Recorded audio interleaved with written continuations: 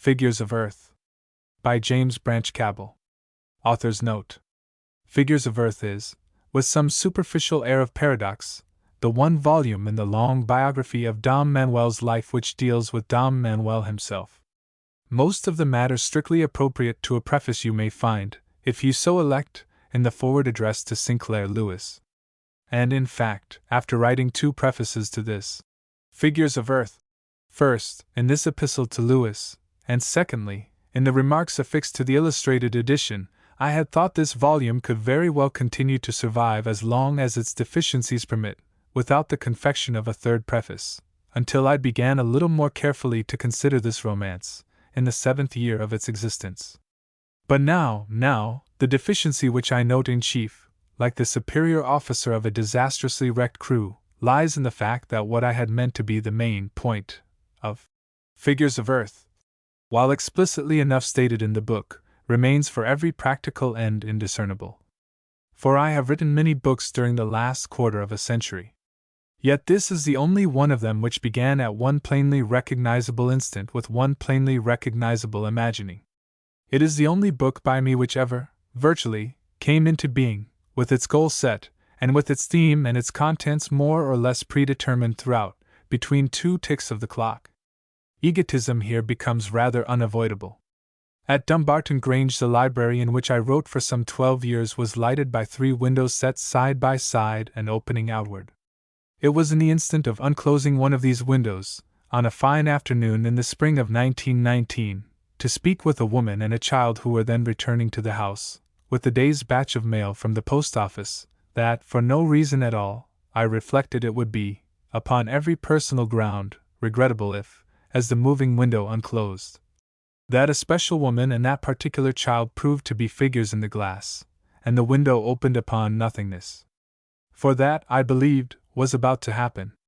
There would be, I knew, revealed beyond that moving window, when it had opened all the way, not absolute darkness, but a grey nothingness, rather sweetly scented. Well, there was not. I once more enjoyed the quite familiar experience of being mistaken. It is gratifying to record that nothing whatever came of that panic surmise, of that second long nightmare, of that brief but over-tropical flowering, for all I know, of indigestion, save, ultimately, the 80,000 words or so of this book.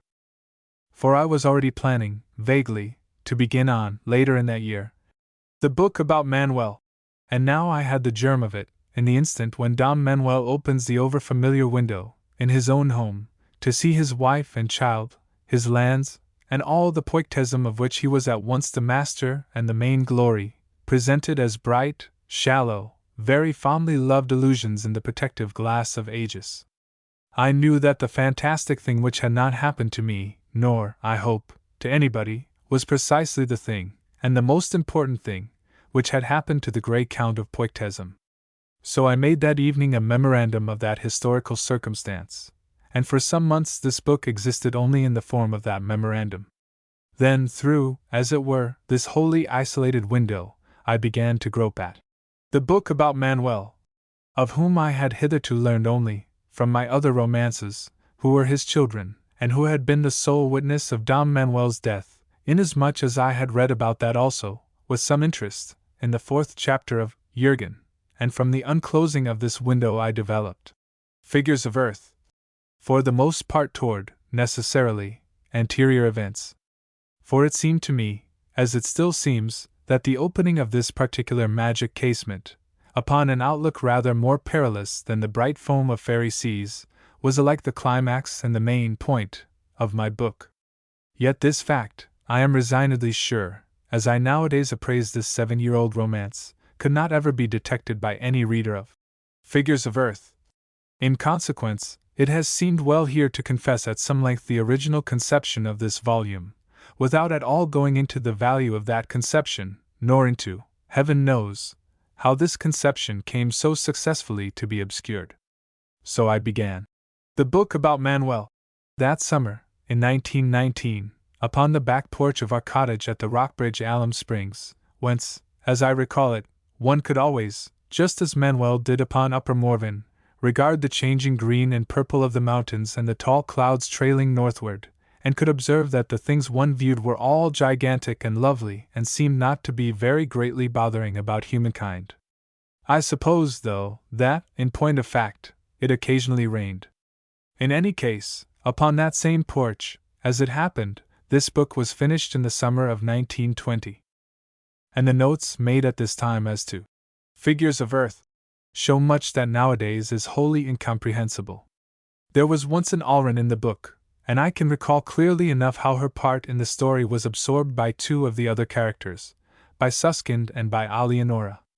Friedis, it appears, was originally called Hlif.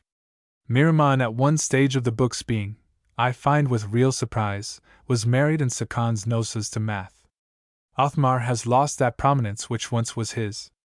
And it seems, too, there once figured in Manuel's heart affairs a belle Imperia, who, so near as I can deduce from my notes, was a lady in a tapestry. Someone unstitched her, to, I imagine, her destruction, although I suspect that a few skeins of this quite forgotten belle Imperia endure in the Raidgond of another tale. Nor can I make anything whatever of my notes about Givrit, who seems to have been in no way connected with Givrik the Sage, nor about Bidas, nor about the anti-pope, even though, to be sure, one mention of this heresiarch yet survives in the present book. I am wholly baffled to read, in my own penciling, such proposed chapter headings as The Jealousy of Niafer, and How Sklog Loosed the Dead, which latter is with added incomprehensibility annotated Forgeman, and The Spirit Who Had Half of Everything, seems to have been exorcised pretty thoroughly. No, I find the most of my old notes, as to this book, merely bewildering, and I find, too, something of pathos in these embryons of unborn dreams which, for one cause or another, were obliterated and have been utterly forgotten by their creator, very much as in this book vexed Miraman Lugor twists off the head of a not quite satisfactory, whimpering design, and drops the valueless fragments into his waste basket. But I do know that the entire book developed, howsoever helter-skelter, and after fumbling in no matter how many blind alleys, from that first memorandum about the troubling window of ages. All leads toward, and through, that window. The book, then, was published in the February of 1921. I need not here deal with its semi-serial appearance in the guise of short stories. These details are recorded elsewhere. But I confess with appropriate humility that the reception of Figures of Earth by the public was, as I have written in another place, a depressing business. This romance, at that time, through one extraneous reason and another, disappointed well nigh everybody, for all that it has since become, so near as I can judge, the best liked of my books, especially among women. It seems, indeed, a fact sufficiently edifying that, in appraising the two legendary heroes of Poiktism, the sex of whom Jurgen esteemed himself a connoisseur, should, almost unanimously, prefer Manuel. For the rest, since, as you may remember, this is the third preface which I have written for this book, I can but repeat more or less what I have conceded elsewhere. This Figures of Earth appeared immediately following, and during the temporary sequestration of Jurgen.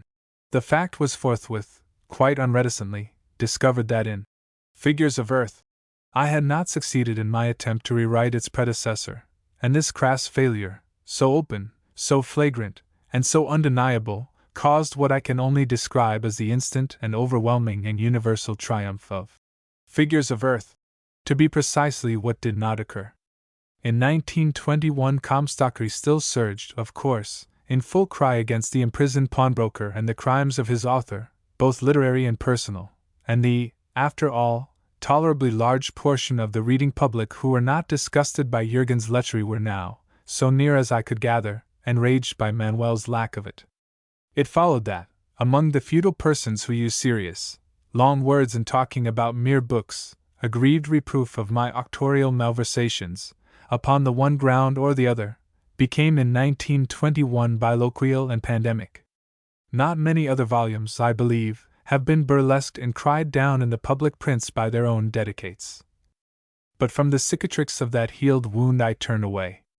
I preserve a forgiving silence, comparable to that of Hermione in the fifth act of A Winter's Tale. I resolve that whenever I mention the names of Louis Untermeyer and H. L. Mencken it shall be in some connection more pleasant, and that here I will not mention them at all. Meanwhile, the 15 or so experiments in contrapuntal prose were, in particular, uncharted passages from which I stayed unique in deriving pleasure where others found bewilderment and no tongue-tied irritation. But, in general, and above every misdemeanor else, the book exasperated everybody by not being a more successfully managed rehashing of the then notorious Jürgen. Since 1921, and since the rehabilitation of Jürgen, the notion has arisen, gradually, among the more bold and speculative thinkers, that perhaps I was not, after all, in this Figures of Earth, attempting to rewrite Jürgen, and Manuel has made his own friend. James Branch Cabell. Richmond in Virginia, April 30, 1927. A foreword. To Sinclair Lewis. A foreword. My dear Lewis. To you, whom I take to be as familiar with the Manoulian cycle of romance as is any person now alive, it has for some while appeared, I know, a not uncurious circumstance that in the key to the popular tales of Poictism there should have been included so little directly relative to Manuel himself. No reader of the popular tales, as I recall your saying at the Alum when we talked over, among so many other matters, this monumental book, can fail to note that always Dom Manuel looms obscurely in the background, somewhat as do King Arthur and white-bearded Charlemagne in their several cycles, dispensing justice and bestowing rewards, and generally arranging the future. For the survivors of the outcome of stories which more intimately concern themselves with Anavalt and Koth and Holden, and with Karen and Inzian and Gonfal and Donander, and with Miramon, in his role of Manuel's seneschal, or even with Sklog and Thragnar, than with the liege lord of Poictism. Except in the old 16th century chapbook, unknown to you, I believe, and never reprinted since 1822, and not ever modernized into any cognizable spelling, there seems to have been nowhere an English rendering of the legends in which Dom Manuel is really the main figure. Well, this book attempts to supply that desideratum, and is, so far as the writer is aware, the one fairly complete epitome in modern English of the Manoulian historiography not included by Lewis Dam which has yet been prepared. It is obvious, of course, that in a single volume of this bulk there could not be included more than a selection from the great body of myths which, we may assume, have accumulated gradually round the mighty though shadowy figure of Manuel the Redeemer.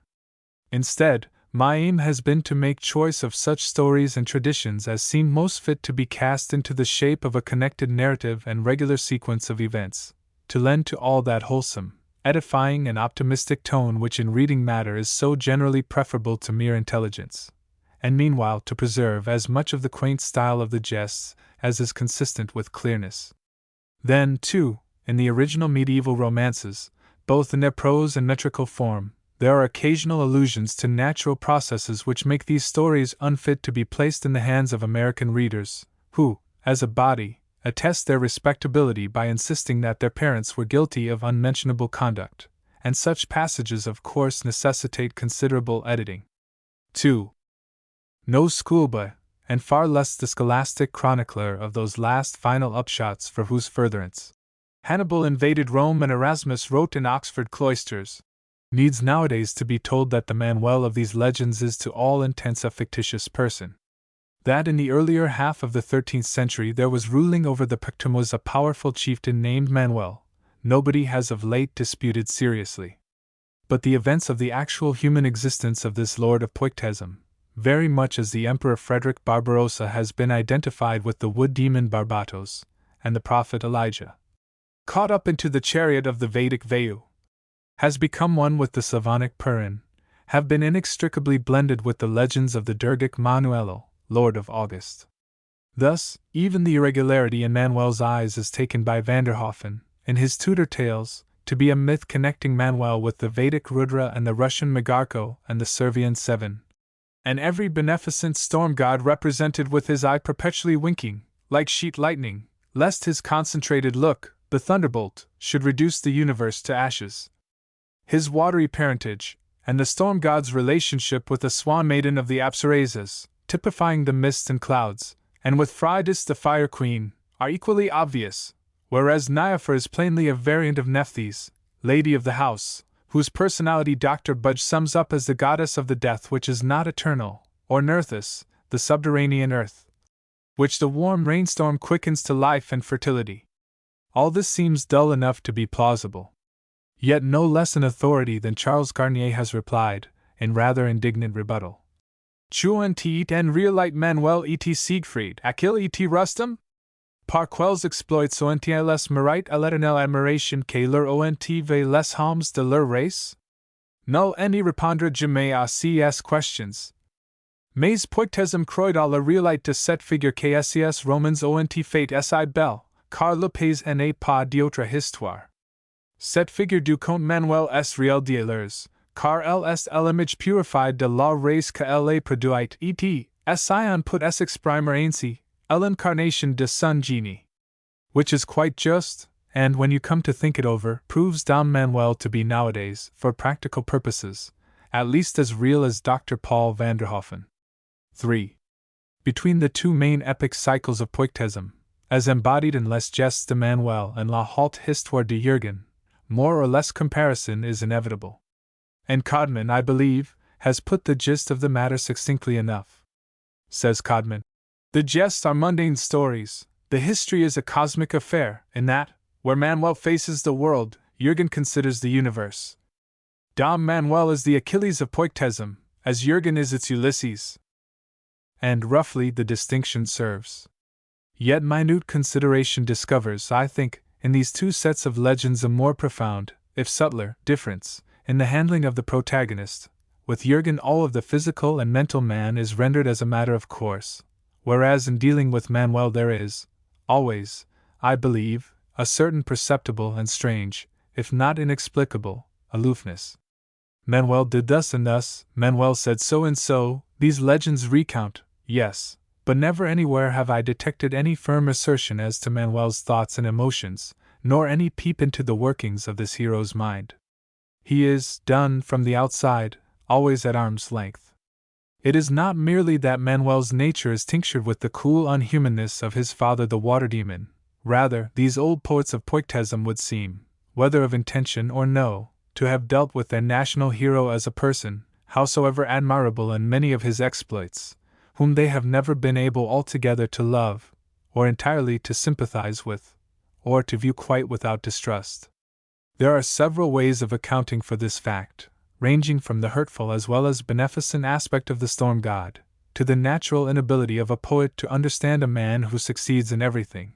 But the fact is, after all, of no present importance save that it may well have prompted Lewisdam to scamp his dealings with this always somewhat ambiguous Manuel, and so to omit the hereinafter included legends, as unsuited to the clearer and sunnier atmosphere of the popular tales.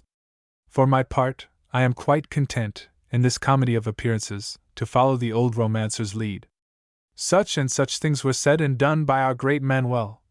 They say to us, in effect, such and such were the appearances, and do you make what you can of them? I say that, too, with the addition that in real life, also, such is the fashion in which we are compelled to deal with all happenings and with all our fellows, whether they wear or lack the gaudy name of heroism. Dumbarton Grange, October, 1920. Part 1. The Book of Credit. To Wilson Follett.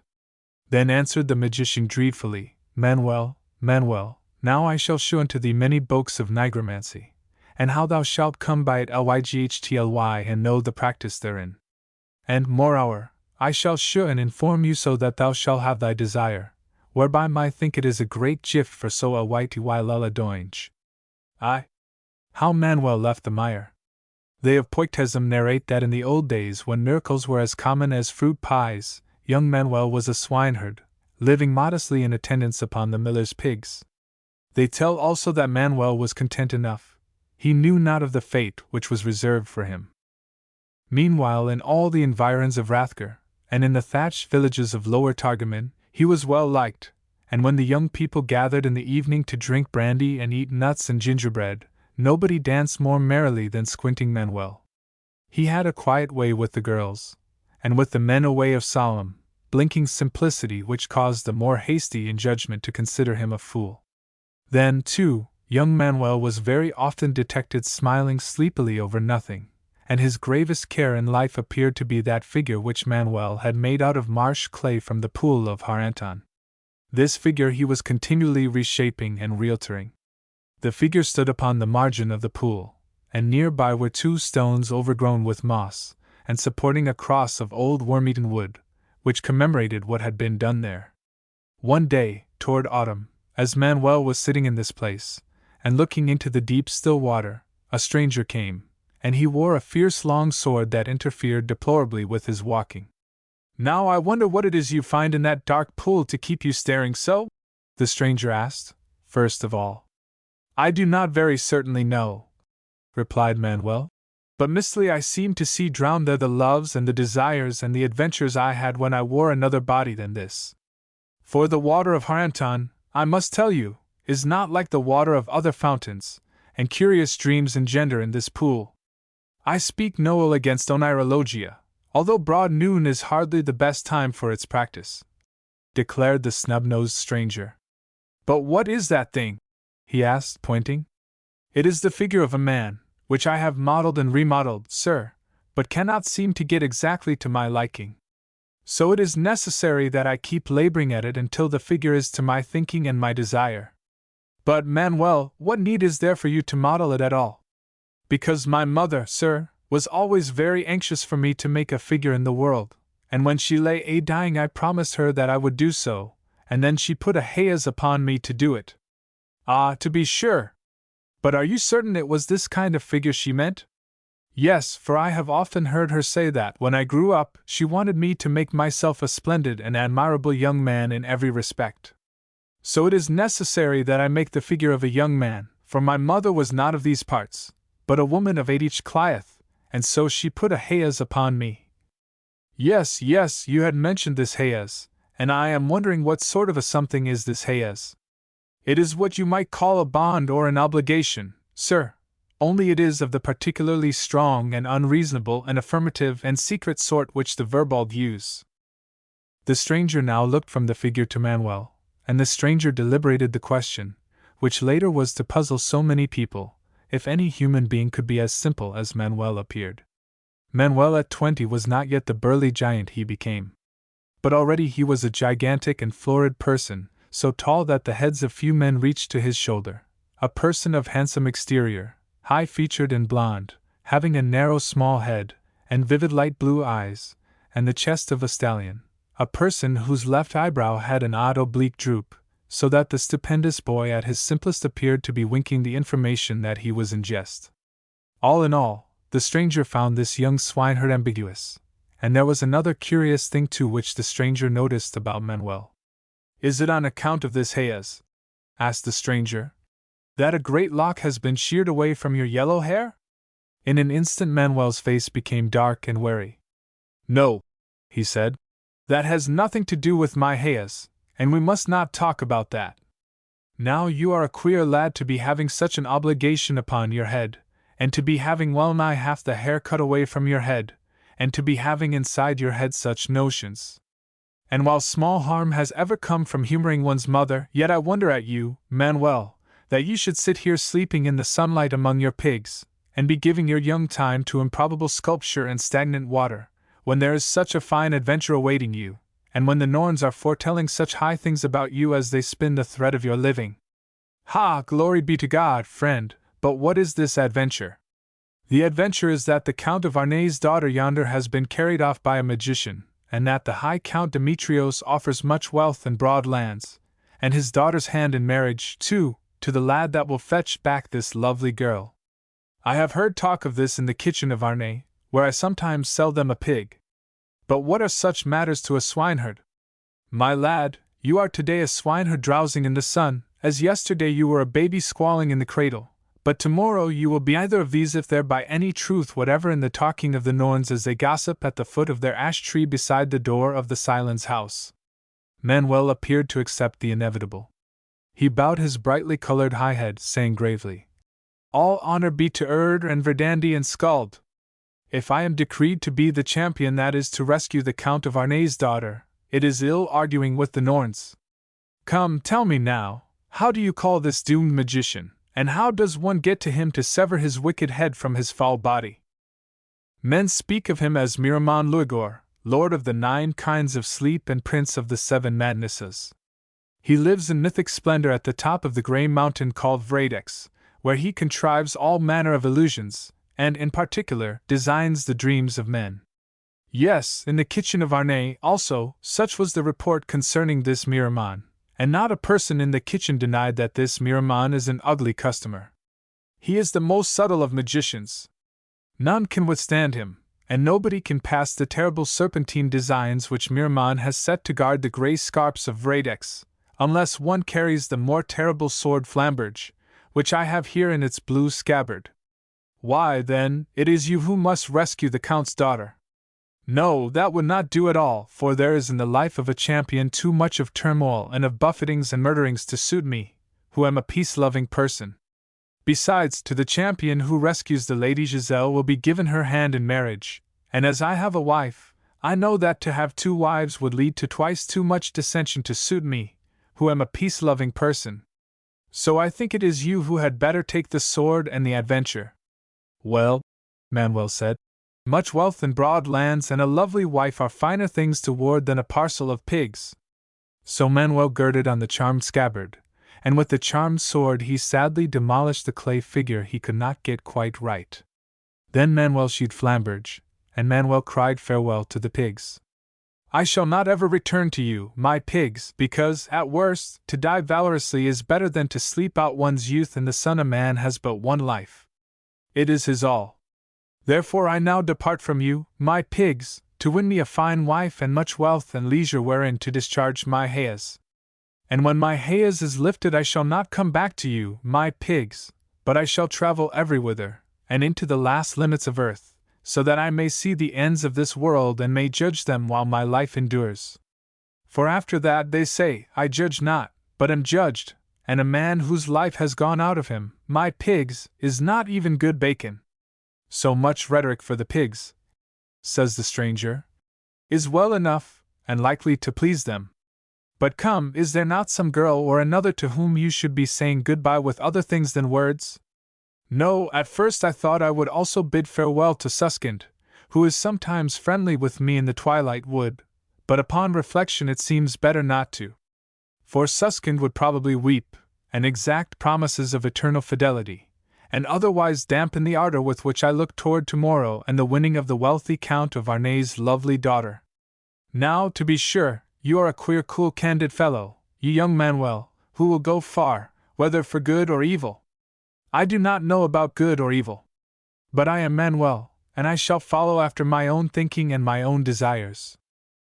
And certainly it is no less queer you should be saying that, for, as everybody knows, that used to be the favorite byword of your namesake the famous Count Manuel, who is so newly dead in Poictesum yonder.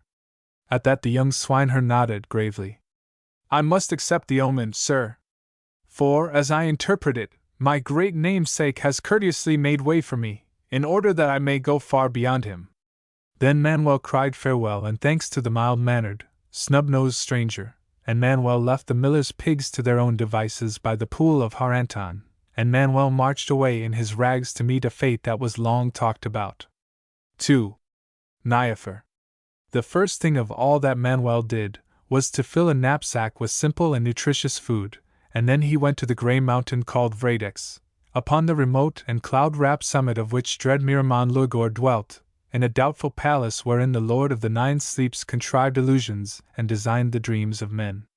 When Manuel had passed under some very old maple trees, and was beginning the ascent, he found a smallish, flat-faced, dark-haired boy going up before him. Hail, Snip, says Manuel, and whatever are you doing in this perilous place? Why, I am going, the dark-haired boy replied, to find out how the Lady Giselle d'Arnay is faring on the tall top of this mountain. Oh-ho, then we will undertake this adventure together, for that is my errand too. And when the adventure is fulfilled, we will fight together, and the survivor will have the wealth and broad lands and the Count's daughter to sit on his knee. What do they call you, friend? I am called Niafer. But I believe that the Lady Giselle is already married to Miraman Lurgor. At least, I sincerely hope she is married to this great magician, for otherwise it would not be respectable for her to be living with him at the top of this grey mountain. Fluff and puff. What does that matter? Says Manuel. There is no law against a widow's remarrying forthwith, and widows are quickly made by any champion about whom the wise Norns are already talking. But I must not tell you about that, Niaphar, because I do not wish to appear boastful. So I must simply say to you, Niaphar, that I am called Manuel, and have no other title as yet, being not yet even a baron. Come now, says Niaphar. But you are rather sure of yourself for a young boy. Why, of what may I be sure in this shifting world if not of myself? Our elders, Manuel, declare that such self-conceit is a fault, and our elders, they say, are wiser than we. Our elders, Niaphar, have long had the management of this world's affairs, and you can see for yourself what they have made of these affairs. What sort of a world is it, I ask you, in which time peculates the gold from hair and the crimson from all lips, and the north wind carries away the glow and glory and contentment of October, and a driveling old magician steals a lovely girl? Why, such maraudings are out of reason, and show plainly that our elders have no notion how to manage things. Manuel, and will you remodel the world? Who knows? Says Manuel, in the high pride of his youth. At all events, I do not mean to leave it unaltered. Then Niaphar, a more prosaic person, gave him a long look compounded equally of admiration and pity, but Niaphar did not dispute the matter. Instead, these two pledged constant fealty until they should have rescued Madame Giselle. Then we will fight for her, says Manuel again. First, Manuel, let me see her face, and then let me see her state of mind, and afterward I will see about fighting you. Meanwhile, this is a very tall mountain, and the climbing of it will require all the breath which we are wasting here. So the two began the ascent of Radix, by the winding road upon which the dreams traveled when they were sent down to men by the Lord of the Seven Madnesses. All grey rock was the way at first. But they soon reached the gnawed bones of those who had ascended before them, scattered about a small plain that was overgrown with ironweed, and through and over the tall purple blossoms came to destroy the boys the serpent of the east, a very dreadful design with which Miraman afflicted the sleep of Lithuanians and Tartars. The snake rode on a black horse, a black falcon perched on his head, and a black hound followed him. The horse stumbled, the falcon clamored, the hound howled. Then said the snake, "My steed, why do you stumble? My hound, why do you howl? And my falcon, why do you clamor? For these three doings foresay some ill to me." "Oh, a great ill," replies Manuel, with his charmed sword already half out of the scabbard. But Niaphar cried, "An endless ill is foresaid by these doings. For I have been to the island of the oaks, and under the 12th oak was a copper casket, and in the casket was a purple duck, and in the duck was an egg, and in the egg, O Norka, was and is your death. It is true that my death is in such an egg," said the serpent of the east, "but nobody will ever find that egg, and therefore I am resistless and immortal. To the contrary, the egg, as you can perceive, is in my hand, and when I break this egg you will die, and it is smaller worms than you that will be thanking me for their supper this night." The serpent looked at the poised egg, and he trembled and writhed so that his black scales scattered everywhere the scintillations of reflected sunlight. He cried, "Give me the egg, and I will permit you two to ascend unmolested to a more terrible destruction." Niaphar was not eager to do this, but Manuel thought it best, and so at last Niaphar consented to the bargain, for the sake of the serpent's children. Then the two lads went upward, while the serpent bandaged the eyes of his horse and of his hound, and hooded his falcon, and crept gingerly away to hide the egg in an unmentionable place. "But how in the devil," says Manuel, "did you manage to come by that invaluable egg?" "It is a quite ordinary duck egg, Manuel. But the serpent of the east has no way of discovering the fact unless he breaks the egg, and that is the one thing the serpent will never do, because he thinks it is the magic egg which contains his death. Come, Niaphar, you are not handsome to look at, but you are far cleverer than I thought you." Now, as Manuel clapped Niaphar on the shoulder, the forest beside the roadway was agitated, and the underbrush crackled, and the tall beech trees crashed and snapped and tumbled helter-skelter. The crust of the earth was thus broken through by the serpent of the north. Only the head and throat of this design of Miraman's was lifted from the jumbled trees, for it was requisite of course that the serpent's lower coils should never loose their grip upon the foundations of Norway. All of the design that showed was overgrown with seaweed and barnacles. "It is the will of Miramon Luigor that I forthwith demolish you both," says this serpent, yawning with a mouth like a fanged cave. Once more young Manuel had reached for his charmed sword Flamberge, but it was Niafer who spoke. "No, for before you can destroy me," says Niafer, "I shall have cast this bridle over your head." "What sort of bridle is that?" inquired the great snake scornfully. "And are those goggling flaming eyes not big enough and bright enough to see that this is the soft bridle called Gleipnir, which is made of the breath of fish and of the spittle of birds and of the footfall of a cat?" Now, although certainly such a bridle was foretold, the snake conceded, a little uneasily. "How can I make sure that you speak the truth when you say this particular bridle is Gleipnir?"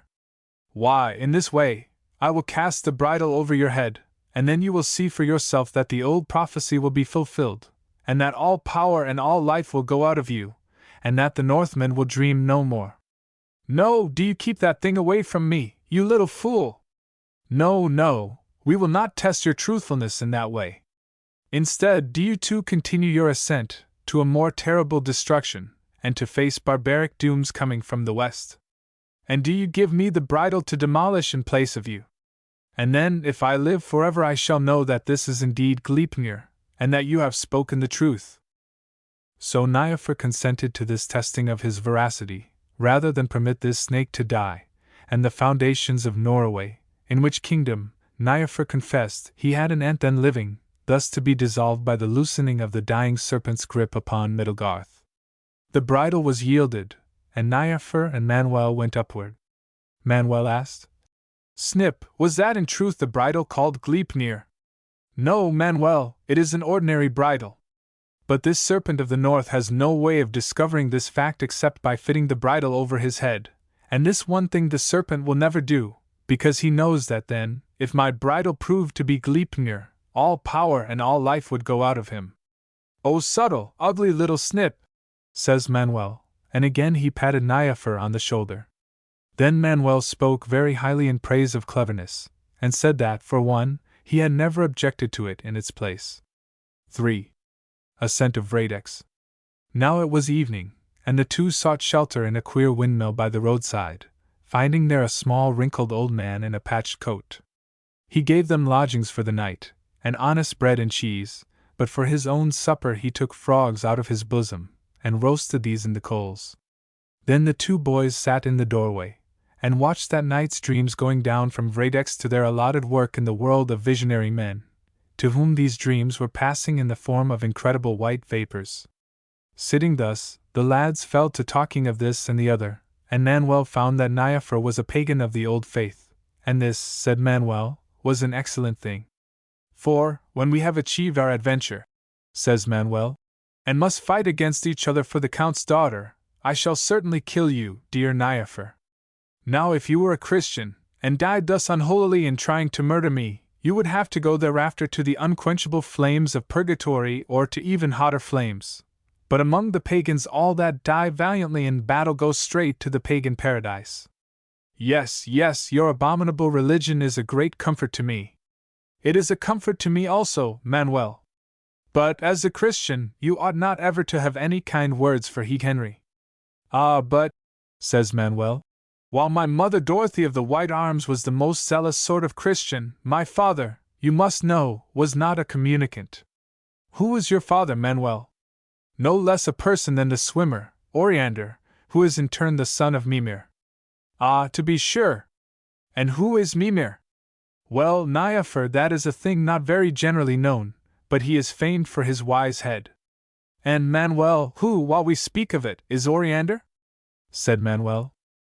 "Oh, out of the void and the darkness that is peopled by Mimir's brood, from the ultimate silent fastness of the desolate deep-sea gloom, and the peace of that ageless gloom, blind Oriander came, from Mimir, to be at war with the sea and to jeer at the sea's desire. When tempests are seething and roaring from the Aesir's inverted bowl, all seamen have heard his shouting and the cry that his mirth sends up. When the rim of the sea tilts up, and the world's roof wavers down, his face gleams white where distraught waves smite the swimmer they may not tire. No eyes were allotted this swimmer, but in blindness, with ceaseless jeers he battles till time be done with, and the love songs of earth be sung, and the very last dirge be sung, and a baffled and outworn sea begrudgingly owned Oriander alone may mock at the might of its ire. Truly, Manuel, that sounds like a parent to be proud of, and not at all like a church-going parent, and of course his blindness would account for that squint of yours. Yes, certainly it would. So do you tell me about this blind Oriander, and how he came to meet your mother Dorothy of the White Arms, as I suppose he did somewhere or other. Oh no, says Manuel, for Oriander never leaves off swimming, and so he must stay always in the water. So he never actually met my mother, and she married Emmerich, who was my nominal father. But such and such things happened. Then Manuel told Niafer all about the circumstances of Manuel's birth in a cave, and about the circumstances of Manuel's upbringing in and near Rathger, and the two boys talked on and on, while the unborn dreams went drifting by outside, and within the small wrinkled old man sat listening with a very doubtful smile, and saying never a word. And why is your hair cut so queerly, Manuel? That, Niafer, we need not talk about, in part because it is not going to be cut that way any longer, and in part because it is time for bed. The next morning Manuel and Niafer paid the ancient price which their host required.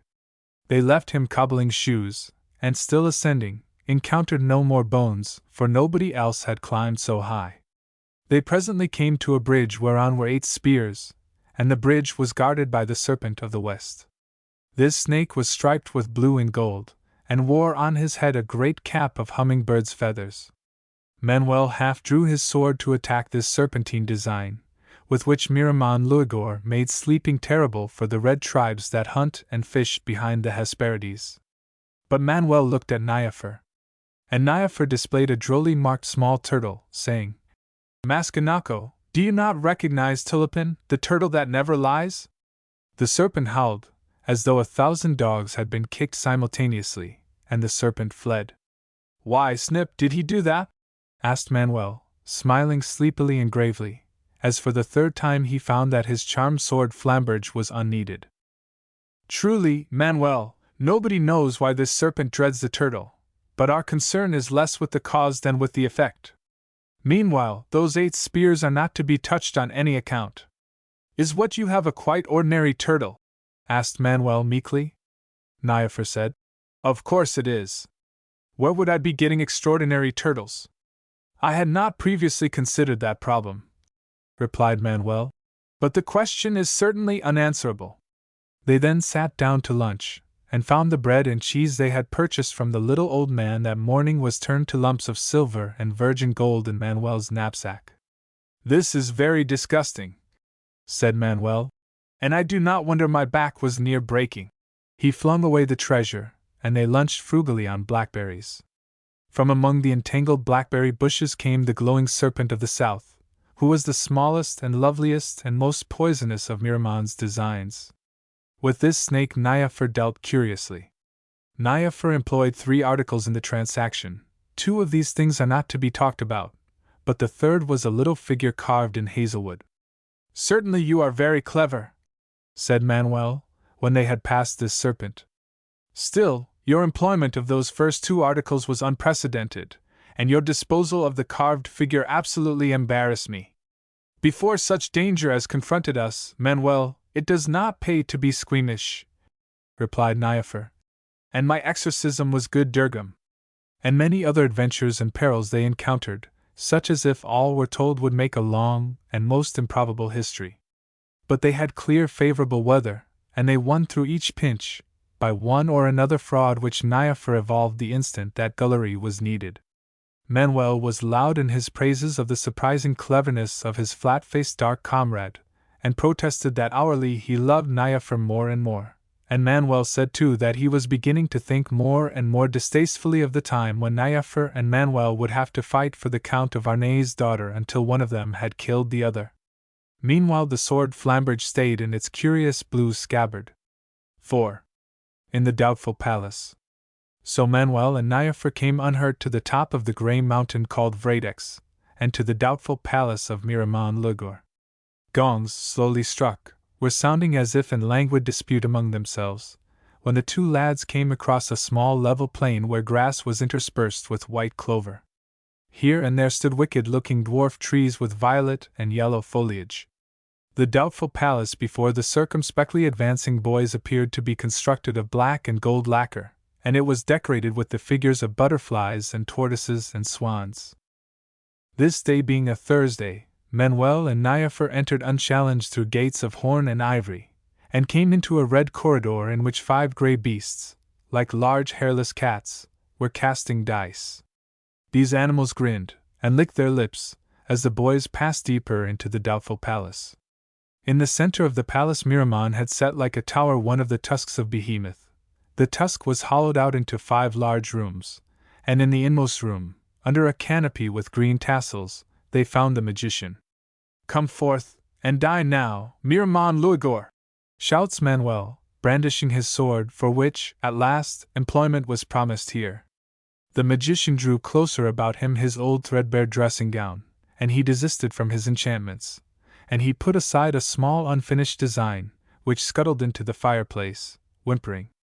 And Manuel perceived that the dreadful prince of the 7 madnesses had the appearance of the mild-mannered stranger who had given Manuel the charmed sword.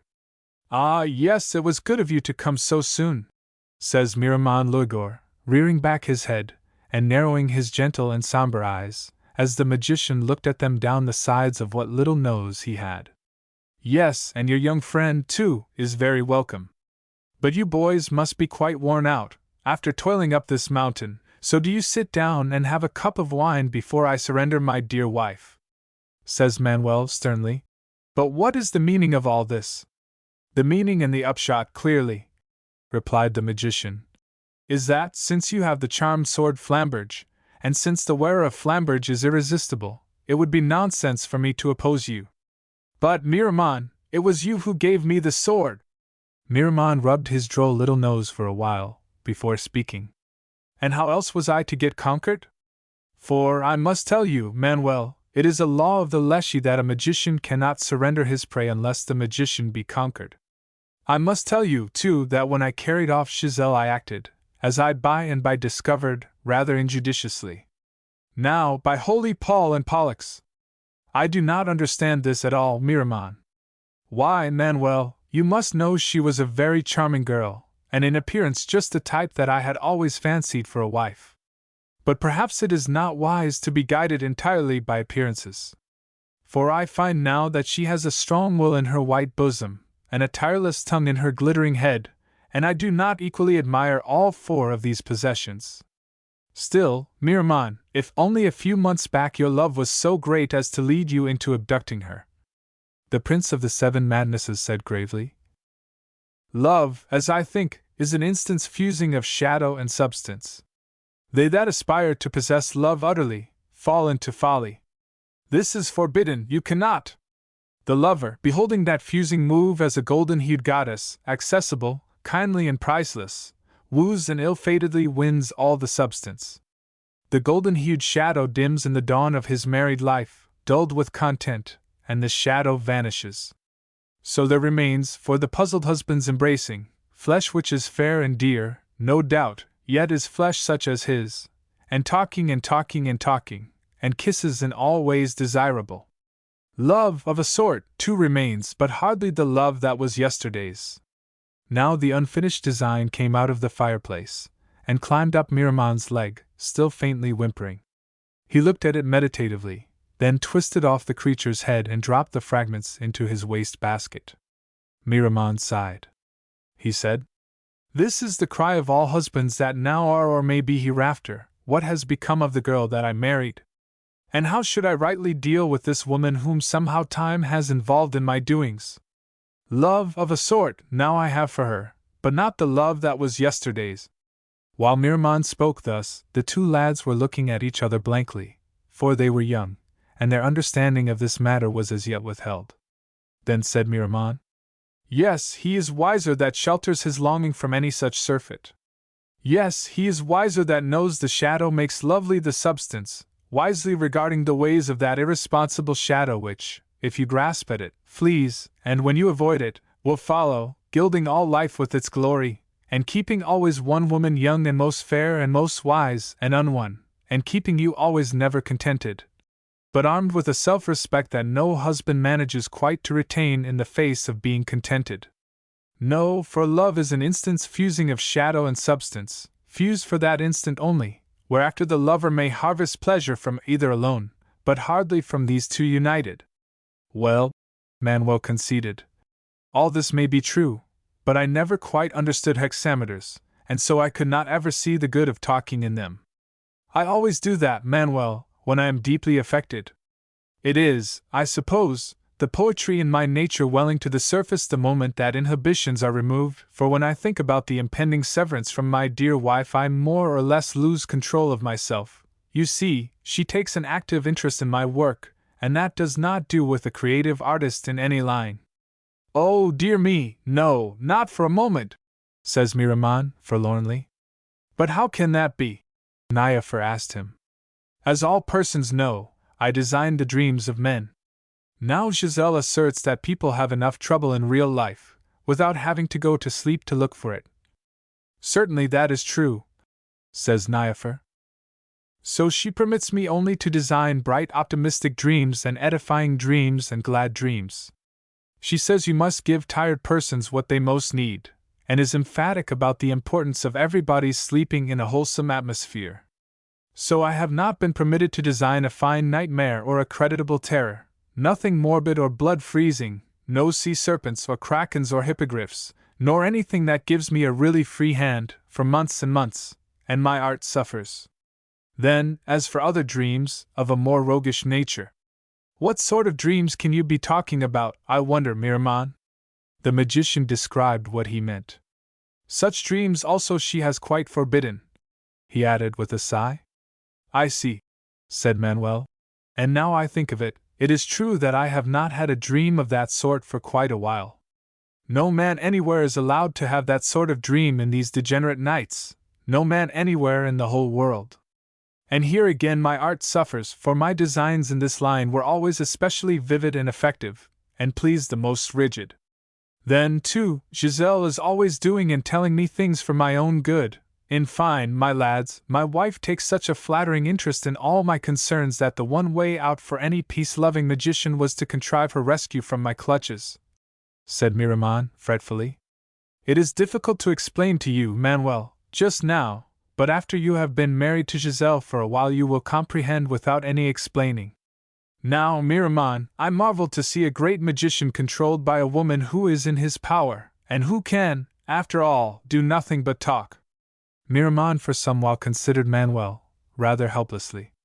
Unmarried men do wonder about that, said Miraman. At all events, I will summon her, and you can explain how you have conquered me, and then you can take her away and marry her yourself, and heaven help you. But shall I explain that it was you who gave me the resistless sword? No, Manuel, no, you should be candid within more rational limits. For you are now a famous champion that has crowned with victory a righteous cause for which many stalwart knights and gallant gentlemen have made the supreme sacrifice, because they knew that in the end the right must conquer. Your success thus represents the working out of a great moral principle, and to explain the practical minutiae of these august processes is not always quite respectable. Besides, if Giselle thought I wished to get rid of her, she would most certainly resort to comments of which I prefer not to think. But now into the room came the magician's wife, Giselle. She is, certainly, rather pretty, said Niaphar to Manuel. Said Manuel, rapturously. She is the finest and loveliest creature that I have ever seen. Beholding her unequaled beauty, I know that here are all the dreams of yesterday fulfilled. I recollect, too, my songs of yesterday, which I was used to sing to my pigs, about my love for a far princess who was white as a lily, more red than roses, and resplendent as rubies of the Orient, for here I find my old songs to be applicable, if rather inadequate. And by this shabby villain's failure to appreciate the unequaled beauty of his victim I am amazed. As to that I have my suspicions, Niaphar replied. And now she is about to speak. I believe she will justify these suspicions, for Madame Giselle is in no placid frame of mind. What is this nonsense? Says the proud shining lady, to Miraman Legor. That I hear about your having been conquered? Alas, my love, it is perfectly true. This champion has, in some inexplicable way, come by the magic weapon Flambridge, which is the one weapon wherewith I can be conquered. So I have yielded to him, and he is about, I think, to sever my head from my body.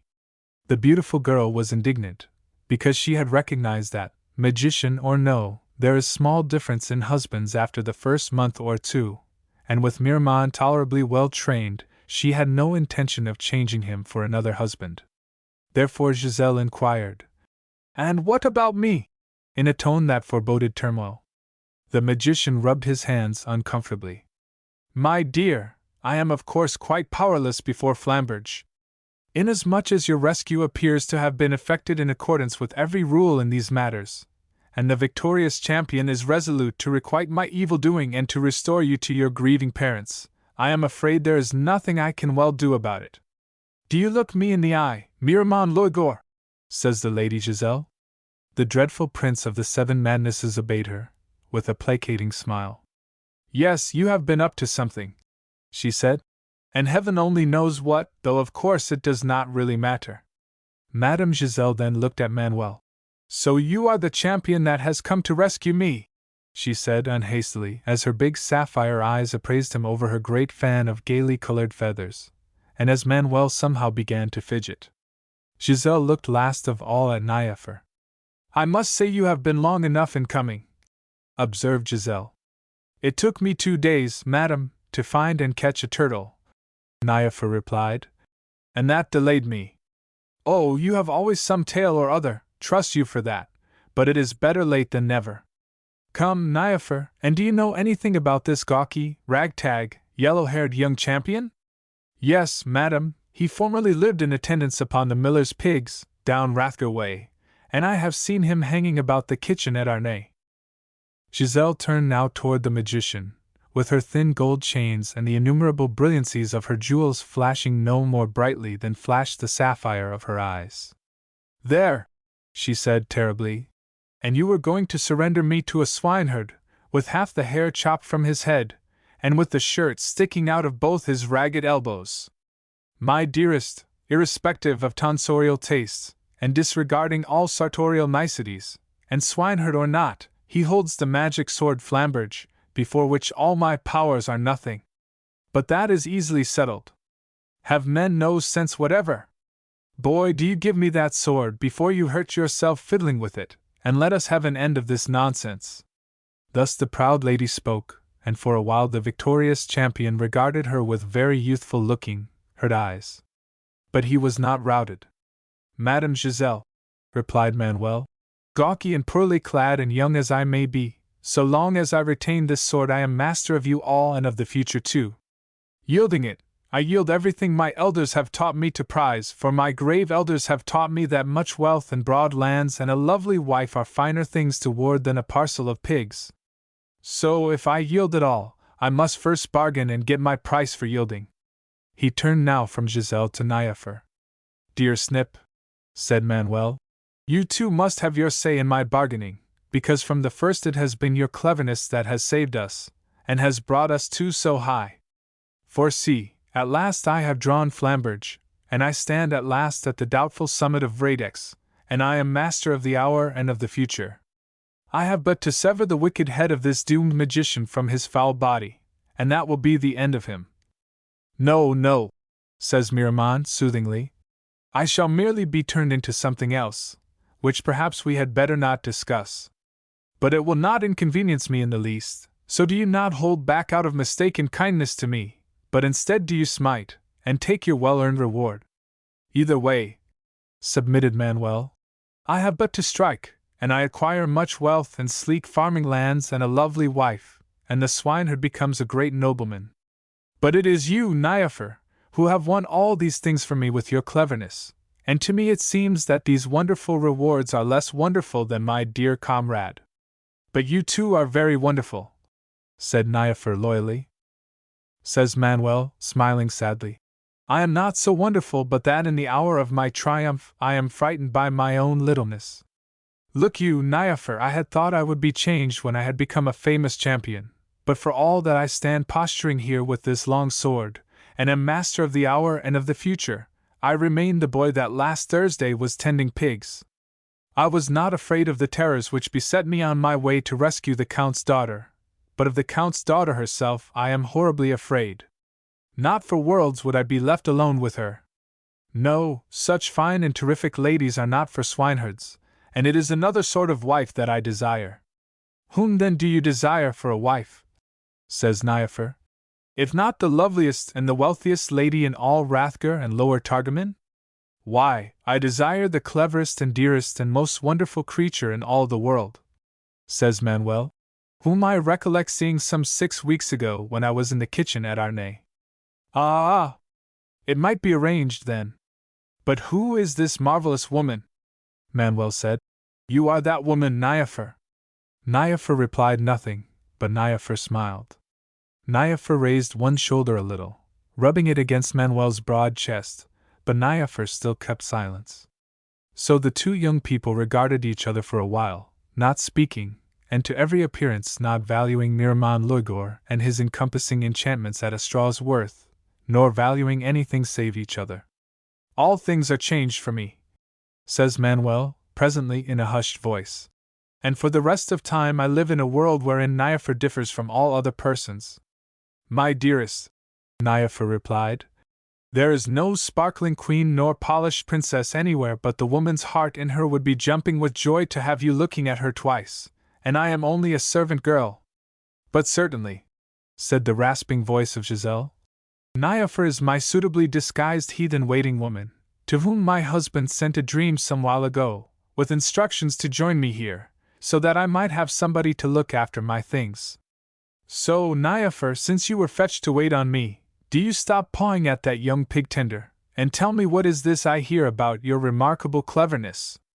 Instead, it was Manuel who proudly told of the shrewd devices through which Niafer had passed the serpents and the other terrors of sleep. And the while that the tall boy was boasting, Miramon Lurgor smiled, and Giselle looked very hard at Niafer, for Miramon and his wife both knew that the cleverness of Niafer was as far to seek as her good looks, and that the dream which Miramon had sent had carefully instructed Niafer as to these devices. Therefore, Madame Giselle, says Manuel, in conclusion, I will give you Flamberge, and Miramon and Vradex, and all the rest of earth to boot, in exchange for the most wonderful and clever woman in the world. And with a flourish, Manuel handed over the charmed sword Flamberge to the Count's lovely daughter, and he took the hand of the swart, flat-faced servant girl. Come now, says Miramon in a sad flurry. This is an imposing performance. I need not say it arouses in me the most delightful sort of surprise and all other appropriate emotions. But as touches your own interests, Manuel, do you think your behavior is quite sensible? Tall Manuel looked down upon him with a sort of scornful pity. Yes, Miramon, for I am Manuel, and I follow after my own thinking and my own desire. Of course it is very fine of me to be renouncing so much wealth and power for the sake of my wonderful dear Niafer, but she is worth the sacrifice, and besides, she is witnessing all this magnanimity, and cannot well fail to be impressed. Niafer was of course reflecting. This is very foolish and dear of him, and I shall be compelled, in mere decency, to pretend to corresponding lunacies for the first month or so of our marriage. After that, I hope, we will settle down to some more reasonable way of living. Meanwhile she regarded Manuel fondly, and quite as though she considered him to be displaying unusual intelligence. But Giselle and Miramon were looking at each other, and wondering, what can the long-legged boy see in this stupid and plain-featured girl who is years older than he? Or is she in the young swaggering ragged fool? And how much wiser and happier is our marriage than, in any event, the average marriage?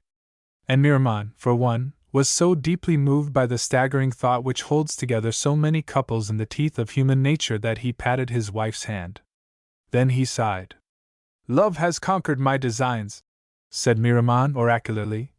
And the secret of a contented marriage, after all, is to pay particular attention to the wives of everybody else. Giselle exhorted him not to be a fool, but she spoke without acerbity, and speaking, she squeezed his hand. She understood this potent magician better than she intended ever to permit him to suspect. Whereafter Miramon wiped the heavenly bodies from the firmament, and set a miraculous rainbow there, and under its arch was enacted for the swineherd and the servant girl such a betrothal mask of fantasies and illusions as gave full scope to the art of Miramon, and delighted everybody, but delighted Miramon in particular. The dragon that guards hidden treasure made sport for them, the naiads danced, and cherubim fluttered about singing very sweetly and asking droll conundrums. Then they feasted, with unearthly servitors to attend them, and did all else appropriate to an affiancing of deities. And when these junketings were over, Manuel said that, since it seemed he was not to be a wealthy nobleman after all, he and Niafer must be getting, first to the nearest priests, and then back to the pigs. "I am not so sure that you can manage it," said Miramon. "For, while the ascent of Radex is incommoded by serpents, the quitting of Radex is very apt to be hindered by death and fate. For I must tell you I have a rather arbitrary half-brother, who is one of those dreadful realists, without a scrap of aesthetic feeling, and there is no controlling him." "Well," Manuel considered, "one cannot live forever among dreams, and death and fate must be encountered by all men. So we can but try." Now for a while the somber eyes of Miramon Luigor appraised them. He, who was Lord of the 9 Sleeps and Prince of the 7 Madnesses, now gave a little sigh, for he knew that these young people were enviable and, in the outcome, were unimportant. So Miramon said, "Then do you go your way, and if you do not encounter the author and destroyer of us all it will be well for you, and if you do encounter him that too will be well in that it is his wish." "I neither seek nor avoid him," Manuel replied. "I only know that I must follow after my own thinking, and after a desire which is not to be satisfied with dreams, even though they be." The boy appeared to search for a comparison, then, smiling, said, "As resplendent as rubies of the Orient." Thereafter Manuel bid farewell to Miramon and Miramon's fine wife, and Manuel descended from marvelous Vradex with his plain-featured Niafer, quite contentedly. For happiness went with them, if for no great way. The eternal ambuscade. Manuel and Niafer came down from Vradex without hindrance. There was no happier nor more devoted lover anywhere than young Manuel. "For we will be married out of hand, dear Snip," he says, "and you will help me to discharge my hayas, and afterward we will travel everywhither and into the last limits of earth, so that we may see the ends of this world and may judge them. Perhaps we had better wait until next spring, when the roads will be better, Manuel, but certainly we will be married out of hand." In earnest of this, Niafer permitted Manuel to kiss her again, and young Manuel said, for the 22nd time, "There is nowhere any happiness like my happiness, nor any love like my love." Thus speaking, and thus disporting themselves, they came leisurely to the base of the grey mountain and to the old maple trees, under which they found 2 persons waiting. One was a tall man mounted on a white horse, and leading a riderless black horse. His hat was pulled down about his head so that his face could not be clearly seen. Now the companion that was with him had the appearance of a bare-headed youngster, with dark red hair, and his face too was hidden as he sat by the roadway trimming his long fingernails with a small green-handled knife. "Hail, friends," said Manuel, "and for whom are you waiting here?" "I wait for one to ride on this black horse of mine," replied the mounted stranger. "It was decreed that the first person who passed this way must be his rider, but you 2 come abreast. So do you choose between you which one rides?" "Well, but it is a fine steed surely," Manuel said, "and a steed fit for Charlemagne, or Hector or any of the famous champions of the old time." "Each one of them has ridden upon this black horse of mine," replied the stranger. Niafer said, "I am frightened," and above them a furtive wind began to rustle in the torn, discolored maple leaves. "For it is a fine steed and an old steed," the stranger went on, "and a tireless steed that bears all away. It has the fault, some say, that its riders do not return, but there is no pleasing everybody." "Friend," Manuel said in a changed voice, "who are you, and what is your name?" "I am half-brother to Miramon Luigor, Lord of the 9 Sleeps, but I am lord of another kind of sleeping, and as for my name, it is the name that is in your thoughts and the name which most troubles you, and the name which you think about most often." There was silence. Manuel worked his lips foolishly. I wish we had not walked abreast, he said. I wish we had remained among the bright dreams. All persons voice some regret or another at meeting me, and it does not ever matter. But if there were no choosing in the affair, I could make shift to endure it either way. Now one of us, you tell me, must depart with you. If I say, let Niaphar be that one, I must always recall that saying with self-loathing. But I too say it. Niaphar was petting him and trembling. Besides, observed the rider of the white horse, you have a choice of sayings. The other saying, Manuel replied, I cannot utter. Yet I wish I were not forced to confess this. It sounds badly. At all events, I love Niaphar better than I love any other person, but I do not value Niaphar's life more highly than I value my own life, and it would be nonsense to say so. No, my life is very necessary to me, and there is a haze upon me to make a figure in this world before I leave it.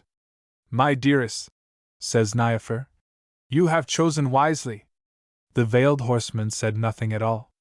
But he took off his hat, and the beholders shuddered. The kinship to Miramon was apparent, you could see the resemblance, but they had never seen in Miramon Loigor's face what they saw here. Then Niaphar bade farewell to Manuel with pitiable whispered words. They kissed. For an instant Manuel stood motionless. He queerly moved his mouth, as though it were stiff and he were trying to make it more supple. Thereafter Manuel, very sick and desperate looking, did what was requisite. So Niaphar went away with Grandfather Death, in Manuel's stead. My heart cracks in me now, says Manuel, forlornly considering his hands. But better she than I. Still, this is a poor beginning in life, for yesterday great wealth and today great love was within my reach, and now I have lost both. But you did not go the right way about to win success in anything, says the remaining stranger. And now this other stranger arose from the trimming of his long fingernails, and you could see this was a tall, lean youngster, though not so tall as Manuel, and nothing like so stalwart, with ruddy cheeks, wide-set brown eyes, and crinkling, rather dark red hair. Then Manuel rubbed his wet hands as clean as might be, and this boy walked on a little way with Manuel, talking of that which had been and of some things which were to be. And Manuel said, Now assuredly, Horvendile, since that is your name, such talking is insane talking, and no comfort whatever to me in my grief at losing Niaphar. This is but the beginning of your losses, Manuel, for I think that a little by a little you will lose everything which is desirable, until you shall have remaining at the last only a satiation, and a weariness, and an uneasy loathing of all that the human wisdom of your elders shall have induced you to procure. But, Horvendile, can anybody foretell the future? Or can it be that Miramon spoke seriously in saying that fate also was in league to forbid the leaving of this mountain? No, Manuel, I do not say that I am fate nor any of the Leshy, but rather it seems to me that I am insane. So perhaps the less attention you pay to my talking the better. For I must tell you that this wasted countryside, this mountain, this road, and these old maples, and that rock yonder, appear to me to be things I have imagined, and that you, and the Niaphar whom you have just disposed of so untidily, and Miramon and his fair shrew, and all of you, appear to me to be persons I have imagined, and all the living in this world appears to me to be only a notion of mine. Why, then, certainly I would say, or rather, I would think it unnecessary to say, that you are insane. You speak without hesitation, and it is through your ability to settle such whimsies out of hand that you will yet win, it may be, to success. Yes, but, asked Manuel, slowly, what is success? In your deep mind, I think, that question is already answered. Undoubtedly I have my notion, but it was about your notion I was asking. Horvendile looked grave, and yet whimsical too. Why, I have heard somewhere, says he, that at its uttermost this success is but the strivings of an ape reft of his tail, and grown rusty at climbing, who yet feels himself to be a symbol and the frail representative of omnipotence in a place that is not home. Manuel appeared to reserve judgment. How does the successful ape employ himself, in these not quite friendly places?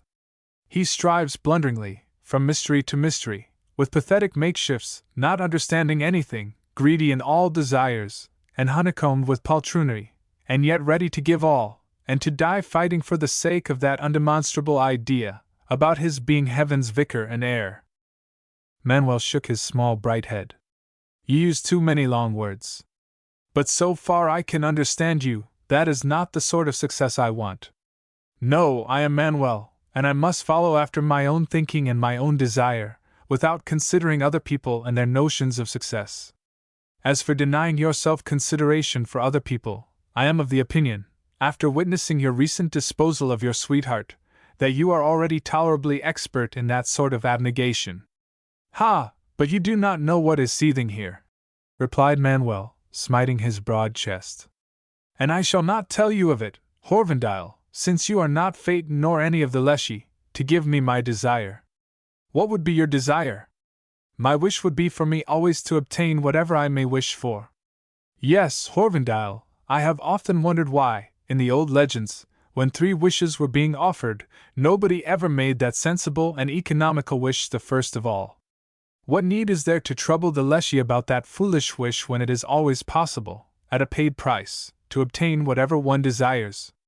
You have but to go about it in this way. And Horvendile told Manuel a queer and dangerous thing. Then Horvendile said sadly, So much knowledge I can deny nobody at Michaelmas. But I must tell you the price also, and it is that with the achieving of each desire you will perceive its worth. Thus speaking, Horvendile parted the thicket beside the roadway. A beautiful dust-colored woman waited there, in a green-blue robe, and on her head was a blue coronet surmounted with green feathers. She carried a vase. Horvendile stepped forward, and the thicket closed behind him, concealing Horvendile and this woman. Manuel, looking puzzled, went on a little way, and when he was assured of being alone he flung himself face downward and wept. The reason of this was, they relate, that young Manuel had loved Niafer as he could love nobody else. Then he arose, and went toward the pool of Haranton, on his way homeward, after having failed in everything. 6. Economics of Math. What forthwith happened at the pool of Haranton is not nicely adapted to exact description, but it was sufficiently curious to give Manuel's thoughts a new turn, although it did not seem, even so, to make them happy thoughts. Certainly it was not with any appearance of merriment that Manuel returned to his half-sister Math, who was the miller's wife. And wherever have you been all this week? Says Math. With the pigs rooting all over creation, and with that man of mine forever flinging your worthlessness in my face, and with that red-haired Suskind coming out of the twilight seeking after you every evening and pestering me with her soft lamentations. And for the matter of that, whatever are you glooming over? I have cause, and cause to spare. Manuel told her of his adventures upon Vradex, and Math said that showed what came of neglecting his proper business, which was attendance on her husband's pigs. Manuel then told her of what had just befallen by the pool of Haranton. Math nodded. Take shame to yourself, young rascal, with your Niafer hardly settled down in paradise, and with your Suskind wailing for you in the twilight. But that would be Alianora, the unattainable princess. Thus she comes across the Bay of Biscay, traveling from the far land of Provence, in, they say, the appearance of a swan, and thus she bathes in the pool wherein strange dreams engender, and thus she slips into the robe of the Apsarases when it is high time to be leaving such impudent knaves as you have proved yourself to be. Yes, yes! A shift made all of shining white feathers, sister. Here is a feather that was broken from it as I clutched at her. Math turned the feather in her hand. Now to be sure! And did you ever see the like of it? Still, a broken feather is no good to anybody, and, as I have told you any number of times, I cannot have trash littering up my kitchen. So Math dropped this shining white feather into the fire, on which she was warming over a pot of soup for Manuel's dinner, and they watched this feather burn. Manuel says, sighing, Even so my days consume, and my youth goes out of me, in a land wherein Suskind whispers of uncomfortable things, and wherein there are no maids so clever and dear as Niafer, nor so lovely as Alianora. Math said, I never held with speaking ill of the dead. So may luck and fair words go with your Niafer in her pagan paradise. Of your Suskind too. Math crossed herself. The less said the better. But as for your Alianora, no really nice girl would be flying in the face of heaven and showing her ankles to 5 nations, and bathing, on a Monday too, in places where almost anybody might come along. It is not proper, but I wonder at her parents. But, sister, she is a princess. Just so, therefore I burn the feather, because it is not wholesome for persons of our station in life to be robbing princesses of anything, though it be only of a feather. Sister, that is the truth. It is not right to rob anybody of anything, and this would appear to make another bond upon me and another obligation to be discharged, because in taking that feather I have taken what did not belong to me. Boy, do not think you are fooling me, for when your face gets that look on it, I know you are considering some nonsense over and above the nonsense you are talking. However, from your description of the affair, I do not doubt that gallivanting, stark-naked princess thought you were for taking what did not belong to you. Therefore I burn the feather, lest it be recognized and bring you to the gallows or to a worse place. So why did you not scrape your feet before coming into my clean kitchen? And how many times do you expect me to speak to you about that? Manuel said nothing, but he seemed to meditate over something that puzzled him. In the upshot he went into the miller's chicken yard, and caught a goose, and plucked from its wing a feather. Then Manuel put on his Sunday clothes. Far too good for you to be traveling in, said Math. Manuel looked down at his half-sister, and once or twice he blinked those shining strange eyes of his. Sister, if I had been properly dressed when I was master of the doubtful palace, the Lady Giselle would have taken me quite seriously. I have been thinking about her observations as to my elbows. The coat does not make the man, replied Math piously. It is your belief in any such saying that has made a miller's wife of you, and will keep you a miller's wife until the end of time. Now I learn better from my misadventures upon Vradex, and from my talking with that insane Horvendile about the things which have been and some things which are to be. Math, who was a wise woman, said queerly, I perceive that you are letting your hair grow. Manuel said, Yes. Boy, fast and loose is a mischancy game to play. And being born, also, is a most hazardous speculation, sister, yet we perforce risk all upon that cast. Now you talk stuff and nonsense. Yes, sister, but I begin to suspect that the right sort of stuff and nonsense is not unremunerative. I may be wrong, but I shall afford my notion a testing. And after what shiftless idiocy will you be chasing now, to neglect your work? Why, as always, sister, I must follow my own thinking and my own desire, says Manuel, lordlily. And both of these are for a flight above pigs. Thereafter Manuel kissed Math, and again without taking leave of Suskind in the twilight, or of anyone else, he set forth for the far land of Provence. 7. The Crown of Wisdom. So did it come about that as King Helmas rode a-hunting in Nivette under the hunter's moon he came upon a gigantic and florid young fellow, who was very decently clad in black, and had a queer droop to his left eye, and who appeared to be wandering at adventure in the autumn woods, and the king remembered what had been foretold. Says King Helmas to Manuel the swineherd, What is that I see in your pocket wrapped in red silk? It is a feather, king, wrapped in a bit of my sister's best petticoat. Now, glory be to your dark magics, friend, and at what price will you sell me that feather? But a feather is no use to anybody, king, for, as you see, it is a quite ordinary feather. Come, come, the king says shrewdly. Do people anywhere wrap ordinary feathers in red silk? Friend, do not think to deceive King Helmas of Albania, or it will be worse for you. I perfectly recognize that shining white feather as the feather which was molted in this forest by the Zartitsa bird, in the old time before my grandfathers came into this country. For it was foretold that such a young sorcerer as you would bring to me, who have long been the silliest king that ever reigned over the Piots, this feather which confers upon its owner perfect wisdom, and for you to dispute the prophecy would be blasphemous.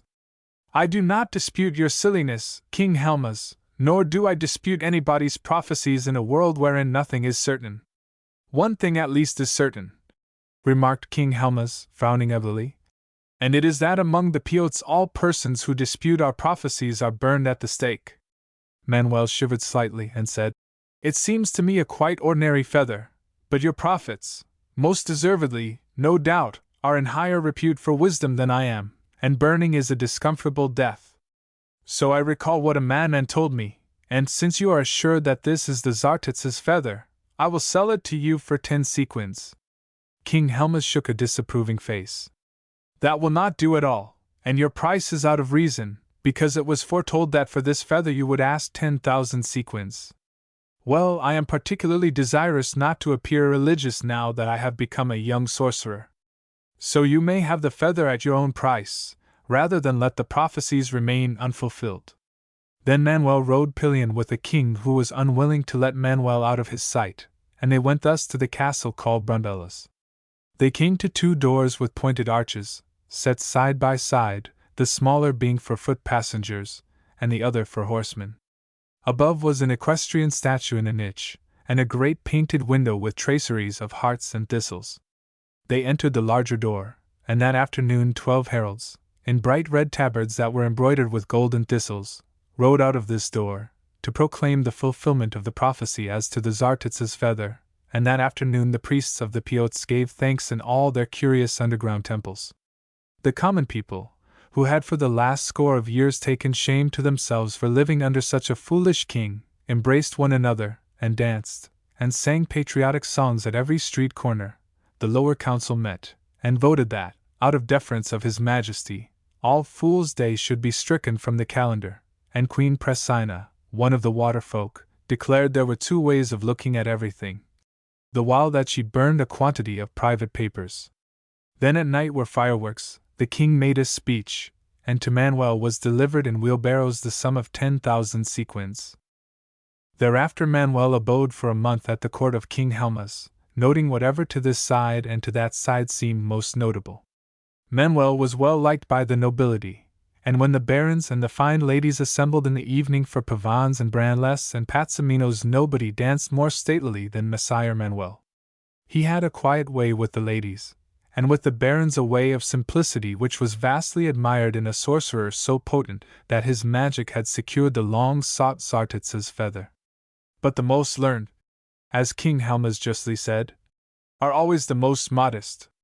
Helmas now wore the feather from the wing of the miller's goose affixed to the front of Helma's second-best crown, because that was the one he used to give judgments in. And when it was noised abroad that King Helmas had the Zartitz's feather, the Piots came gladly to be judged, and the neighboring kings began to submit to him their more difficult cases, and all his judgings were received with reverence, because everybody knew that King Helma's wisdom was now infallible, and that to criticize his verdict as to anything was merely to expose your own stupidity. And now that doubt of himself had gone out of his mind, Helmas lived untroubled, and his digestion improved, and his loving kindness was infinite, because he could not be angry with the pitiable creatures haled before him, when he considered how little able they were to distinguish between wisdom and unwisdom where Helmas was omniscient, and all his doings were merciful and just, and his people praised him.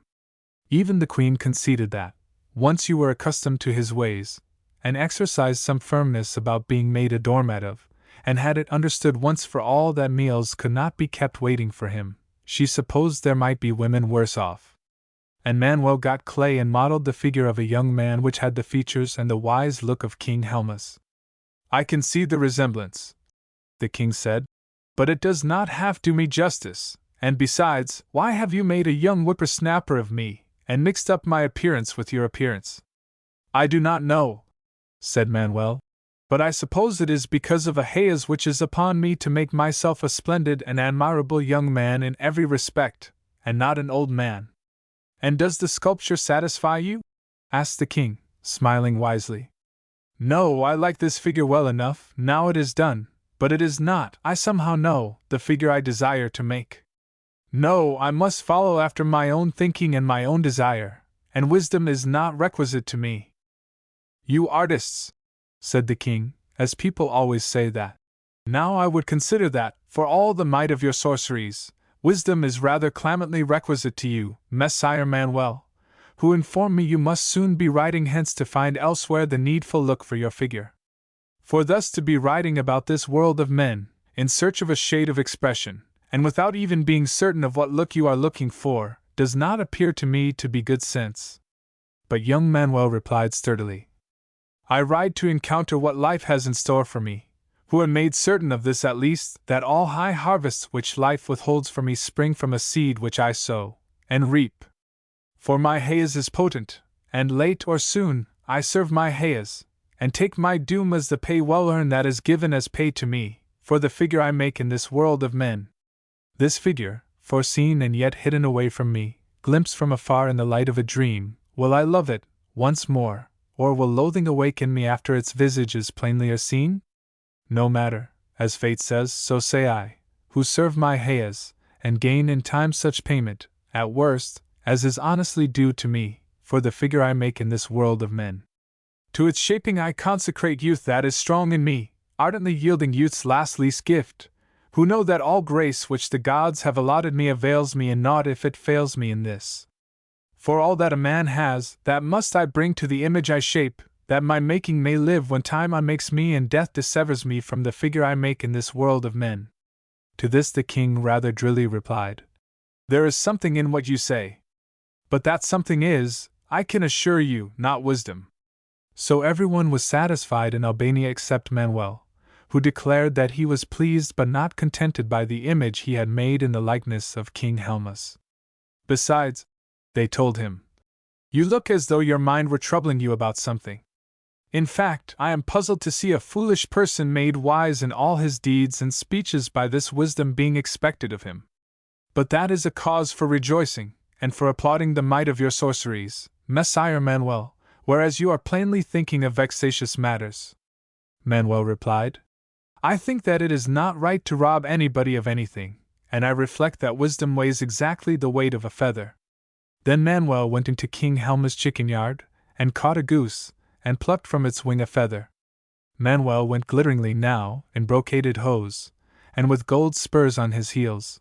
The figure which he had made in the likeness of King Helma's was packed in an expensive knapsack of ornamented leather, and tall shining Manuel rode on a tall dappled horse when he departed southward, for Manuel nowadays had money to spare. 8. The Halo of Holiness. Now Manuel takes ship across the fretful Bay of Biscay, traveling always toward Provence and Alianora, whom people called the unattainable princess. Oriander the swimmer followed this ship, they say, but he attempted to do Manuel no hurt, at least not for that turn. So Manuel of the High Head comes into the country of wicked King Ferdinand, and toward All Hallows, they bring a stupendous florid young man to the king in the torture chamber. King Ferdinand was not idle at the moment, and he looked up good-temperedly enough from his employment, but almost instantly his merry face was overcast. Dear me, says Ferdinand, as he dropped his white-hot pincers sizzlingly into a jar of water, and I had hoped you would not be bothering me for a good 10 years. Now if I bother you at all it is against my will, declared Manuel, very politely. Nor do I willingly intrude upon you here, for, without criticizing anybody's domestic arrangements, there are 1 or 2 things that I do not fancy the looks of in this torture chamber. That is as it may be. In the meantime, what is that I see in your pocket wrapped in red silk? It is a feather, king, wrapped in a bit of my sister's best petticoat. Then Ferdinand sighed, and he arose from his interesting experiments with what was left of the Marquis de Henestrosa, to whom the king had taken a sudden dislike that morning. Tut, tut, said Ferdinand. Yet, after all, I have had a brave time of it, with my enormities and my iniquities, and it is not as though there were nothing to look back on. So at what price will you sell me that feather? But surely a feather is no use to anybody, king, for does it not seem to you a quite ordinary feather? Come, says King Ferdinand, as he washed his hands. Do people anywhere wrap ordinary feathers in red silk? You squinting rascal, do not think to swindle me out of eternal bliss by any such foolish talk. I perfectly recognize that feather as the feather which Milka plucked from the left pinion of the archangel Orpheus when the sons of God were on more intricate and scandalous terms with the daughters of men than are permitted nowadays. Well, sir, replied Manuel, you may be right in a world wherein nothing is certain. At all events I have deduced, from 1 to 2 things in this torture chamber, that it is better not to argue with King Ferdinand. How can I help being right, when it was foretold long ago that such a divine emissary as you would bring this very holy relic to turn me from my sins and make a saint of me? Says Ferdinand peevishly. It appears to me a quite ordinary feather, king, but I recall what a madman told me, and I do not dispute that your prophets are wiser than I, for I have been a divine emissary for only a short while. Do you name your price for this feather, then? I think it would be more respectful, sir, to refer you to the prophets, for I find them generous and big-hearted creatures. Ferdinand nodded his approval. That is very piously spoken, because it was prophesied that this relic would be given me for no price at all by a great nobleman. So I must forthwith write out for you a count's commission, I suppose, and must write out your grants to fertile lands and a stout castle or two, and must date your title to these things from yesterday. Certainly, said Manuel. It would not look well for you to be neglecting due respect to such a famous prophecy, with that bottle of ink at your elbow. So King Ferdinand sent for the Count of Poictezem, and explained to him as between old friends how the matter stood, and that afternoon the High Count was confessed and decapitated. Poictezem being now a vacant fief, King Ferdinand ennobled Manuel, and made him Count of Poictezem. It was true that all Poictezem was then held by the Northmen, under Duke Asmund, who denied King Ferdinand's authority with contempt, and defeated him in battle with annoying persistence, so that Manuel for the present acquired nothing but the sonorous title. Some terrible calamity, however, as King Ferdinand pointed out, is sure to befall Asmund and his iniquitous followers before very long, so we need not bother about them. But how may I be certain of that, sir? Manuel asked. Count, I am surprised at such skepticism. Is it not very explicitly stated in Holy Writ that though the wicked may flourish for a while they are presently felled like green bay trees? Yes, to be sure.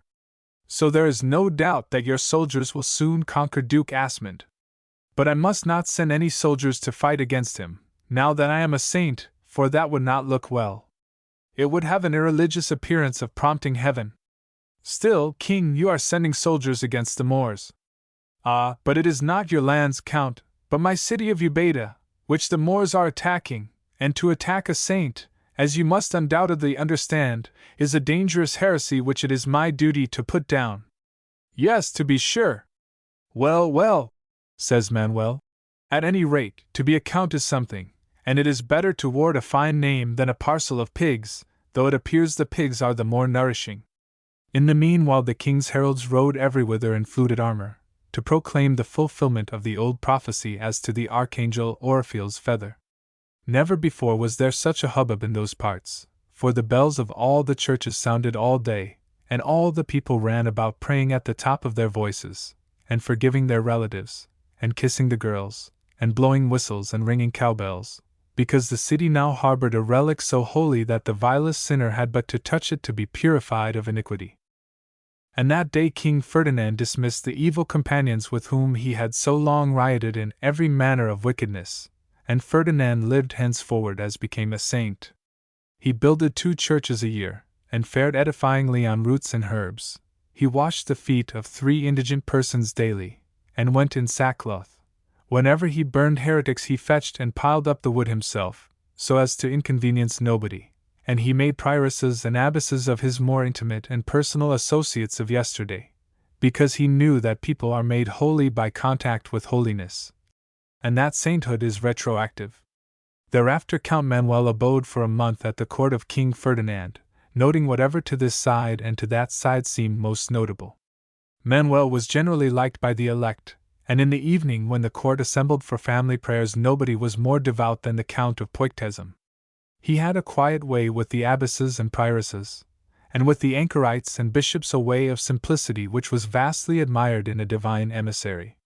But the particular favor of heaven, as King Ferdinand pointed out, is always reserved for modest persons.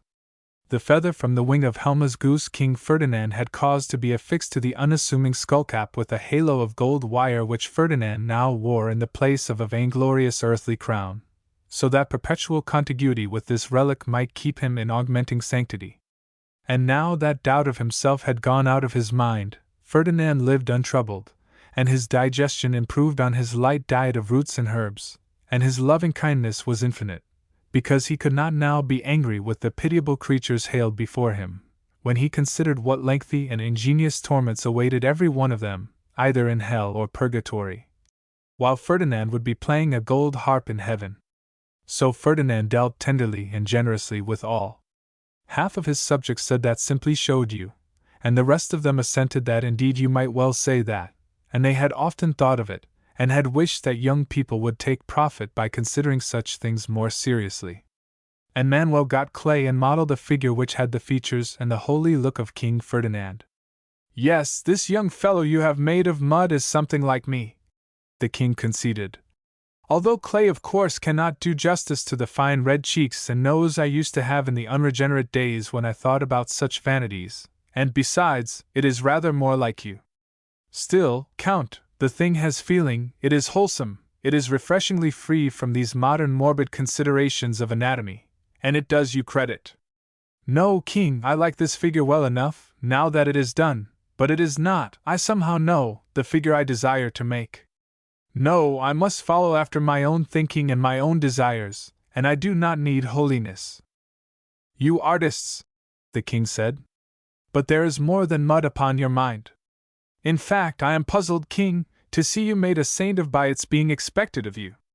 But, Count, that ought to grieve nobody, so long as I do not complain, and it is of something graver you are thinking. I think, sir, that it is not right to rob anybody of anything, and I reflect that absolute righteousness is a fine feather in one's cap." Then Manuel went into the chicken yard behind the red-roofed palace of King Ferdinand, and caught a goose, and plucked from its wing a feather. Thereafter the florid young Count of Poictezum rode east, on a tall dappled horse, and a retinue of 6 lackeys in silver and black liveries came cantering after him, and the 2 foremost lackeys carried in knapsacks, marked with a gold coronet, the images which Dom Manuel had made.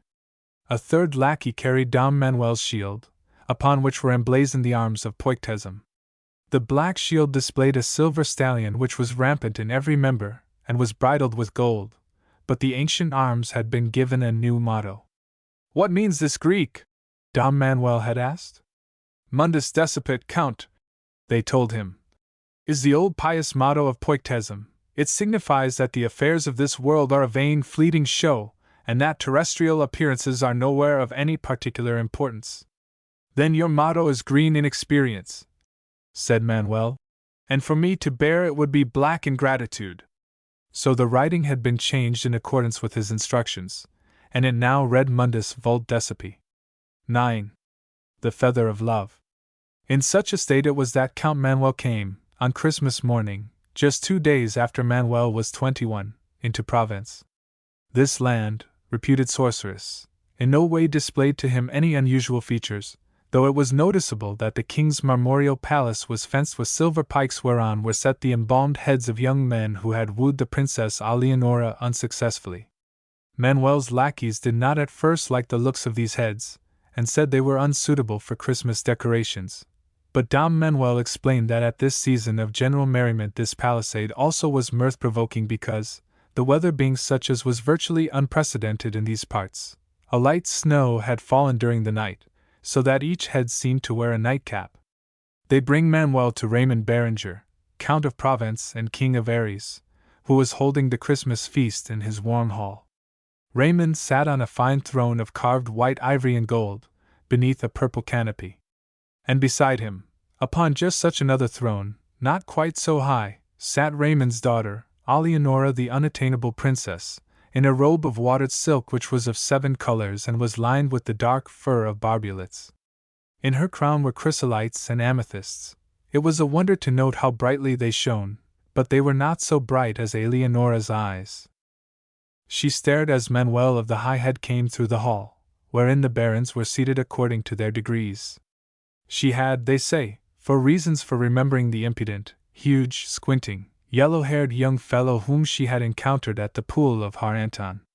She blushed, and spoke with her father in the whistling and hissing language which the Apsareses use among themselves, and her father laughed long and loud. Says Raymond Berenger, "Things might have fallen out much worse. Come tell me now, Count of Poictezum, what is that I see in your breast pocket wrapped in red silk?"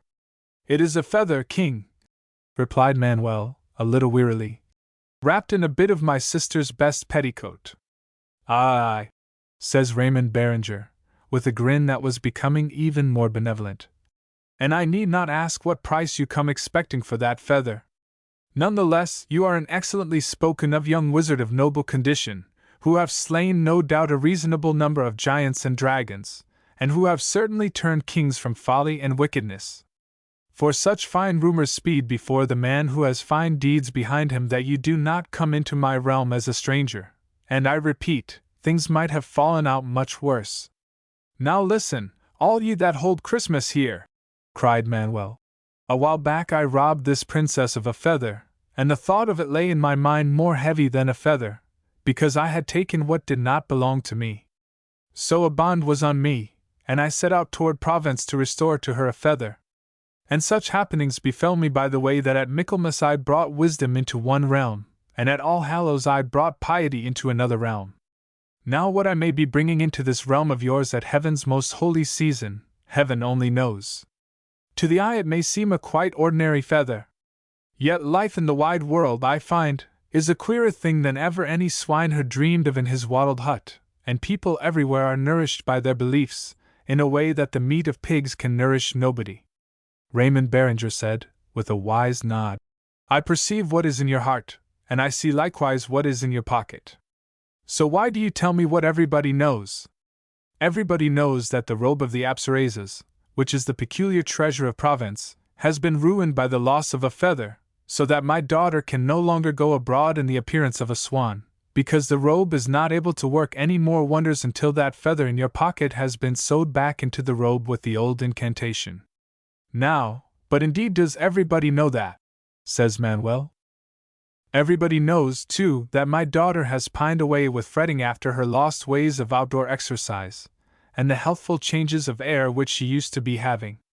And finally, everybody knows that, at my daughter's very sensible suggestion, I have offered my daughter's hand in marriage to him who would restore that feather, and death to every impudent young fellow who dared enter here without it, as my palace fence attests.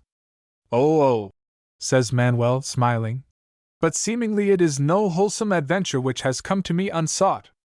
So, as you tell me, you came into Provence, and as there is no need to tell me, I hope, who have still two eyes in my head, you have achieved the adventure.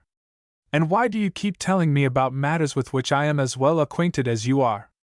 But, King of Alls, how do you know that this is not an ordinary feather? Count of Poictesum, do people anywhere? Oh, spare me that vile bit of worldly logic, sir, and I will concede whatever you desire. Then do you stop talking such nonsense, and do you stop telling me about things that everybody knows, and do you give my daughter her feather? Manuel ascends the white throne of Alianora. Queer things have befallen me, said Manuel, but nothing more strange than this can ever happen, than that I should be standing here with you, and holding this small hand in mine. You are not perhaps quite so beautiful nor so clever as Niafer. Nevertheless, you are the unattainable princess, whose loveliness recalled me from vain grieving after Niafer, within a half-hour of Niafer's loss. Yes, you are she whose beauty kindled a dream and a dissatisfaction in the heart of a swineherd, to lead him forth into the wide world, and through the puzzling ways of the wide world, and into its high places, so that at the last the swineherd is standing, a glitter in satin and gold and in rich furs, here at the summit of a throne, and at the last the hand of the unattainable princess is in his hand, and in his heart is misery. The princess said, I do not know anything about this Niafer, who is probably no better than she should have been, nor do I know of any conceivable reason for your being miserable. Why, is it not the truth? Asks Manuel of Alianora, speaking not very steadily, that you are to marry the man who restores the feather of which you were robbed at the pool of Haranton, and can marry none other? It is the truth, she answered, in a small frightened lovely voice, and I no longer grieve that it is the truth, and I think it a most impolite reason for your being miserable. Manuel laughed without ardor. See how we live and learn! I recall now the droll credulity of a lad who watched a shining feather burned, while he sat within arm's reach thinking about cabbage soup, because his grave elders assured him that a feather could never be of any use to anybody. And that, too, after he had seen what uses may be made of an old bridle, or of a duck egg, or of anything. Well, but all water that is past the dam must go its way, even though it be a flood of tears. Here Manuel gently shrugged broad shoulders. He took out of his pocket the feather he had plucked from the wing of Ferdinand's goose. He said, A feather I took from you in the red autumn woods, and a feather I now restore to you, my princess, in this white palace of yours, not asking any reward, and not claiming to be remembered by you in the grey years to come, but striving to leave no obligation undischarged and no debt unpaid. And whether in this world wherein nothing is certain, one feather is better than another feather, I do not know. It well may come about that I must straightway take a foul doom from fair lips, and that presently my head will be drying on a silver pike. Even so, one never knows, and I have learned that it is well to put all doubt of oneself quite out of mind. He gave her the feather he had plucked from the third goose, and the trumpets sounded as a token that the quest of Eleonora's feather had been fulfilled, and all the courtiers shouted in honor of Count Manuel.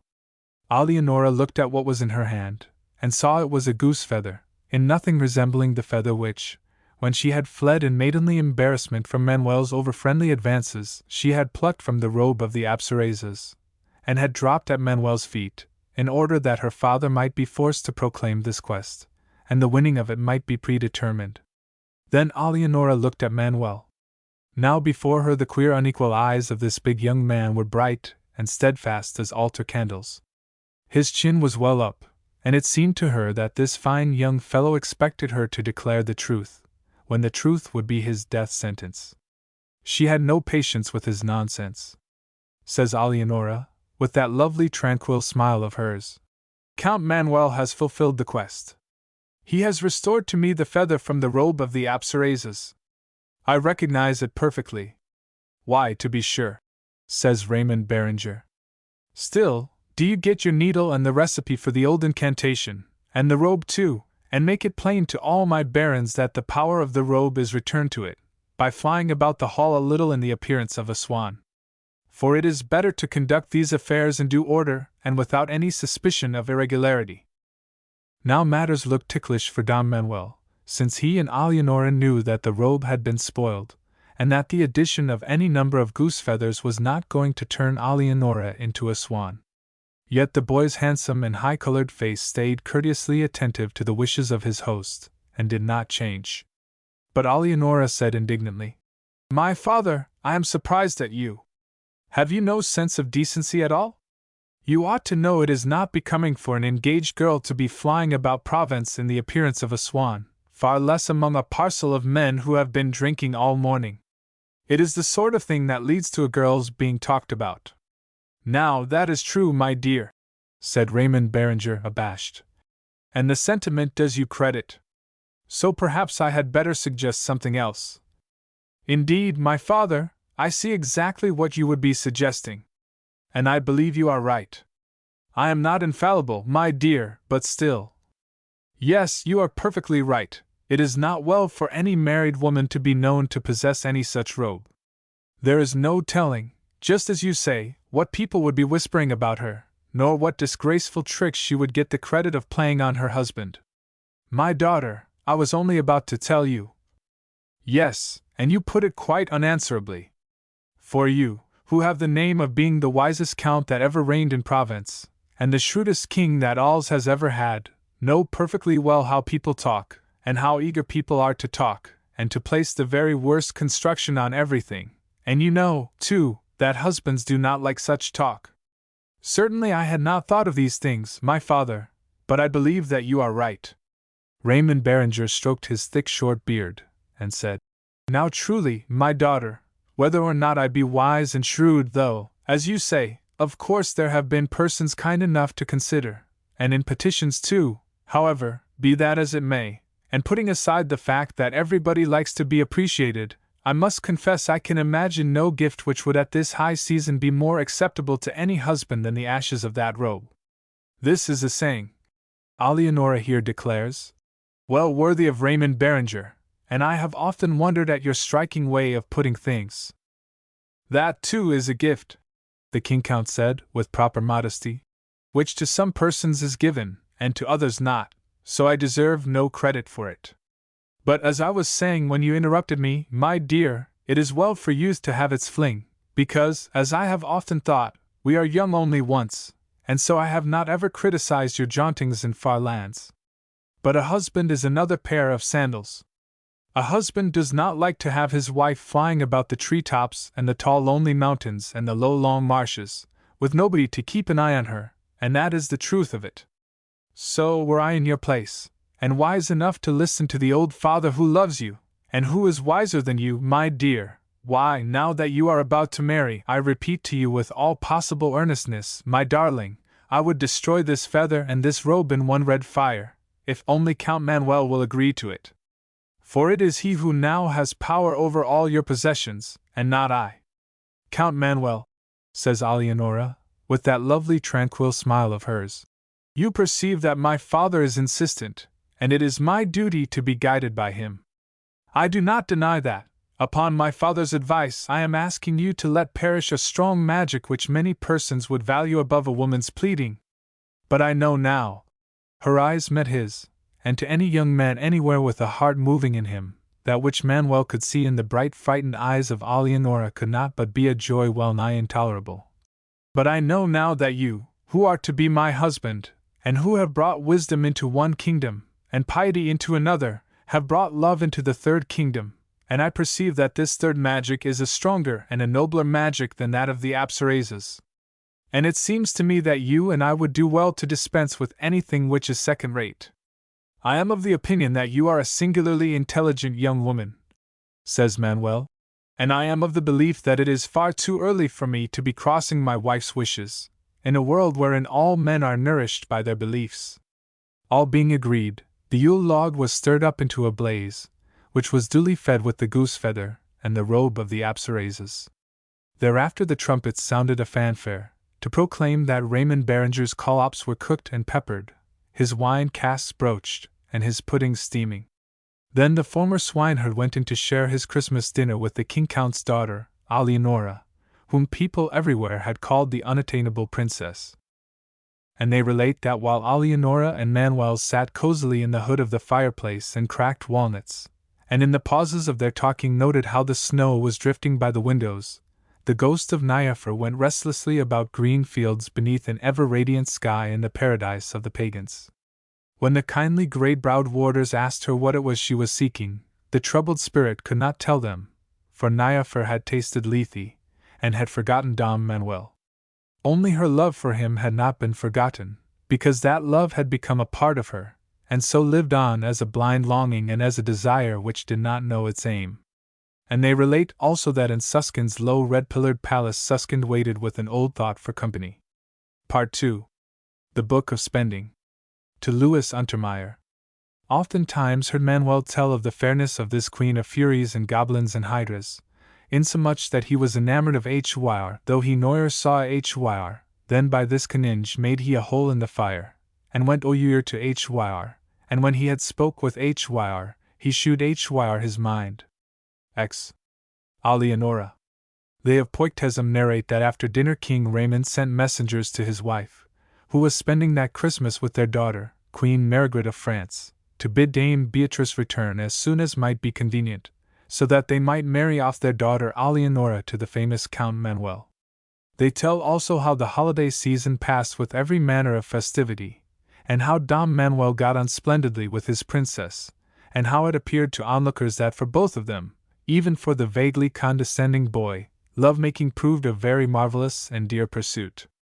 Dom Manuel confessed, in reply to jealous questionings, that he did not think Alianora quite so beautiful nor so clever as Niafer had been, but this, as Manuel pointed out, was hardly a matter which could be remedied. At all events, the princess was a fine-looking and intelligent girl, as Dom Manuel freely conceded to her, and the magic of the Apsarazes, in which she was instructing him, Dom Manuel declared to be very interesting if you cared for that sort of thing. The princess humbly admitted, in reply, that of course her magic did not compare with his, since hers was powerful only over the bodies of men and beasts, whereas Dom Manuel's magic had so notably controlled the hearts and minds of kings. Still, as Alianora pointed out, she could blight corn and cattle, and raise tempests very handily, and, given time, could smite an enemy with almost any physical malady you selected. She could not kill outright, to be sure, but even so, these lesser mischiefs were not despicable accomplishments in a young girl. Anyhow, she said in peroration, it was atrocious to discourage her by laughing at the best she could do. Ah, but come now, my dear, says Manuel. I was only teasing. I really think your work most promising. You have but to continue. Practice, that is the thing, they say, in all the arts. Yes, and with you to help me. No, I have graver matters to attend to than devilmongering, says Manuel, and a bond to lift from myself before I can lay miseries on others. For because of the haze that was on him to make a figure in the world, Don Manuel had unpacked his 2 images, and after vexedly considering them, he had fallen again to modeling in clay, and had made a 3rd image. This image also was in the likeness of a young man, but it had the fine proud features and the loving look of Alianora. Manuel confessed to being fairly well pleased with this figure, but even so, he did not quite recognize in it the figure he desired to make, and therefore, he said, he deduced that love was not the thing which was essential to him. Alianora did not like the image at all. To have made an image of me, she considered, would have been a very pretty compliment. But when it comes to pulling about my features as if they did not satisfy you, and mixing them up with your features, until you have made the appearance of a young man that looks like both of us, it is not a compliment. Instead, it is the next thing but one to egotism. Perhaps, now I think of it, I am an egotist. At all events, I am Manuel. Nor, dearest, says she, is it quite befitting that you, who are now betrothed to a princess, and who are going to be Lord of Provence and King of Alls, as soon as I can get rid of father, should be always messing with wet mud. I know that very well, Manuel replied. But none the less, a haze is on me to honor my mother's wishes, and to make an admirable and significant figure in the world. Apart from that, though, Alianora, I repeat to you, this scheme of yours, about poisoning your father as soon as we are married, appears to me for various reasons ill-advised. I am in no haste to be king of alls, and in fact I am not sure that I wish to be king at all, because my haze is more important. Sweetheart, I love you very much, but my love does not blind me to the fact that, no matter what your talents at sorcery, you are in everyday matters a hopelessly unpractical person. Do you leave this affair to me, and I will manage it with every regard to appearances. Ah, and does one have to preserve appearances even in such matters as parricide? But certainly it looks much better for father to be supposed to die of indigestion. People would be suspecting all sorts of evil of the poor dear if it were known that his own daughter could not put up with him. In any event, sweetheart, I am resolved that, since very luckily father has no sons, you shall be king of alls before this new year is out. No, I am Manuel, and it means more to me to be Manuel than to be king of alls, and count of Provence, and seneschal of Aix and Brignoles and Grasse and Massilia and Draguignan, and so on. Oh, you are breaking my heart with this neglect of your true interests. And it is all the doing of these 3 vile images, which you value more than the old throne of Boson and Rothbold, and oceans more than you do me. Come, I did not say that. Yes, and you think, too, a deal more about that dead heathen servant girl than you do about me, who am a princess and the heir to a kingdom. Manuel looked at Alianora for a considerable while, before speaking. My dear, you are, as I have always told you, an unusually fine-looking and intelligent girl. And yes, you are a princess, of course, though you are no longer the unattainable princess. That makes a difference certainly. But over and above all this, there was never anybody like Niafer, and it would be nonsense to pretend otherwise. The princess said, I wonder at myself. You are schooled in strange sorceries unknown to the Apsarazes, there is no questioning that, after the miracles you wrought with Helmas and Ferdinand. Even so, I too have a neat hand at magic, and it is not right for you to be treating me as though I were the dirt under your feet. And I endure it. It is that which puzzles me, it makes me wonder at myself, and my sole comfort is that, at any rate, this wonderful Niafer of yours is dead and done with. Manuel sighed. Yes, Niafer is dead, and these images also are dead things, and both these facts continually trouble me. Nothing can be done about Niafer, I suppose, but if only I could give some animation to these images, I think the haze upon me would be satisfied. Such a desire is blasphemous, Manuel, for the Eternal Father did no more than that with his primal sculptures in Eden. Dom Manuel blinked his vivid blue eyes as if in consideration. Well, but, he said gravely, but if I am a child of God, it is only natural, I think, that I should inherit the tastes and habits of my father. No, it is not blasphemous, I think, to desire to make an animated and lively figure, somewhat more admirable and significant than that of the average man. No, I think not. Anyhow, blasphemous or not, that is my need, and I must follow after my own thinking and my own desire. If that desire were satisfied, asks Alianora, rather queerly, would you be content to settle down to some such rational method of living as becomes a reputable sorcerer and king? I think so, for a king has no master, and he is at liberty to travel everywhither, and to see the ends of this world and judge them. Yes, I think so, in a world wherein nothing is certain. If I but halfway believed that, I would endeavor to obtain Shammer. And what in the devil is this Shammer? A slip of the tongue, replied Alianora, smiling. No, I shall have nothing to do with your idiotic mud figures, and I shall tell you nothing further. Come now, Pedikins, says Manuel. And he began coaxing the Princess of Provence with just such cajoleries as the big handsome boy had formerly exercised against the peasant girls of Rathger. Shammer, said Alianora at last, is set in a signet ring which is very well known in the country on the other side of the fire. Shammer has the appearance of a black pebble, and if, after performing the proper ceremonies, you were to touch one of these figures with it, the figure would become animated. Well, but, says Manuel, the difficulty is that if I attempt to pass through the fire in order to reach the country behind it, I shall be burned to a cinder, and so I have no way of obtaining this talisman. In order to obtain it, Alianora told him, one must hard-boil an egg from the falcon's nest, then replace it in the nest, and secrete oneself nearby with a crossbow, under a red and white umbrella, until the mother bird, finding one of her eggs resists all her endeavors to infuse warmth into it, flies off, and plunges into the nearest fire, and returns with this ring in her beak. With Shammer she will touch the boiled egg, and so restore the egg to its former condition. At that moment she must be shot, and the ring must be secured, before the falcon can return the talisman to its owner. I mean, to its dreadful owner, who is— here Alianora made an incomprehensible sign— who is Queen Friedis of Audila. Come, said Manuel, what is the good of my knowing this in the dead of winter? It will be months before the falcons are nesting again. Manuel, there is no understanding you. Do you not see how badly it looks for a grown man, and far more for a famed champion and a potent sorcerer, to be pouting and scowling and kicking your heels about like that, and having no patience at all? Yes, I suppose it does look badly, but I am Manuel, and I follow. Oh, spare me that, cried Alianora. Or else, no matter how much I may love you, dearest, I shall box your jaws. None the less, what I was going to say is true, declared Manuel, and if only you would believe it, matters would go more smoothly between us. 11. Magic of the Apsarasas. Now the tale tells how, to humor Alianora, Count Manuel applied himself to the magic of the Apsarasas.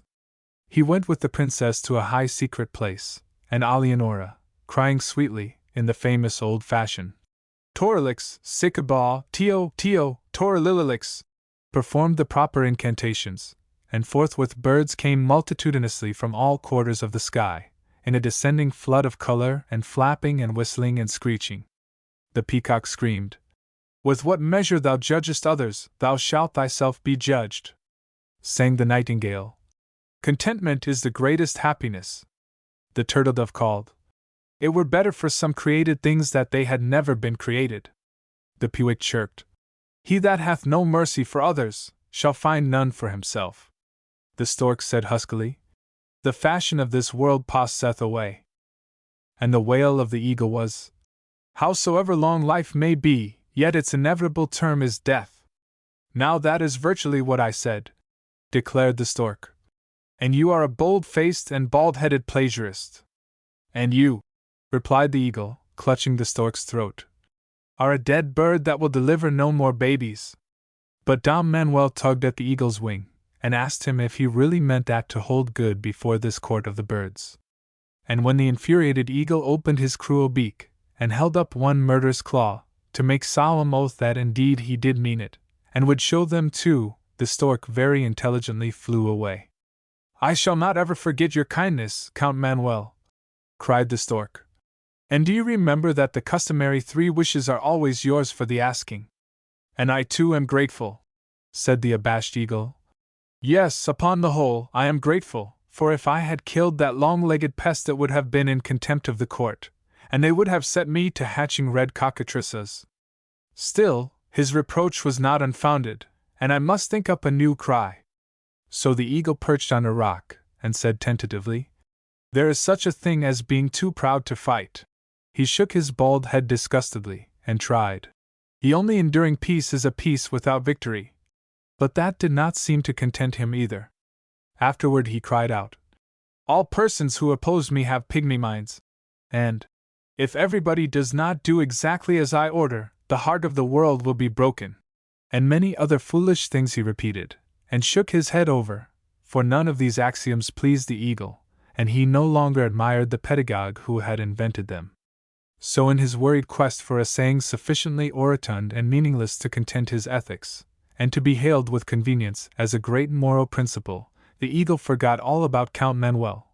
But the stork did not forget, because in the eyes of the stork the life of the stork is valuable. The other birds uttered various such sentiments as have been recorded, and all these, they told Manuel, were accredited sorceries. The big yellow-haired boy did not dispute it, he rarely disputed anything, but the droop to that curious left eye of his was accentuated, and he admitted to Alianora that he wondered if such faint-hearted smug little truths were indeed the height of wisdom, outside of religion and public speaking.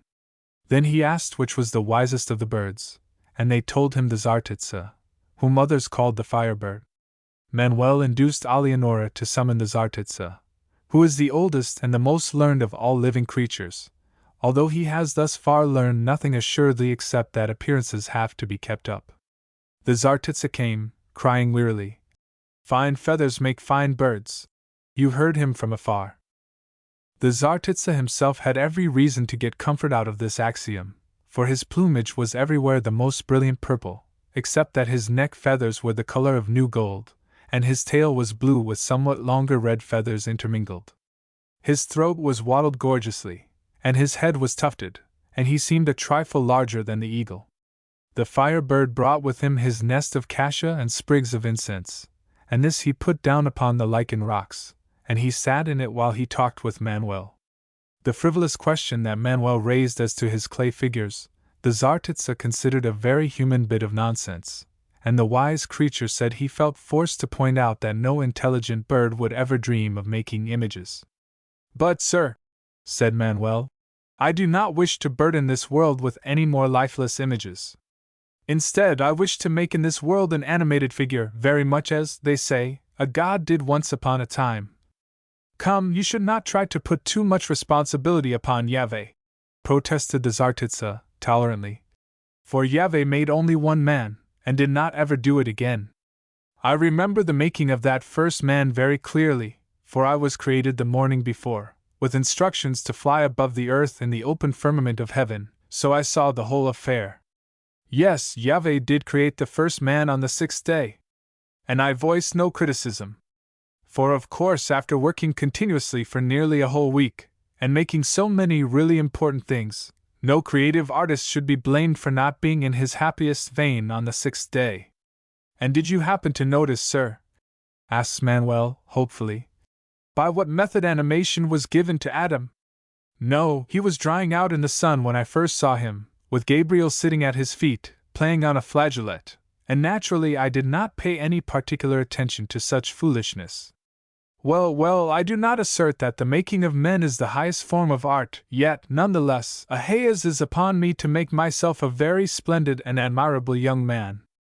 But why should you be wasting your small portion of breath and strength? To what permanent use could one put a human being even if the creature were virtuous and handsome to look at?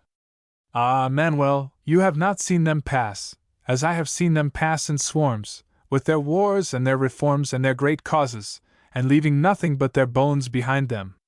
Yes, to you, at your age, who were old when Nineveh was planned, it must seem strange, and I do not know why my mother desired that I should make myself a splendid and admirable young man. But the haze is upon me. The Zartitsa sighed. Certainly these feminine whims are not easily explained. Yet your people have some way of making brand new men and women of all kinds.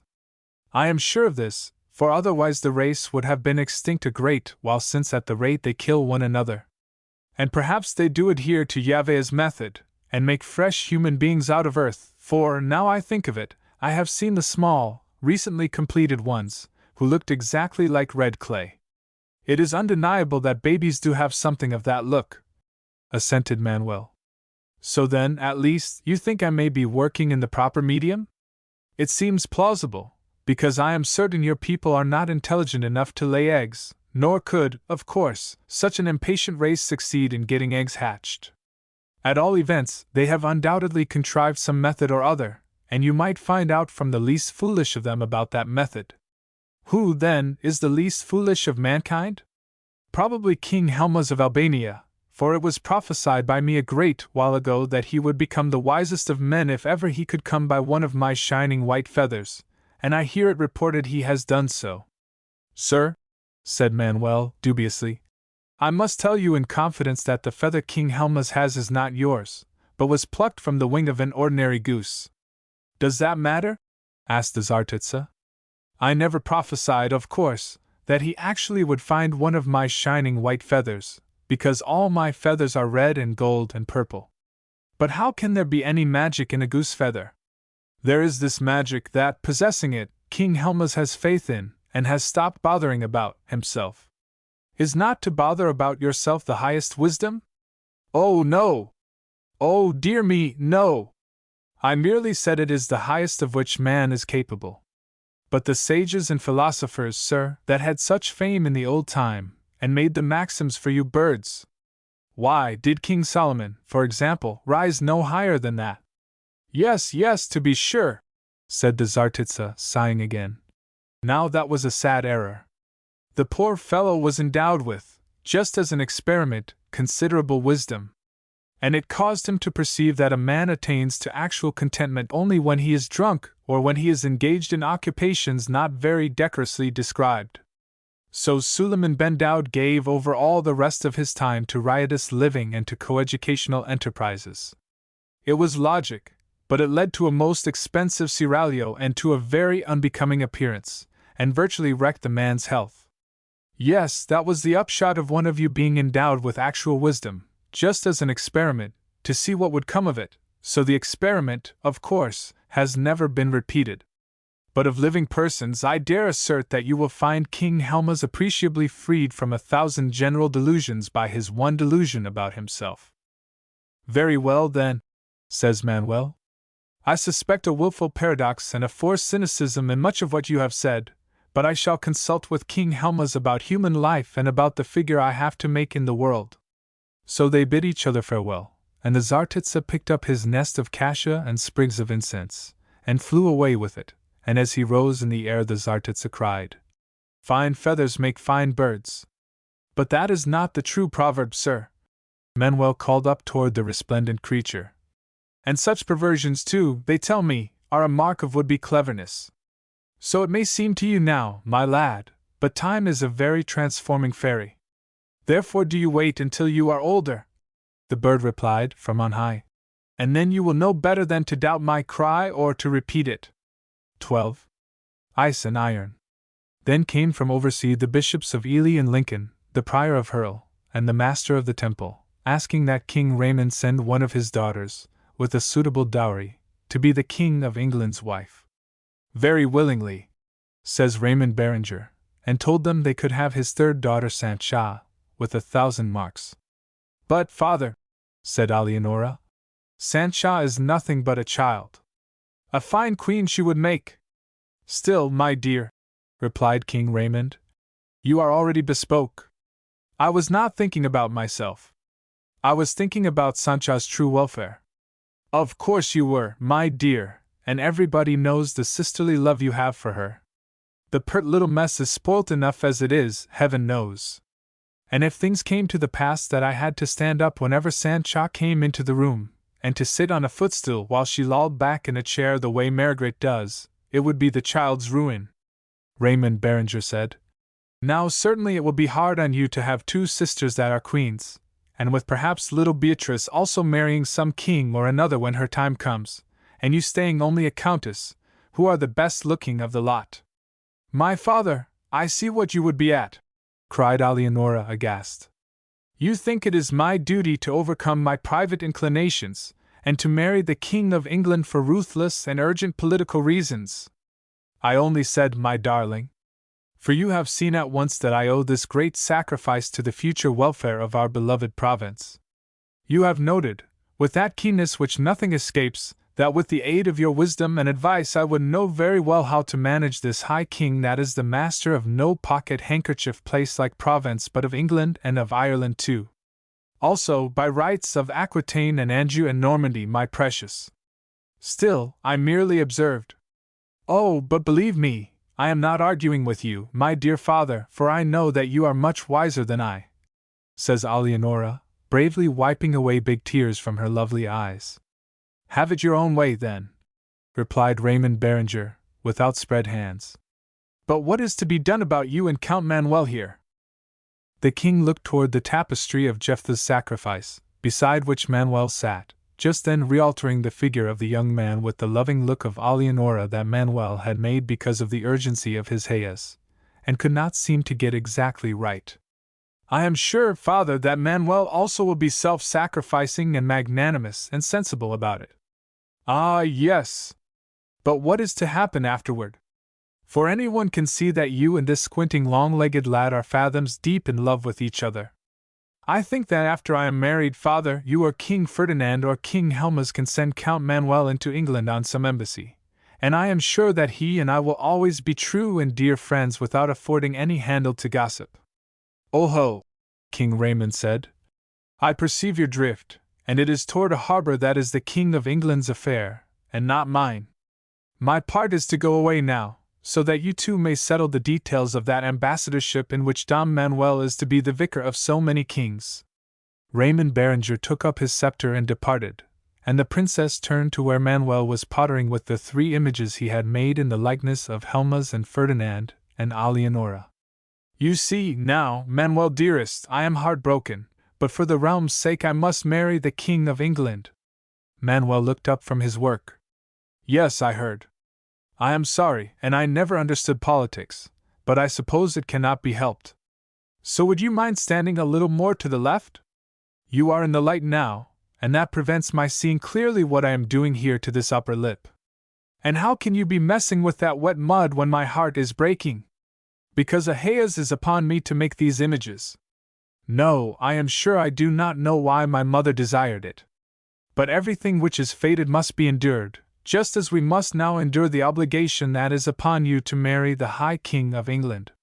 My being married need not matter very much, after I am queen, for people declare this king is a poor spindling creature, and, as I was saying, you can come presently into England.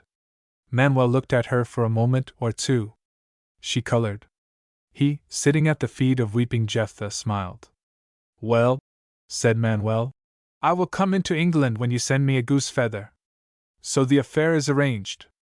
Oh, you are all ice and iron, she said, and you care for nothing except your wet mud images, and I detest you. My dearest, Manuel answered placidly, the trouble is that each of us desires one particular thing over and above other things.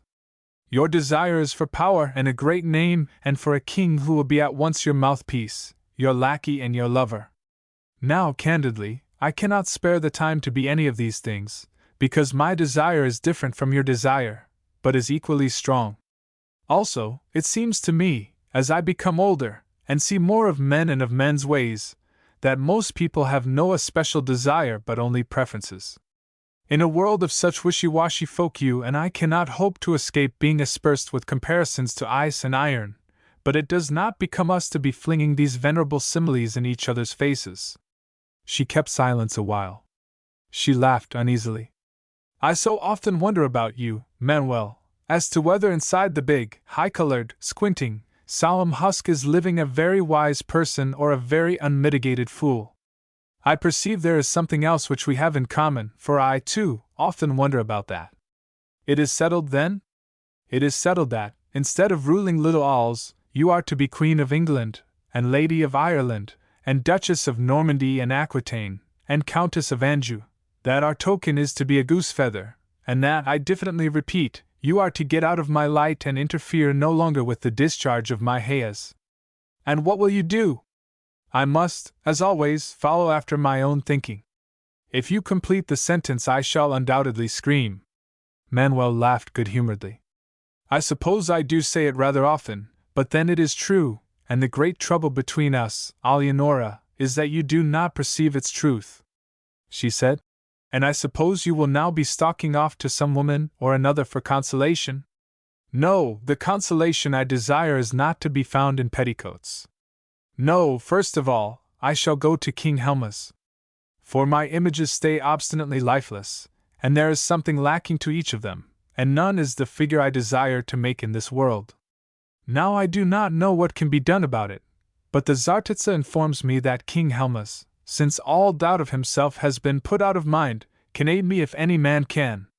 Then we must say goodbye, though not for a long while, I hope. Yes, Manuel said.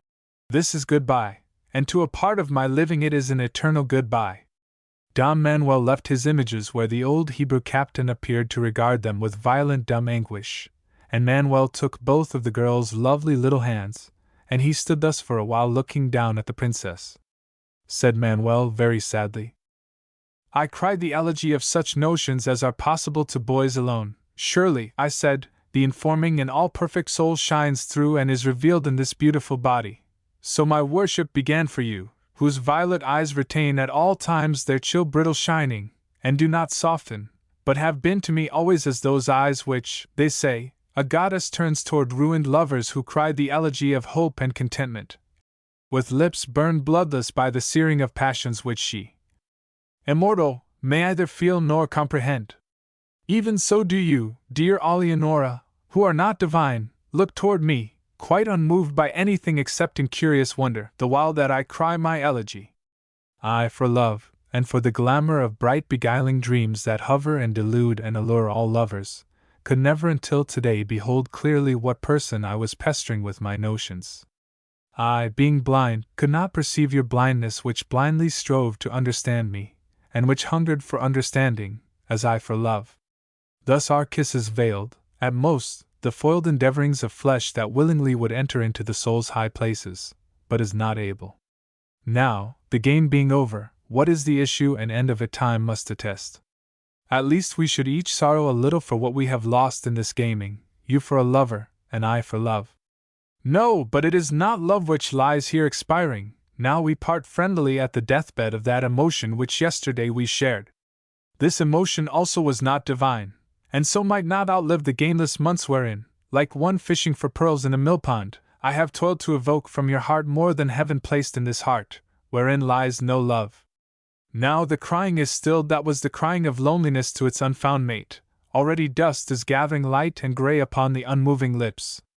Therefore let us bury our dead, and having placed the body in the tomb, let us honestly inscribe above this fragile, flower-like perished emotion, here lieth lust, not love. Now Alianora pouted. You use such very ugly words, sweetheart, and you are talking unreasonably too, for I am sure I am just as sorry about it as you are. Manuel gave her that slow, sleepy smile which was Manuel. Just, he said, and it is that which humiliates. Yes, you and I are second-rate persons, Alianora, and we have found each other out. It is a pity. But we will always keep our secret from the rest of the world, and our secret will always be a bond between us. He kissed the princess, very tenderly, and so left her. Then Manuel of the High Head departed from Ares, with his lackeys and his images, riding in full estate, and displaying to the spring sunlight the rearing silver stallion upon his shield and the motto Mundus Vult Decipi. Alianora, watching from the castle window, wept copiously, because the poor princess had the misfortune to be really in love with Dom Manuel. But there was no doing anything with his obstinacy and his incomprehensible notions, Alianora had found, and so she set about disposing of herself and of the future through more plastic means.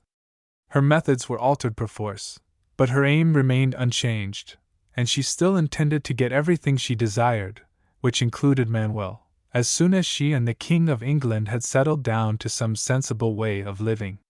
It worried this young pretty girl to consult her mirror, and to foreknow that the King of England would probably be in love with her for months and months. But then, as she philosophically reflected, all women have to submit to being annoyed by the romanticism of men. So she dried her big bright eyes, and sent for dressmakers. She ordered 2 robes each of 5 ells, the one to be of green and lined with either sendal or sarcenet, and the other to be of brunette stuff. She selected the cloth for a pair of purple sandals, and for 4 pairs of boots, to be embroidered in circles around the ankles, and she selected also 9 very becoming chaplets made of gold filigree and clusters of precious stones. And so she managed to get through the morning, and to put Manuel out of mind, for that while, but not for long. 13. What Helma's directed. Now the Count of Poictesum departs from Provence, with his lackeys carrying his images, and early in April he comes to Helma's the deep-minded. The wise king was then playing with his small daughter Melusine, who later dethroned and imprisoned him, but he sent the child away with a kiss, and he attentively heard Dom Manuel through. King Helmas looked at the images, prodded them with a shriveled forefinger, and cleared his throat, and then said nothing, because, after all, Dom Manuel was Count of Poictesum. "What is needed?" said Manuel. "They are not true to life," replied Helmas. "Particularly this one which has the look of me." "Yes, I know that, but who can give life to my images?" King Helmas pushed back his second-best crown, wherein was set the feather from the wing of the miller's goose, and he scratched his forehead. He said, "There is a power over all figures of earth and a queen whose will is either to loose nor to bind." Helmas turned toward a thick book, wherein was magic. "Yes, queen is the same as Quen. Therefore Queen Friedis of Audila might help you." "Yes, for it is she that owns Shammer. But the falcons are not nesting now, and how can I go to Friedis, that woman of strange deeds?" "Oh, people nowadays no longer use falcons, and of course nobody can go to Friedis uninvited.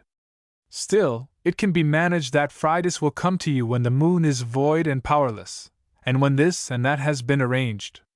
Thereafter Helmas the deep-minded told Count Manuel what was requisite. "So you will need such and such things," says King Helmas. "But above all, do not forget the ointment." Count Manuel went alone into Poictesum, which was his fief if only he could get it. He came secretly to Upper Morven, that place of horrible fame.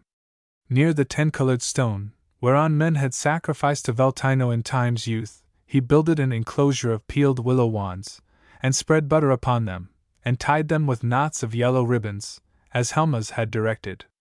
Manuel arranged all matters within the enclosure, as Helmas had directed. There Manuel waited, on the last night in April, regarding the full moon.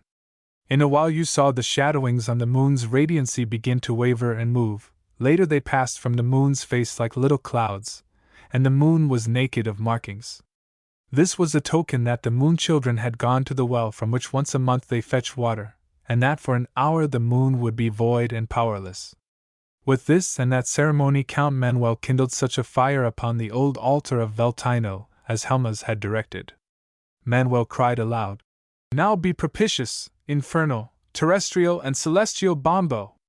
Lady of highways, patroness of crossroads, thou who bearest the light!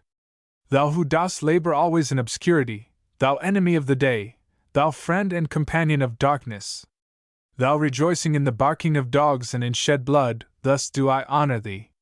Manuel did as Helmas had directed, and for an instant the screamings were pitiable, but the fire ended these speedily. Then Manuel cried again, "O thou who wanderest amid shadows and over tombs, and dost tether even the strong sea! O whimsical sister of the blighting sun, and fickle mistress of old death! O Gorgo, Mormo, lady of 1,000 forms and qualities!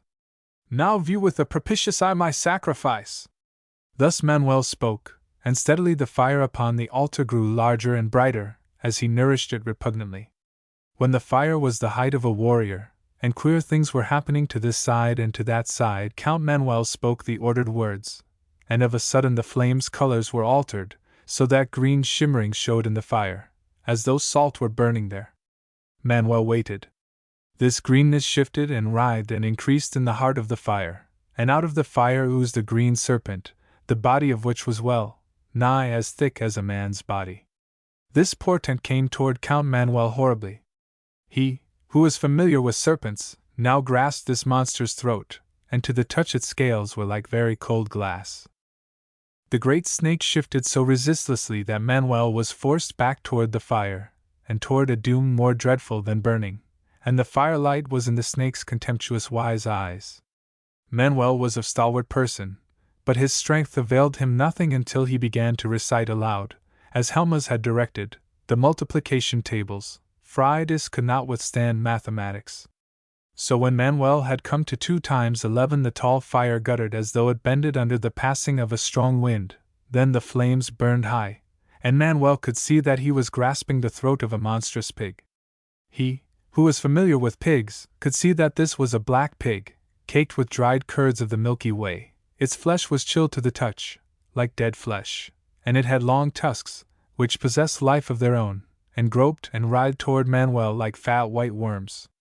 Then Manuel said, as Helmas had directed, Solomon's provision for 1 day was 30 measures of fine flour, and 60 measures of meal, 10 fat oxen, and 20 oxen out of the pastures, and 100 sheep, beside harts, and roebucks, and fallow deer, and fatted fowl. But Elijah the Tishbite was fed by ravens that brought him bread and flesh. Again the tall flames guttered. Now Manuel was grasping a thick heatless slab of crystal, like a mirror, wherein he could see himself quite clearly. Just as he really was, he, who was not familiar with such mirrors, could see Count Manuel, housed in a little wet dirt with old inveterate stars adrift about him everywhither, and the spectacle was enough to frighten anybody. So Manuel said, The elephant is the largest of all animals, and in intelligence approaches the nearest to man. Its nostril is elongated, and answers to the purpose of a hand. Its toes are undivided, and it lives 200 years. Africa breeds elephants, but India produces the largest. The mirror now had melted into a dark warm fluid which oozed between his fingers, dripping to the ground. But Manuel held tightly to what remained between his palms, and he felt, they say, that in the fluid was struggling something small and soft and living, as though he held a tiny minnow. Said Manuel, A straight line is the shortest distance between 2 points.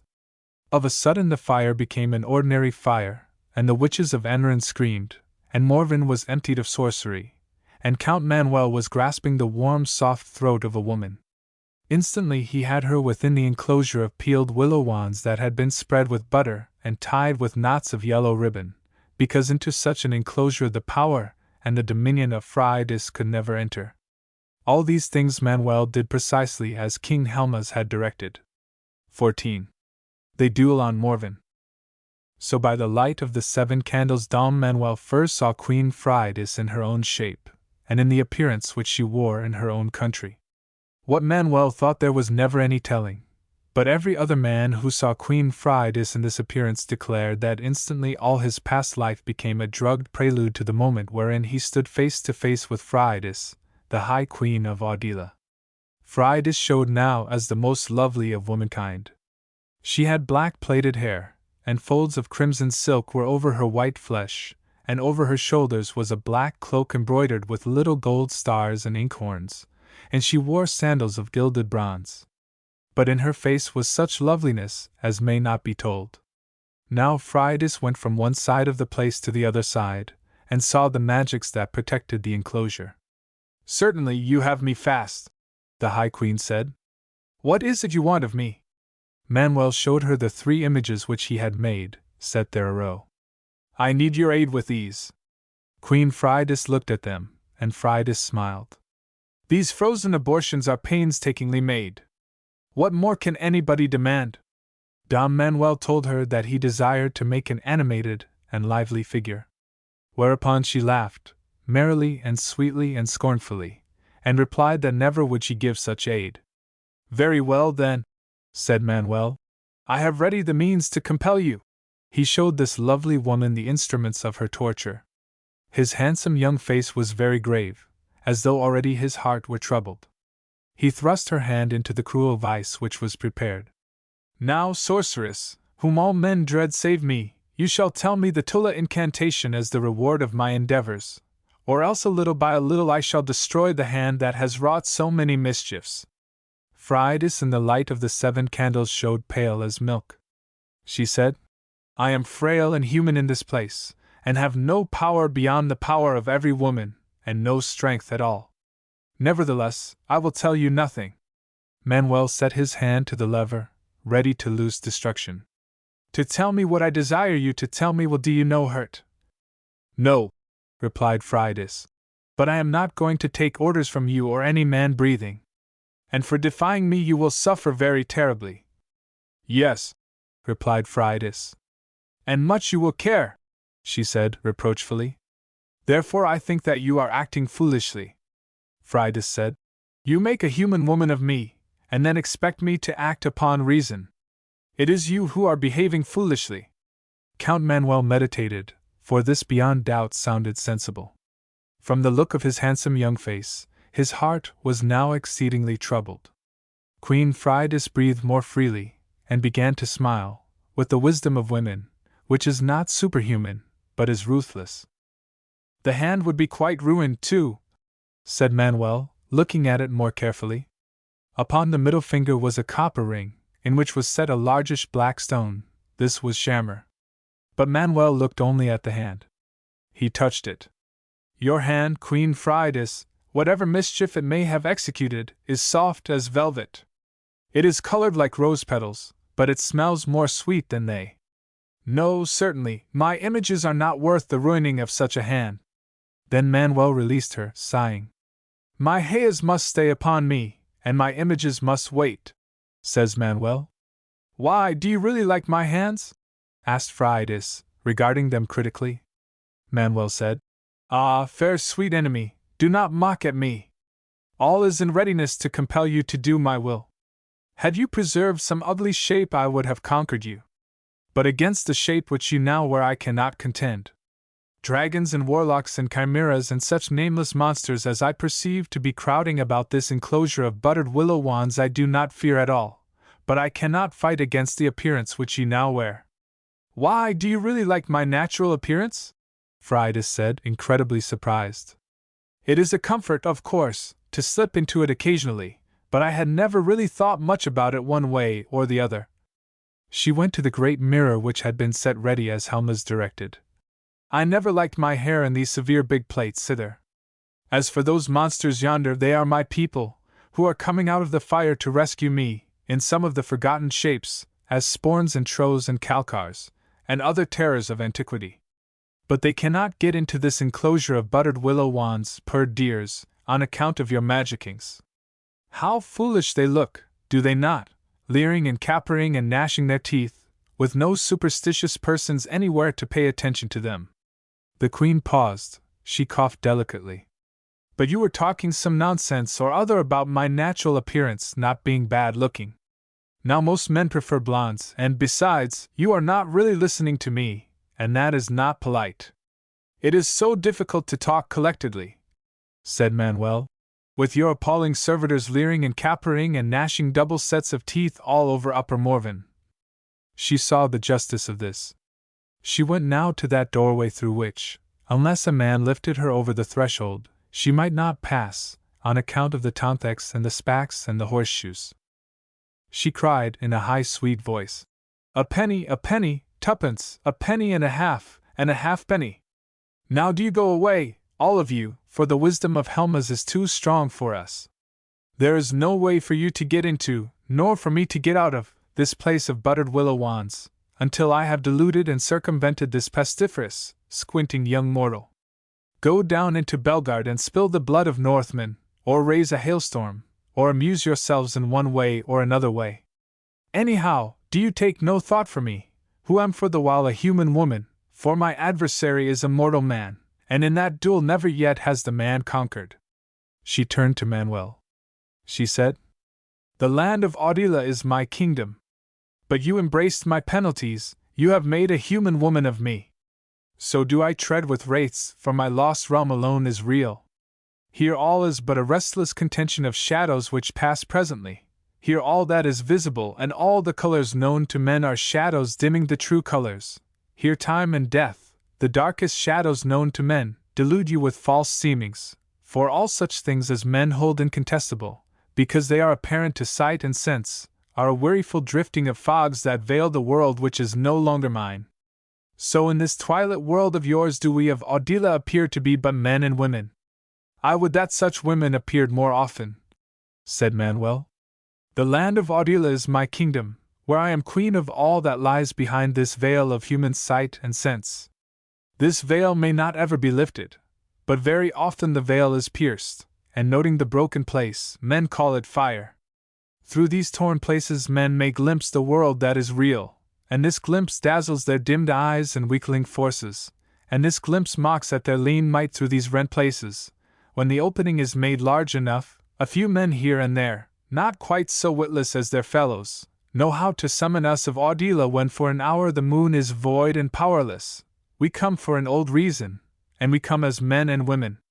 Ah, but you do not speak with the voices of men and women, Manuel replied, for your voice is music. The land of Audila is my kingdom, and very often, just for the sport's sake, do I and my servitors go secretly among you. As human beings we blunder about your darkened shadow world, bound by the laws of sight and sense, but keeping always in our hearts the secrets of Audila and the secret of our manner of returning thither.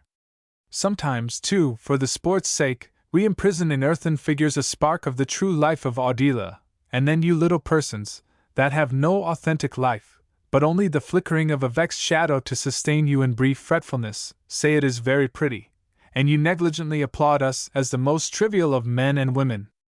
No, we applaud you as the most beautiful, says Manuel. Come now, Count Manuel, and do you have done with your silly flatterings, which will never wheedle anything out of me? So you have trapped Queen Fridas in mortal flesh. Therefore I must abide in the body of a human woman, and be subject to your whims, and to your beautiful big muscles, you think, until I lend a spark of Audila's true life to your ridiculous images. But I will show you better, for I will never give in to you nor to any man breathing. In silence Count Manuel regarded the delightful shaping and the clear, burning colors of this woman's face. He said, as if in sadness, the images no longer matter. It is better to leave them as they are. That is very foolish talk, Queen Fridas answered promptly. For they need my aid if ever any images did. Not that, however, I intend to touch them. Indeed, I forbid you to touch them, fair enemy. For were the images made as animated and lively as I wish them to be, I would be looking at them always, and not caring for any woman, and no woman anywhere would have the power to move me as your beauty moves me now, and I would not be valuing you the worth of an old onion. That is not the truth, says Fridas angrily. For the man who is satisfied with the figure he has made is as great a fool about women as any other man. And who are you to be forbidding me anything? I would have you remember, said Manuel very masterfully, that they are my images, to do with as I wish. Also I would have you remember that, whatever you may pretend to be in Audila, here I am stronger than you. Now the proud woman laughed. Defiantly she touched the nearest image, with formal ancient gestures, and you could see the black stone shammer taking on the colors of an opal. Under her touch the clay image which had the look of Alianora shivered, and drew sobbing breath. The image rose, a living creature that was far more beautiful than humankind, and it regarded Manuel scornfully. Then it passed limping from the enclosure, and Manuel sighed. That is a strong magic, said Manuel, and this is almost exactly the admirable and significant figure that I desired to make in the world. But, as I now perceive too late, I fashion the legs of this figure unevenly, and the joy I have in its life is less than the shame that I take from its limping. Such magic is a trifle, Fridas replied, although it is the only magic I can perform in an enclosure of buttered willow wands. Now then, you see for yourself that I am not going to take orders from you. So the figure you have made, will you or nill you, must limp about in all men's sight, for not more than a few centuries, to be sure, but long enough to prove that I am not going to be dictated to. I do not greatly care, O fairest and most shrewd of enemies. A half-hour since, it seemed to me an important matter to wrest from you this secret of giving life to images. Now I have seen the miracle, I know that for the man who has your favor it is possible to become as a god, creating life, and creating lovelier living beings than any god creates, and beings which live longer, too, and even so, it is not of these things that I am really thinking, but only of your eyes. Why, do you like my eyes? Says Fridas. You, who if once you could make living images would never be caring about any woman any more. But Manuel told her wherein her eyes were different from the eyes of any other person, and more dangerous, and she listened, willingly enough, for Fridas was not a human woman. Thereafter it appeared that a grieving and a great trouble of mind had come upon Manuel because of the loveliness of Fridas, for he made this complaint. There is much loss in the world, where men war ceaselessly with sorrow, and time like a strong thief strips all men of all they prize. Yet when the emperor is beaten in battle and his broad lands are lost, he, shrugging, says, in the next battle I may conquer, and when the bearded merchant's ship is lost at sea, he says, the next voyage, belike, will be prosperous. Even when the life of an old beggar departs from him in a ditch, he says, I trust to be tomorrow a glad young seraph in paradise. Thus hope serves as a cordial for every hurt. But for him who had beheld the loveliness of Fridas there is no hope at all. For, in comparison with that alien clear beauty, there is no beauty in this world. He that has beheld the loveliness of Fridas must go henceforward as a hungry person, because of troubling memories, and his fellows deride him enviously. All the world is fretted by his folly, knowing that his faith in the world's might is no longer firm set, and that he aspires to what is beyond the world's giving. In his heart he belittles the strong stupid lords of earth, and they, being strong, plan vengeance, the while that in a corner he makes images to commemorate what is lost, and so for him who has beheld the loveliness of Fridas there is no hope at all. He that has willed to look upon Queen Fridas does not dread to consort with serpents nor with swine. He faces the mirror wherein a man beholds himself without self-deceiving. He views the blood that drips from his soiled hands, and knows that this, too, was needed, yet these endurings purchase but 1 hour. The hour passes, and therewith passes also Fridas, the High Queen.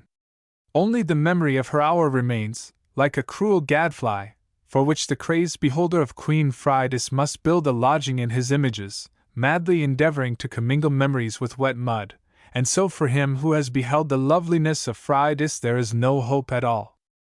Fridas heard him through, considerately. But I wonder to how many other women you have talked such nonsense about beauty and despair and eternity, said Fridas. And they very probably liking to hear it, the poor fools. And I wonder how you can expect me to believe you, when you pretend to think me all these fine things, and still keep me penned in this enclosure like an old vicious cow. No, that is not the way it is any longer.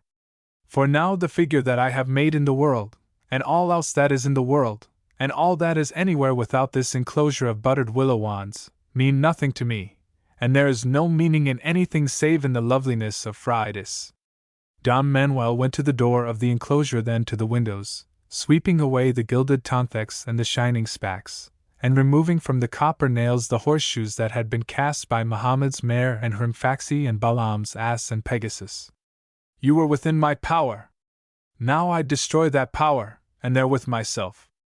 Now is the place unguarded, and all your servitors are free to enter, and all your terrors are untrammeled, to be loosed against me, who have no longer anything to dread. For I love you with such mortal love as values nothing else beside its desire, and you care nothing for me. After a little while of looking she sighed, and said uneasily, It is the foolish deed of a true lover. And really I do like you rather. But, Manuel, I do not know what to do next. Never at any time has this thing happened before, so that all my garnered wisdom is of no use whatever. Nobody anywhere has ever dared to snap his fingers at the felt power of Fridas as you are doing, far less has anybody ever dared to be making eyes at her. Besides, I do not wish to consume you with lightnings, and to smite you with insanity appears so unnecessary. I love you, Manuel said, and your heart is hard, and your beauty is beyond the thinking of man, and your will is neither to loose nor to bind. In a predicament so unexampled, how can it at all matter to me whatever you may elect to do? Then certainly I shall not waste any of my fine terrors on you, said Fridas, with a vexed tossing of her head. Nor have I any more time to waste upon you either, for presently the moon children will be coming back to their places, and before the hour is out wherein the moon stays void and powerless I must return to my own kingdom, whither you may not follow, to provoke me with any more of your nonsense. And then you will be properly sorry, I dare say, for you will do remembering me always, and there will be only human women to divert you, and they are poor creatures. Fridas went again to the mirror, and she meditated there. Yes, you will be remembering me with my hair in these awful plaits, and that is a pity, but still you will remember me always. And when you make images they will be images of me. No, but I cannot have you making any more outrageous parodies like astonished corpses, and people everywhere laughing at Queen Fridas. She took up the magical pen, laid ready as Helma's had directed, and she wrote with this griffin's feather. So here is the recipe for the Tulla incantation with which to give life to your images. It may comfort you a little to perform that silly magic. It anyhow will prevent such good-for-nothing minxes as may have no more intelligence than to take you seriously, from putting on too many airs and graces around the images which you will make of me with my hair done so very unbecomingly. Nothing can ever comfort me, fair enemy, when you have gone away, said Manuel. But he took the parchment. 15. Bandages for the victor. They came out of the enclosure, to the old altar of Veltino, while the moon was still void and powerless. The servitors of Fridas were thronging swiftly toward Upper Morven, after a pleasant hour of ravening and ramping about Poictesum. As sporns and trows and calcars and as other long-forgotten shapes they came, without any noise, so that Upper Morven was like the disordered mind of a wretch that is dying in fever, and to this side and to that side the witches of Anrins sat nodding in approval of what they saw. Thus, one by one, the forgotten shapes came to the fire, and cried, a penny, twopence, a penny and a half, and a halfpenny, as each entered into the fire which was the gateway to their home. Farewell, said Fridas, and as she spoke she sighed. Not thus must be our parting, Manuel says. For do you listen now, Queen Fridas? It was Helmas the deep-minded who told me what was requisite. Queen is the same as Quen, which means a woman, no more nor less, said the wise king. You have but to remember that. She took his meaning. Fridas cried out angrily. Then all the foolishness you have been talking about my looks and your love for me was prearranged. And you have cheated me out of the old Tulla mystery by putting on the appearance of loving me, and by pestering me with such nonsense as a plowman trades against the heart of a milkmaid. Now, certainly, I shall reward your candor in a fashion that will be whispered about for a long while. With that, Queen Fridas set about a devastating magic. All was prearranged save one thing, said Manuel, with a yapping laugh, and not even looking at the commencing terrors. He thrust into the fire the parchment which Fridas had given him. Yes, all was prearranged except that Helmas did not purge me of that which will not accept the hire of any lying to you. So the deep-minded's wisdom comes, at the last pinch, to naught. Now Fridas for an instant waved back 2/3 of an appalling monster, which was as yet incompletely evoked for Dom Manuel's destruction, and Fridas cried impatiently, But have you no sense whatever? For you are burning your hand. And indeed the boy had already withdrawn his hand with a grimace, for in the ardor of executing his noble gesture, as Queen Fridas saw, he had not estimated how hot her fires were. It is but a little hurt to me who have taken a great hurt, says Manuel, sullenly. For I had thought to lie, and in my mouth the lie turned to a truth. At least I do not profit by my false dealing, and I wave you farewell with empty hands burned clean of theft. Then she who was a human woman said, But you have burned your hand. It does not matter, I have ointments yonder. Make haste, Queen Fridas, for the hour passes wherein the moon is void and powerless. There is time. She brought out water from the enclosure, and swiftly bathed Dom Manuel's hand. From the fire now came a whispering. Make haste, Queen Fridas! Make haste, dear fairy mistress! There is time, said Fridas. And do you stop flurrying me? She brought from the enclosure a pot of ointment, and she dressed Manuel's hand. Borum, lean on she! The fire crackled. Now the hour ends. Then Fridas sprang from Manuel, toward the flames beyond which she was queen of ancient mysteries, and beyond which her will was either to loose nor to bind. And she cried hastily, a penny, tuppence! But just for a moment she looked back at Morven, and at the man who waited upon Morven alone and hurt. In his fire-lit eyes she saw love out of measure and without hope. And in the breast of Fridas moved the heart of a human woman. I cannot help it, she said as the hour passed. Somebody has to bandage it, and men have no sense in these matters. Whereon the fire roared angrily, and leaped, and fell dead, for the moon-children Bill and Juki had returned from the well which is called Burger, and the moon was no longer void and powerless. So, does that feel more comfortable? Said Fridas. She knew that within this moment age and sorrow and death had somewhere laid inevitable ambuscades, from which to assail her by and by, for she was mortal after the sacred fire's extinction, and she meant to make the best of it. For a while Count Manuel did not speak. Then he said in a shaking voice, O woman dear and lovely and credulous and compassionate, it is you and you alone that I must be loving eternally with such tenderness as is denied to proud and lonely queens on their tall thrones. And it is you that I must be serving always with such a love as may not be given to the figure that any man makes in this world. And though all life may be a dusty waste of endless striving, and though the ways of men may always be the ways of folly, yet are these ways our ways henceforward, and not hopeless ways, for you and I will tread them together. Now certainly there is in Audila no such moonstruck nonsense to be hearing, nor any such quick-footed hour of foolishness to be living through, Fridas replied, as here tonight has robbed me of my kingdom. Love will repay, said Manuel, as is the easy fashion of men. And Fridas, a human woman now in all things, laughed low and softly in the darkness. Repay me thus, my dearest, no matter how much I may coax you in the doubtful time to come. Do you not ever tell me how you happen to have the bandages and the pot of ointment set ready by the mirror?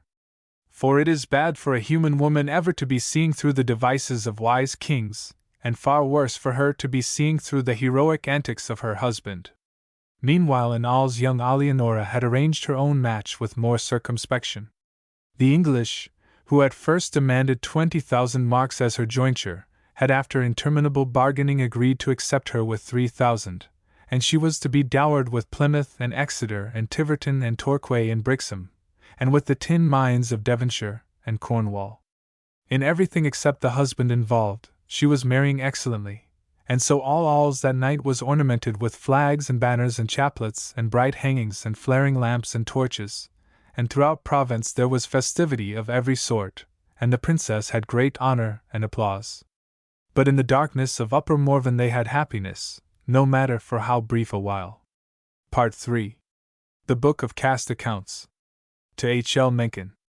Consider, fair misery, quoth Manuel, that it lies not in man's power to place his will where he lists, being the work of an high deity.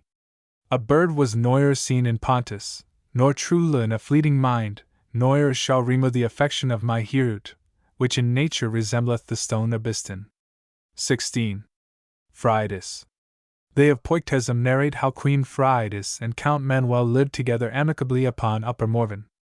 They tell also how the iniquitous usurper, Duke Asmund, at this time held Belgard close at hand, but that his Northmen kept away from Upper Morven, on account of the supernatural beings you were always apt to encounter thereabouts, so that Manuel and Fridas had, at first, no human company.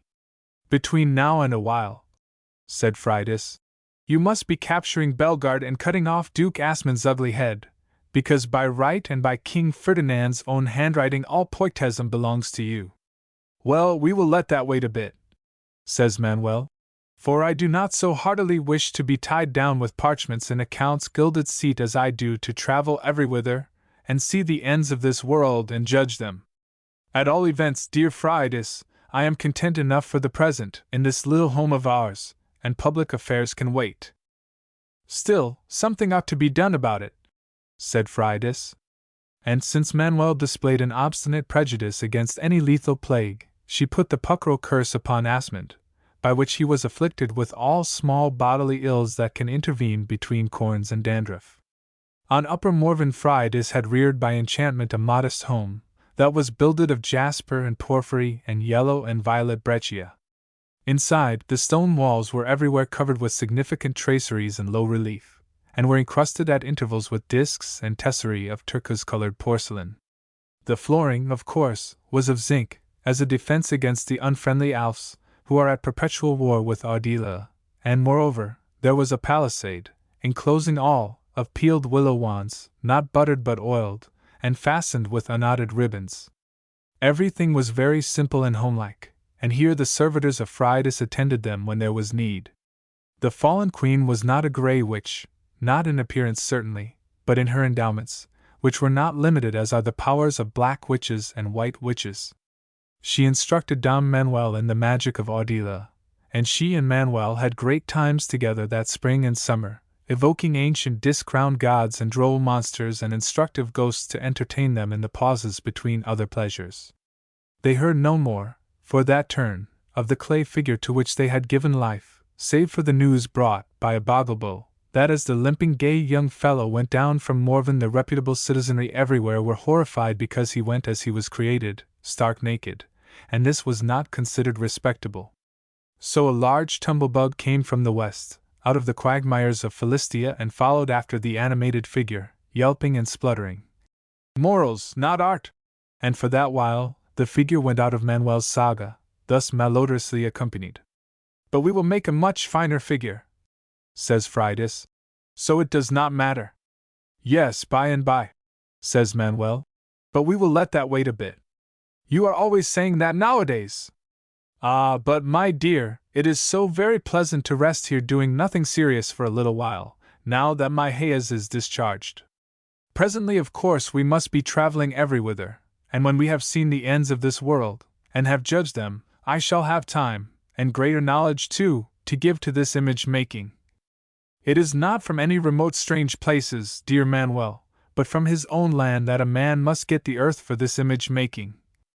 Well, be that as it may, your kisses are to me far more delicious than your magic.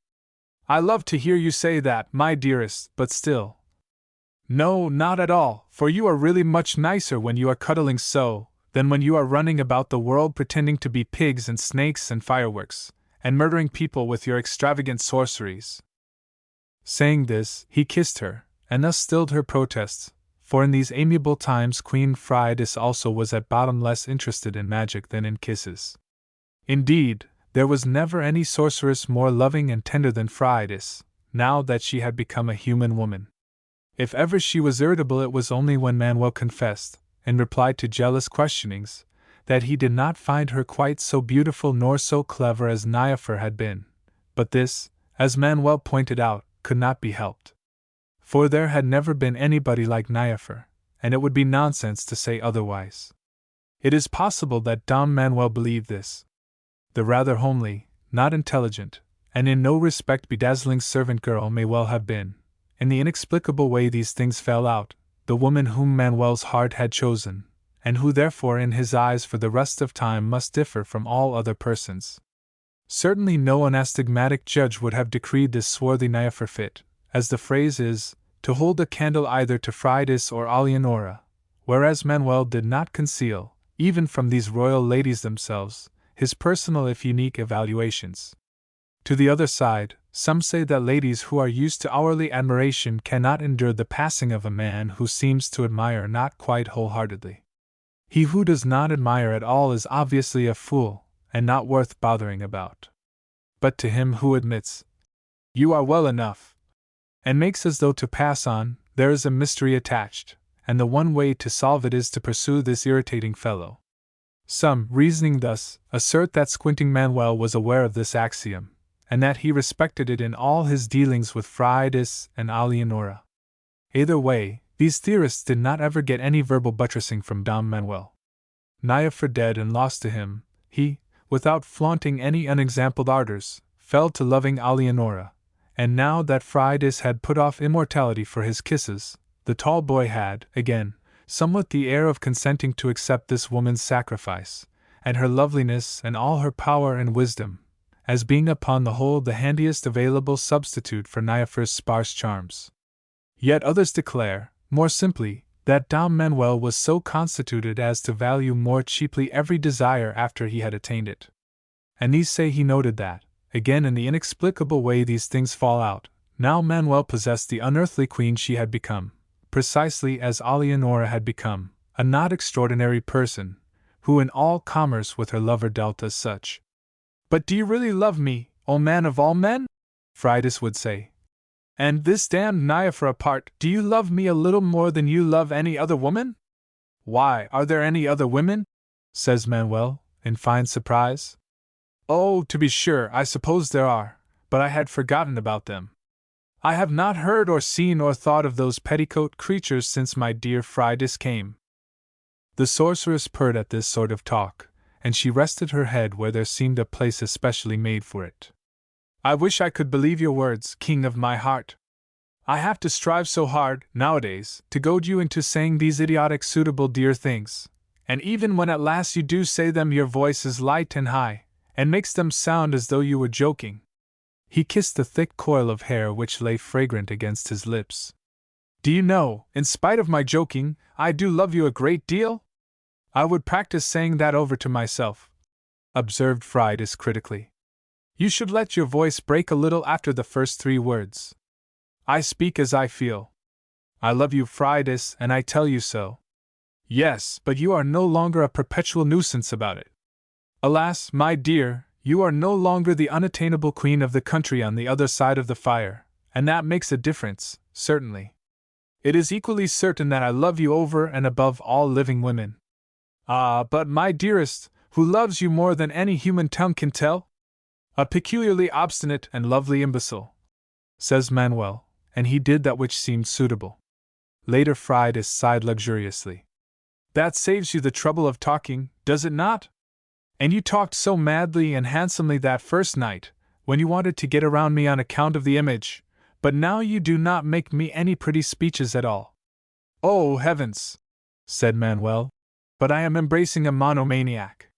Dear Fridas, whatever I might say would be perforce the same old words that have been whispered by millions of men to many more millions of women, and my love for you is a quite unparalleled thing which ought not to be travestied by any such shop-worn apparel. Now again you must be putting me off with solemn joking in that light high voice, and there is no faithfulness in that voice, and its talking troubles me. I speak as I feel. I love you, Fridas, and I tell you so, but I cannot be telling it over and over again every quarter of the hour. Oh, but very certainly this big squinting boy is the most unloquacious and the most stubborn brute that ever lived. And would you have me otherwise? No, that is the queer part of it. But it is a grief to me to wonder if you foresaw as much." "Aye," says Manuel, jovially. "But what would I be doing with any such fine-spun policies? My dear, until you comprehend I am the most frank and downright creature that ever lived, you do not begin to appreciate me. I know you are, big boy. But still, I wonder," Fridas said, "and the wondering is a thin little far-off grief." 17. Magic of the Image Makers. It was presently noised abroad that Queen Fridas of Ardila had become a human woman, and thereafter certain enchanters came to Upper Morven, to seek her counsel and her favor and the aid of Shammer. These were the enchanters, Manuel was told, who made images, to which they now and then contrived, nobody seemed to know quite how, and least of all did the thaumaturgists themselves, to impart life. Once Manuel went with Fridas into a dark place where some of these magic workers were at labor. By the light of a charcoal fire, clay images were ruddily discernible. Before these the enchanters moved unhumanly clad, and doing things which, mercifully perhaps, were veiled from Manuel by the peculiarly perfumed obscurity. As Manuel entered the gallery, one of the magic workers was chanting shrilly in the darkness below. "It is the unfinished rune of the blackbirds," says Fridas in a whisper. Below them the troubled wailing continued. "Crammed and squeezed, so entombed, on some wager I hazard, in spite of scared squawking and mutter, after the fashion that lean-faced Raja dealt with trapped heroes, once, in Calcutta. Dared you break the crust and bullyrag hot, fierce and angry, what wide beaks buzz plain Saxon as ever spoke Whittingamote. Yet, singing, they sing as no white bird does, where none rears phoenix, as near perfection as nature gets, or, if scowls bar platitude, notes for which there is no rejection in banks whose coinage, oh, neat, is gratitude. said in the darkness another enchanter. But far from their choiring the High King sat, in a gold-faced vest and a gold-laced hat, counting heaped moneys, and dreaming of more francs and sequins and louis d'or. Meanwhile the Queen on that fateful night, though avowing her lack of all appetite, was still at table, where, rumor said, she was smearing her seventh slice of bread. Thus each turgesible rumor thrives at court, with gold from the royal hives. Through the slumberous pair, under arching trees, to her labors went singing the maid Denise. A third broke in here, saying, and she sang of how subtle and bitter and bright was a beast brought forth, that was clad with the splendor and light of the cold fair ends of the north, like a fleshly blossom more white than augmenting tempests that go, with thunder for weapon, to ravage the strait waste fastness of snow.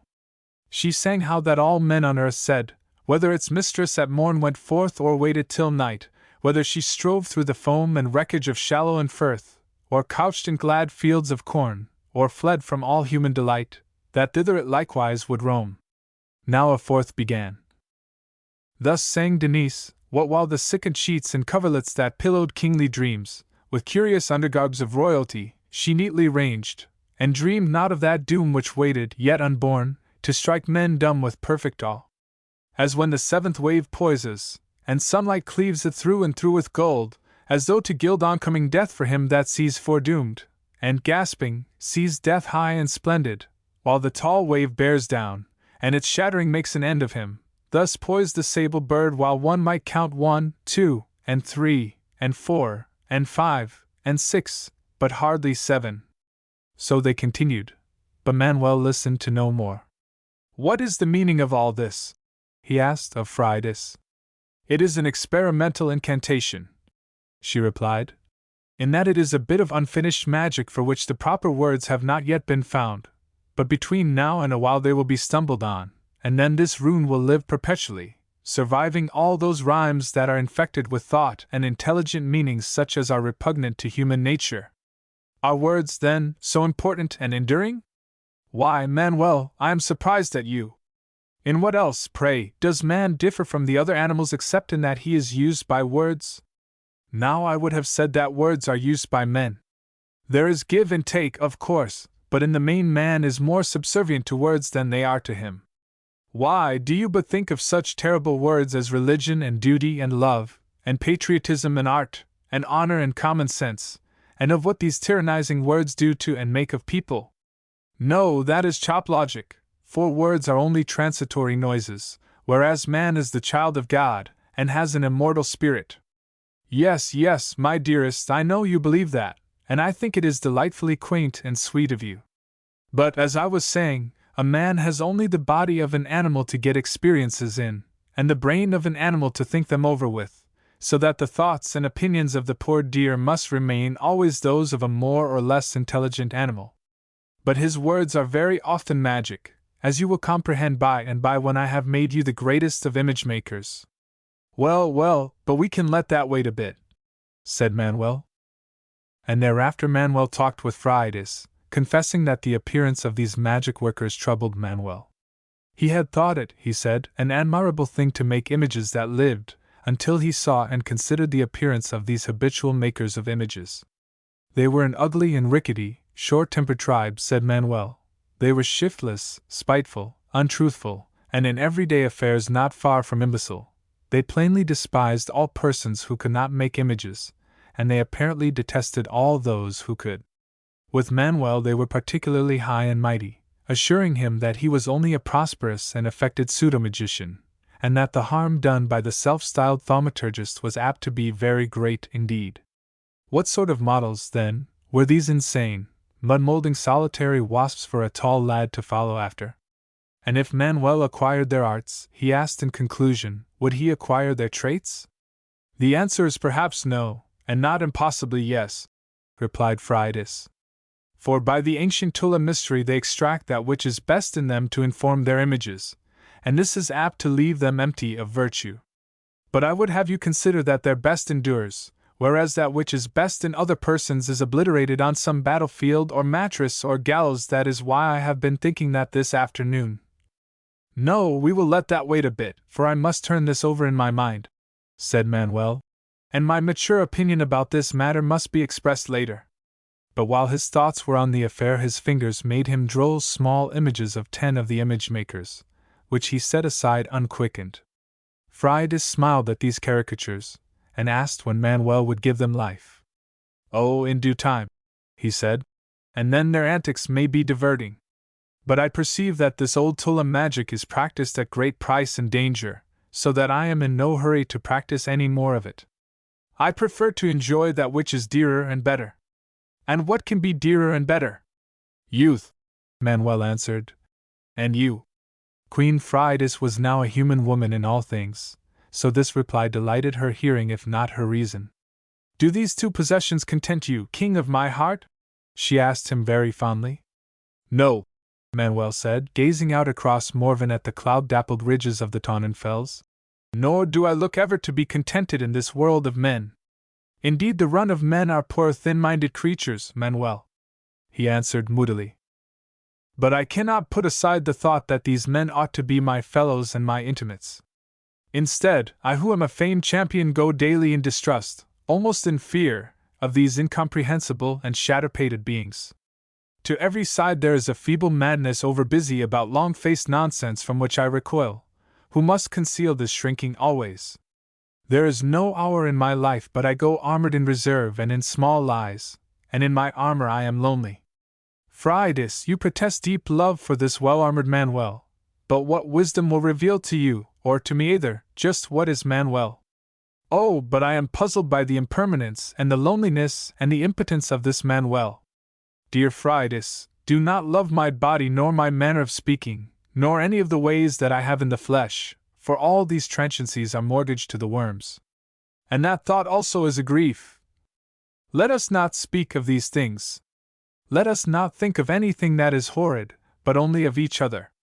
But I cannot put aside the thought that I, who for the while exist in this mortgaged body, cannot ever get out to you.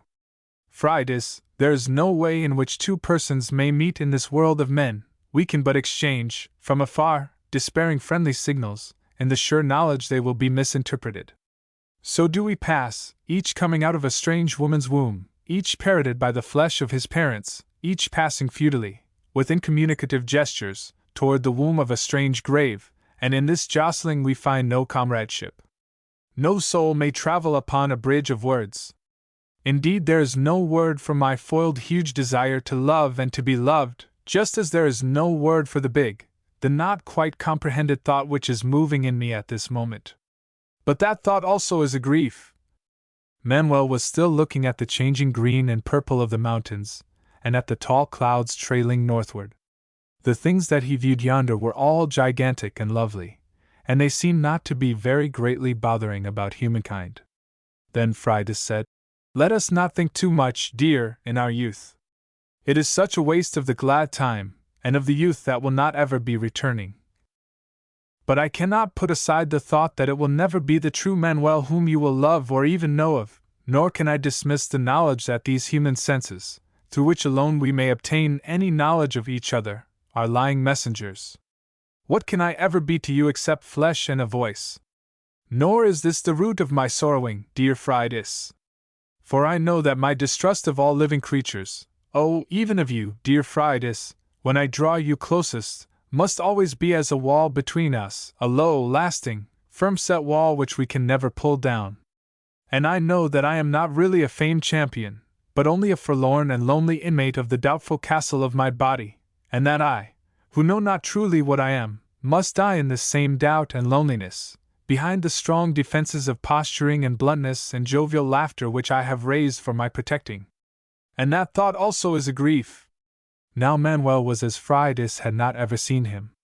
She wondered at him, she was perturbed by this fine lad's incomprehensible dreariness, with soft red willing lips so near, and her dark eyes were bent upon him with a beautiful and tender yearning which may not be told.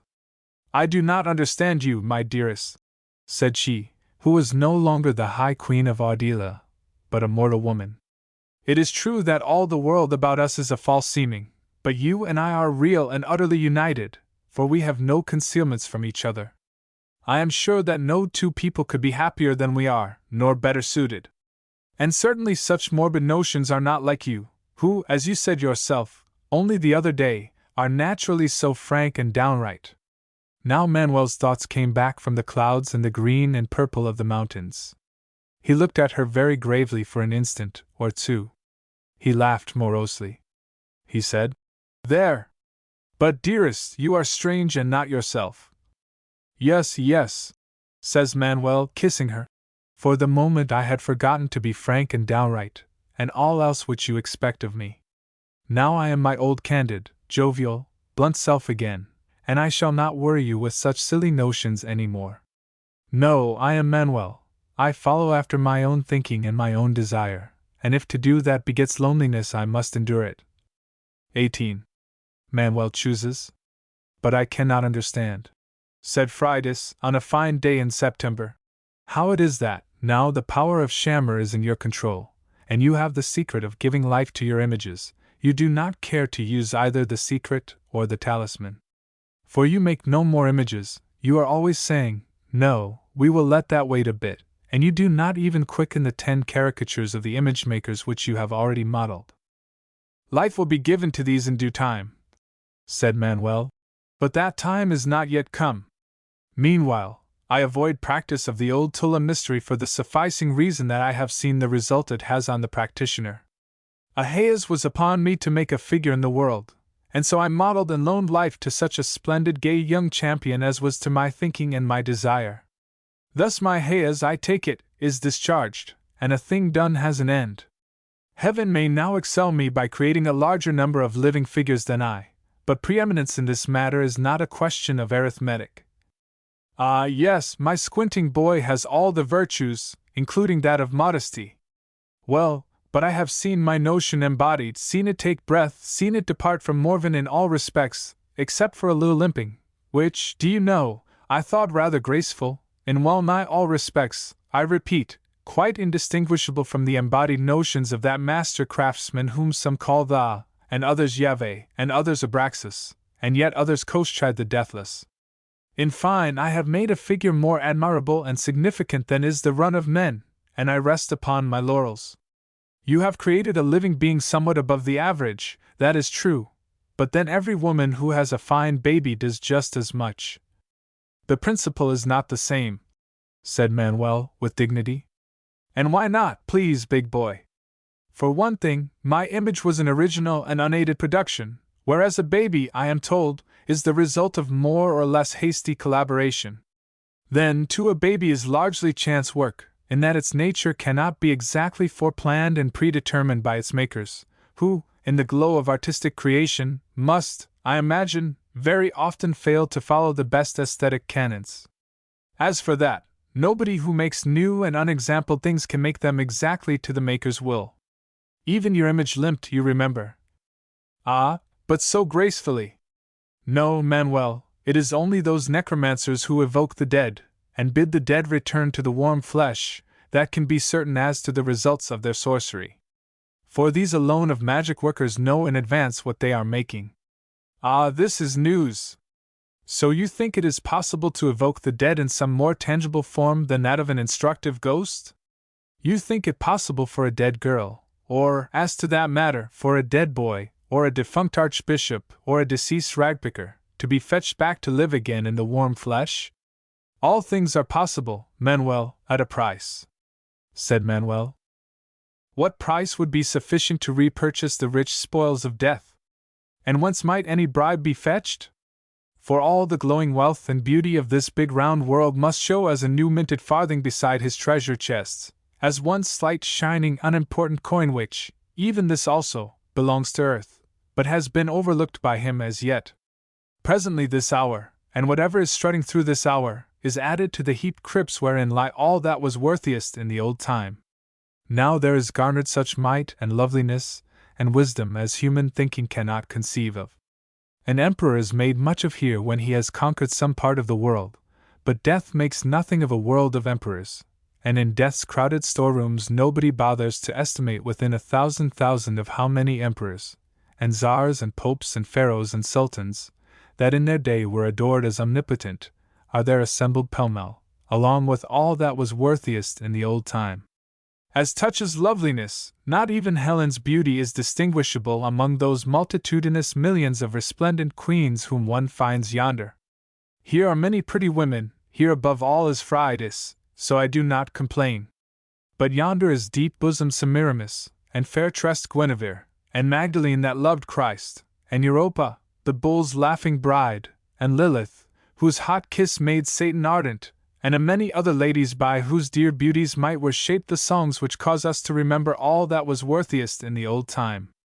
As wisdom goes, here we have prudent men of business able to add 2 and 2 together, and justice may be out of hand distinguished from injustice by an empanelment of the nearest 12 fools. Here we have many Helmuses cackling wisely under a goose feather. But yonder are Cato and Nestor and Merlin and Socrates. Abelard sits with Aristotle there, and the 7 sages confer with the major prophets, and yonder is all that was worthiest in the old time. All are put away in death's heaped storerooms, so safely put away that opulent death may well grin scornfully at life, for everything belongs to death, and life is only a mendicant scratching at his sores so long as death permits it. No, Phrydias, there can be no bribing death. For what bribe anywhere has life to offer which death has not already lying disregarded in 1,000 dusty coffers along with all that was worthiest in the old time? Phrydias replied. One thing alone. Yes, Manuel, there's one thing only which all death's ravishings have never taken from life, and which has not ever entered into death's keeping. It is through weighing this fact, and through doing what else is requisite, that the very bold may bring back the dead to live again in the warm flesh. Well, but I have heard the histories of presumptuous men who attempted to perform such miracles, and all these persons sooner or later came to misery. Why, to be sure! To whom else would you have them coming? Said Phrydias. And she explained the way it was. Manuel put many questions. All that evening he was thoughtful, and he was unusually tender with Phrydias. And that night, when Phrydias slept, Dom Manuel kissed her very lightly, then blinked his eyes, and for a moment covered them with his hand. Standing thus, the tall boy queerly moving his mouth, as though it were stiff and he were trying to make it more supple. Then he armed himself. He took up the black shield upon which was painted a silver stallion. He crept out of their modest magic home and went down into Belgard, where he stole him a horse from the stables of Duke Asmund. And that night, and all the next day, Dom Manuel rode beyond Egermont and Nimes, journeying away from Morven, and away from the house of Jasper and Porphyry and Violet and Yellow Breccia, and away from Phrydias, who had put off immortality for his kisses. He travelled northward, toward the high woods of Dunvlechlan, where the leaves were aglow with the funereal flames of autumn, for the summer wherein Dom Manuel and Phrydias had been happy together was now as dead as that estranged queer time which he had shared with Alienora. 19. The Head of Misery. When Manuel had reached the outskirts of the forest he encountered there a knight in vermilion armor, with a woman's sleeve wreathed about his helmet, and first of all, this knight demanded who was Manuel's lady love. I have no living love, said Manuel, except the woman whom I am leaving without ceremony, because it seems the only way to avoiding argument. But that is unchivalrous, and does not look well. Very probably you are right, but I am not chivalrous. I am Manuel. I follow after my own thinking, and an obligation is upon me pointing toward prompt employment of the knowledge I have gained from this woman. You are a rascally betrayer of women, then, and an unmanly scoundrel. Yes, I suppose so, for I betrayed another woman, in that I permitted and indeed assisted her to die in my stead, and so brought yet another bond upon myself, and an obligation which is drawing me from a home-like place and from soft arms wherein I was content enough, says Manuel, sighing. But the chivalrous adventurer in red armor was disgusted. Oh, you tall squinting villain knight of the silver stallion, I wonder from whose court you can be coming, where they teach no better behavior than woman-killing, and I wonder what foul new knavery you can be planning here. Why, I was last in residence at Raymond Berenger's court, says Manuel, and since you are bent on knowing about my private affairs, I come to this forest in search of Beta, or Crikina, or whatever you call the misery of earth in these parts. Aha, and are you one of Raymond Berenger's friends? Yes, I suppose so, says Manuel, blinking. Yes, I suppose so, since I have prevented his being poisoned. This is good hearing, for I have always been one of Raymond Berenger's enemies, and all such of his friends as I have encountered I have slain. Doubtless you have your reasons, said Manuel, and would have ridden by. But the other cried furiously, Turn, you tall fool! Turn, cowardly betrayer of women! He came upon Manuel like a whirlwind, and Manuel had no choice in the matter. So they fought, and presently Manuel brought the Vermilion Knight to the ground, and dismounting, killed him. It was noticeable that from the death wound came no blood, but only a flowing of very fine black sand, out of which scrambled and hastily scampered away a small vermilion-colored mouse. Then Manuel said, I think that this must be the peculiarly irrational part of the forest, to which I was directed, and I wonder what may have been this scarlet squabbler's grievance against King Raymond Berenger. Nobody answered, so Manuel remounted, and rode on. Count Manuel skirted the wolf lake, and came to a hut, painted grey, that stood clear of the ground, upon the bones of 4 great birds' feet. Upon the 4 corners of the hut were carved severally the figures of a lion, a dragon, a cockatrice, and an adder, to proclaim the miseries of carnal and intellectual sin, and of pride, and of death. Here Manuel tethered his horse to a holm oak. He raised both arms, facing the east. Do you now speed me? Cried Manuel. Ye 30 Barami! O all ye powers of accumulated merit, O most high masters of almsgiving, of morality, of relinquishment, of wisdom, of fortitude, of patience, of truth, of determination, of charity, and of equanimity!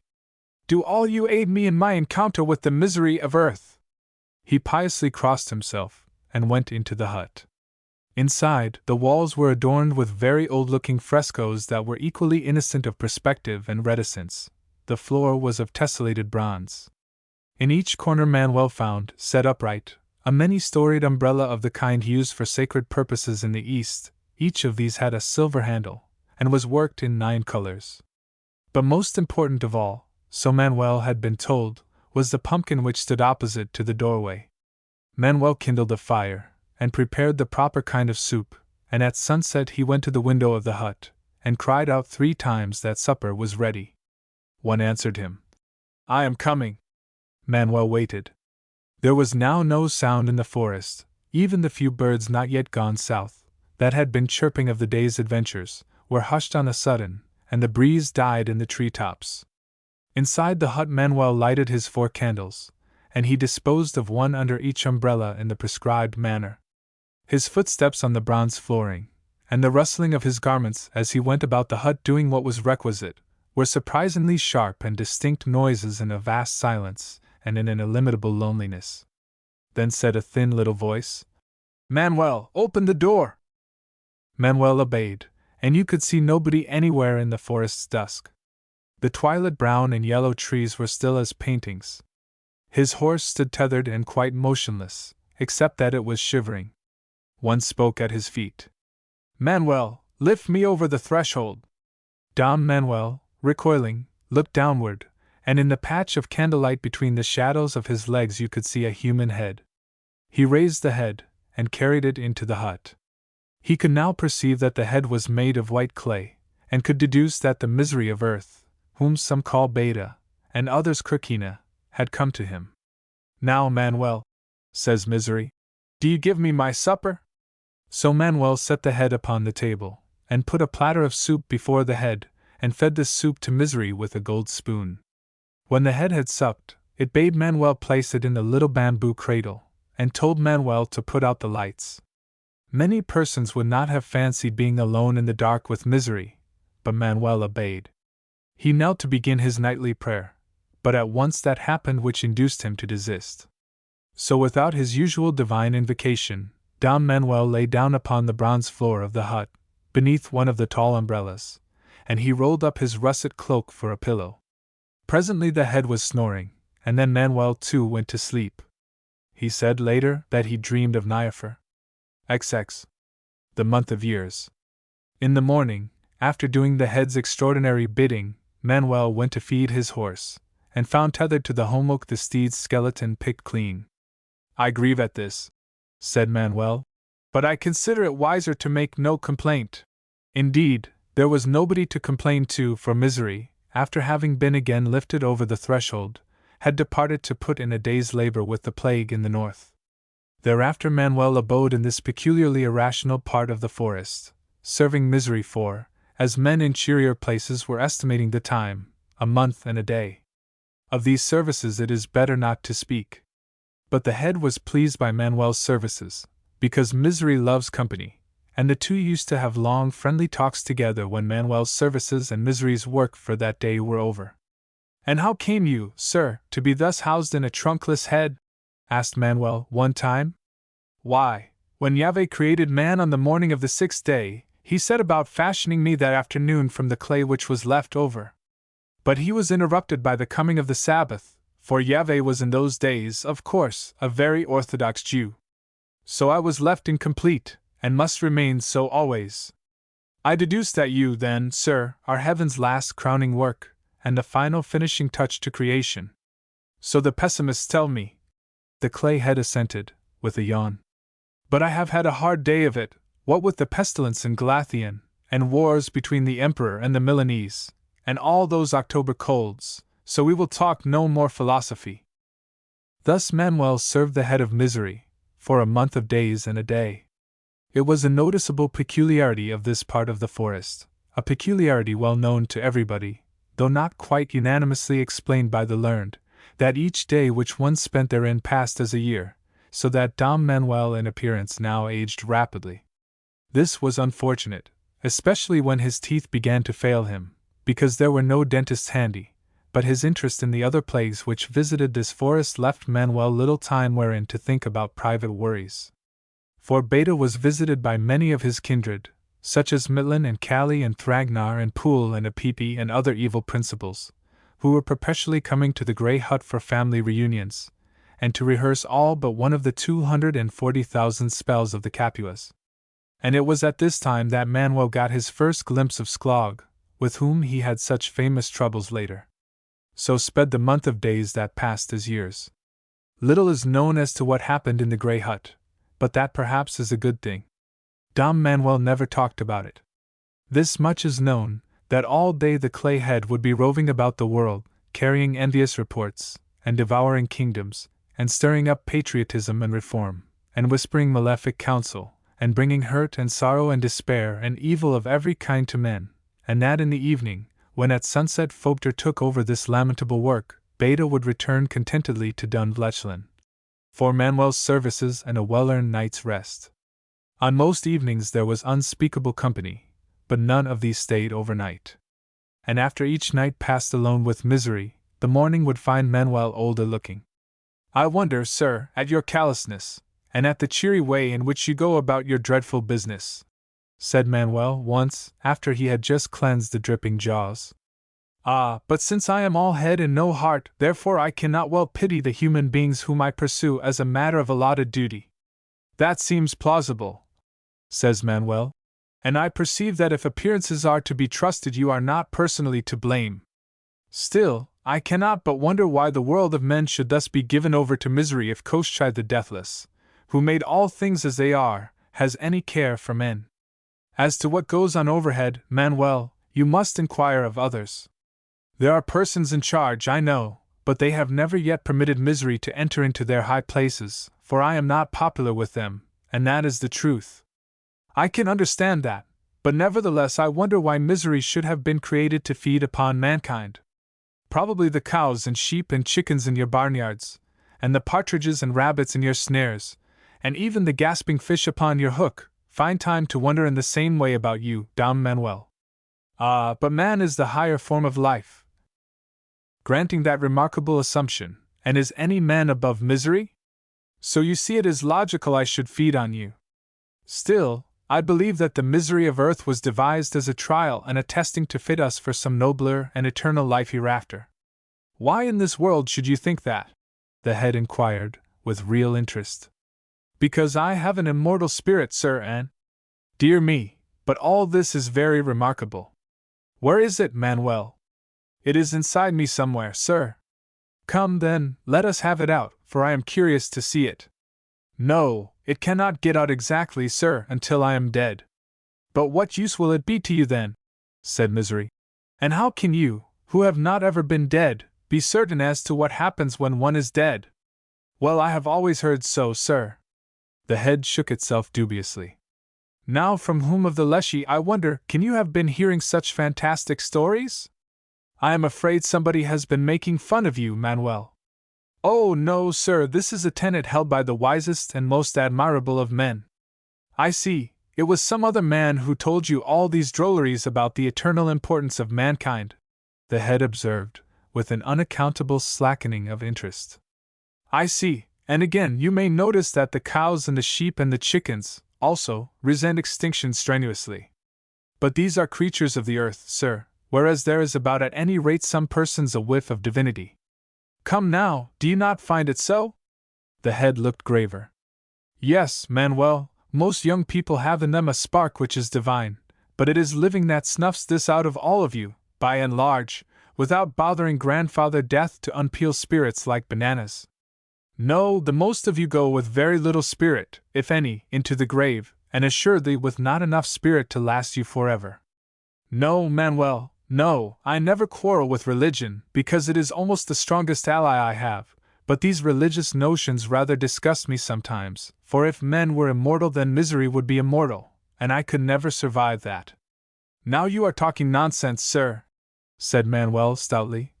And of all sorts of nonsense, cynical nonsense is the worst. By no means, replied the head, since, plainly, it is far worse nonsense to assert that omnipotence would insanely elect to pass eternity with you humans. No, Manuel, I am afraid that your queer theory, about your being stuffed inside with permanent material and so on, does not very plausibly account for either your existence or mine, and that we both stay riddles without answers. Still, sir, said Manuel, inasmuch as there is one thing only which all death's ravishings have never taken from life, and that thing is the misery of earth. Your premise is indisputable, but what do you deduce from this? Manuel smiled slowly and sleepily.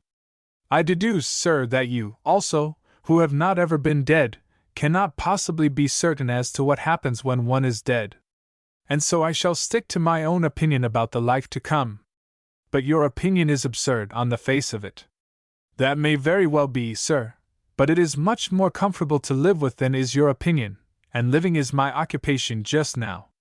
Dying I shall attend to in its due turn, and of the two, my opinion is the more pleasant to die with. Thereafter, if your opinion be right, I shall never even know that my opinion was wrong, so that I have everything to gain, in the way of pleasurable anticipations anyhow, and I have nothing whatever to lose, by clinging to the foolish fond old faith which my fathers had before me, said Manuel, as sturdily as ever. Yes, but how in this world? Ah, sir, says Manuel, still smiling, in this world men are nourished by their beliefs, and it well may be that yonder also, their sustenance is the same.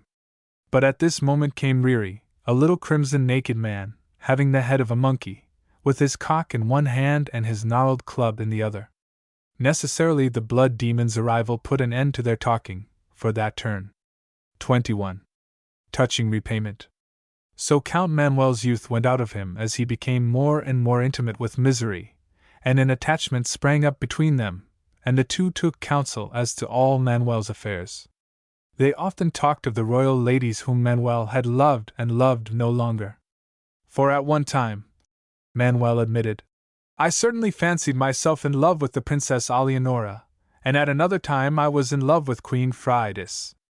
And even now I like them well enough, but neither of these royal ladies could make me forget the slave girl Nyapher whom I loved on Vradex. Besides, the princess and the queen were fond of having their own way about everything, and they were bent on hampering me with power and wealth and lofty station and such other obstacles to the following of my own thinking and my own desires. I could not endure the eternal arguing this led to, which was always reminding me, by contrast, of the quiet dear ways of Nyapher and of the delight I had in the ways of Nyapher.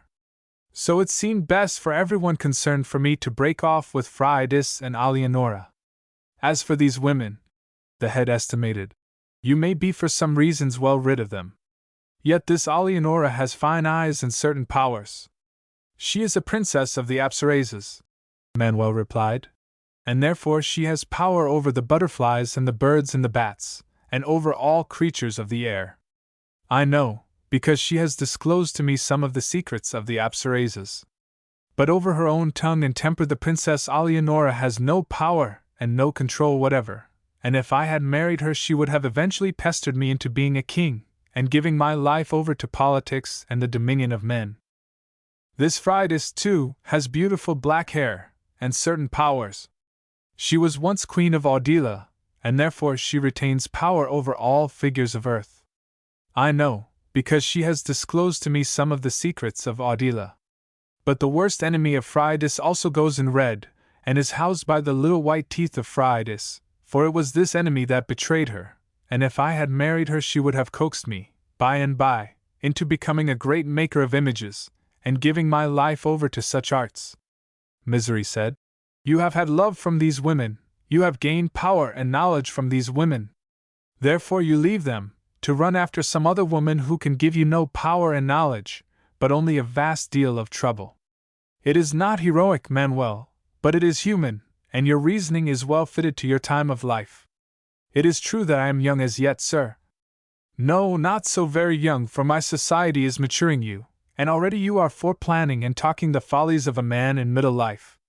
No matter what my age may come to be, sir, I shall always remember that when I first set up as a champion, and was newly come from living modestly in attendance upon the miller's pigs, I loved the slave girl Niaphar. She died. I did not die. Instead, I relinquished Niaphar to grandfather Death, and at that price I preserved my own life and procured a recipe through which I have prospered unbelievably, so that I am today a nobleman with fine clothes and lackeys, and with meadowlands and castles of my own, if only I could obtain them. So I no longer go ragged at the elbows, and royal ladies look upon me favorably, and I find them well enough. But the joy I took in Niaphar is not to be found in any of these things. That too is an old human story, the head said, and yours is a delusion that comes to most men in middle life. However, for a month of years you have served me faithfully, except for twice having failed to put enough venom in my soup, and for having forgotten to fetch in any ice that evening the old black one was here. Still, nobody is perfect. Your time of service is out, and I must repay you as need is. Will you have happiness, then, and an eternal severance between you and me?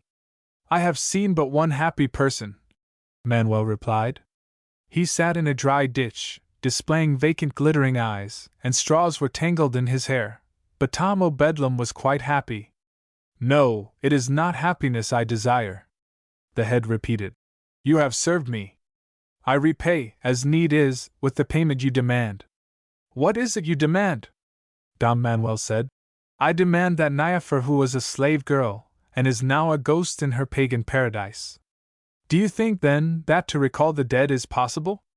You are cunning, sir, but I remember what Fridas told me. Will you swear that misery cannot bring back the dead? Very willingly I will swear to it, upon all the most authentic relics in Christendom. Ah, yes, but will you rest one of your cold, hard-pointed ears against— Here Manuel whispered what he did not care to name aloud. The while that you swear to it. Of course not, Misery answered, sullenly. Since every troubled ghost that ever gibbered and clanked chains would rise confronting me if I made such an oath. Yes, Manuel, I am able to bring back the dead, but prudence forces me to lie about my power, because to exercise that power to the full would be well nigh as ruinous as the breaking of that pumpkin. For there is only one way to bring back the dead in flesh, and if I follow that way I shall lose my head as all the others have done. What is that to a lover? Says Manuel. The head sighed, and bit at its white lips. An oath is an oath to the Leshy. Therefore do you, who are human, now make profitable use of the knowledge and of the power you get from those other women by breaking oaths. And as you have served me, so will I serve you. Manuel called black eagles to him, in the manner the Princess Alianora had taught, and he sent them into all parts of the world for every sort of white earth.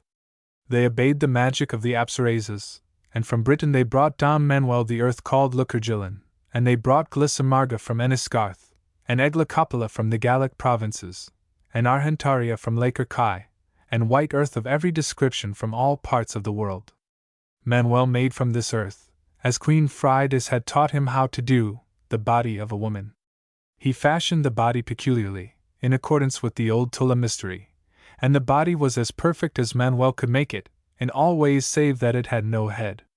Then Manuel sent a gold-crested wren into Provence. It entered through an upper window of the king's marmoreal palace, and went into the Princess Eleonora's chamber, and fetched hence a handkerchief figured with yellow mulberries and wet with the tears which Eleonora had shed in her grieving for Manuel. And Dom Manuel sent also a falcon, which returned to him with Queen Frida's handkerchief. That was figured with white fleurs-de-lis, and that too was drenched with tears. Whereupon, all being in readiness, Misery smiled craftily and said, "In the time that is past I have overthrown high kings and prophets, and sorcerers also, as when Misery half carelessly made sport of Mithridates and of Merlin and of Moses, in ways that ballad singers still delight to tell of. But with you, Dom Manuel, I shall deal otherwise, and I shall disconcert you by and by in a more quiet fashion. Ho, I must grapple carefully with your love for Niaphar, as with an antagonist who is not scrupulous, nor very sensible, but who is exceedingly strong. For observe, you obstinately desire this perished heathen woman, who in life, it well may be, was nothing remarkable. Therefore you have sought misery, you have dwelt for a month of years with terror, you have surrendered youth, you are planning to defy death, you are intent to rob the deep grave and to despoil paradise. Truly your love is great." Manuel said only, "An obligation is upon me, for the life of Niaphar was given to preserve my life. Now I, whom some call Beta, and others Cricina, and whom for the present your love has conquered, I it is, alone, who can obtain for you this woman, because in the long run I overcome all things and persons. Life is my province, and the birth cry of every infant is an oath of allegiance to me. Thus I am overlord where all serve willy-nilly except you, who have served of your own will. And as you have served me, so must I serve you." Manuel said, "That is well. It is not so well as you think, for when you have this Niaphar I shall return to you in the appearance of a light formless cloud, and I shall rise about you, not suddenly but a little by a little. So shall you see through me the woman for love of whom your living was once made high-hearted and fearless, and for whose sake death was derided, and paradise was ransacked, and you will ask forlornly, was it for this? Throughout the orderly, busied, unimportant hours that stretch between your dressing for the day and your undressing for the night, you will be asking this question secretly in your heart, while I pass everywhither with you in the appearance of a light formless cloud, and whisper to you secretly. And what will you whisper to me? Not anything which you will care to repeat to anybody anywhere. Oh, you will be able to endure it, and you will be content, as human contentment goes, and my triumph will not be public.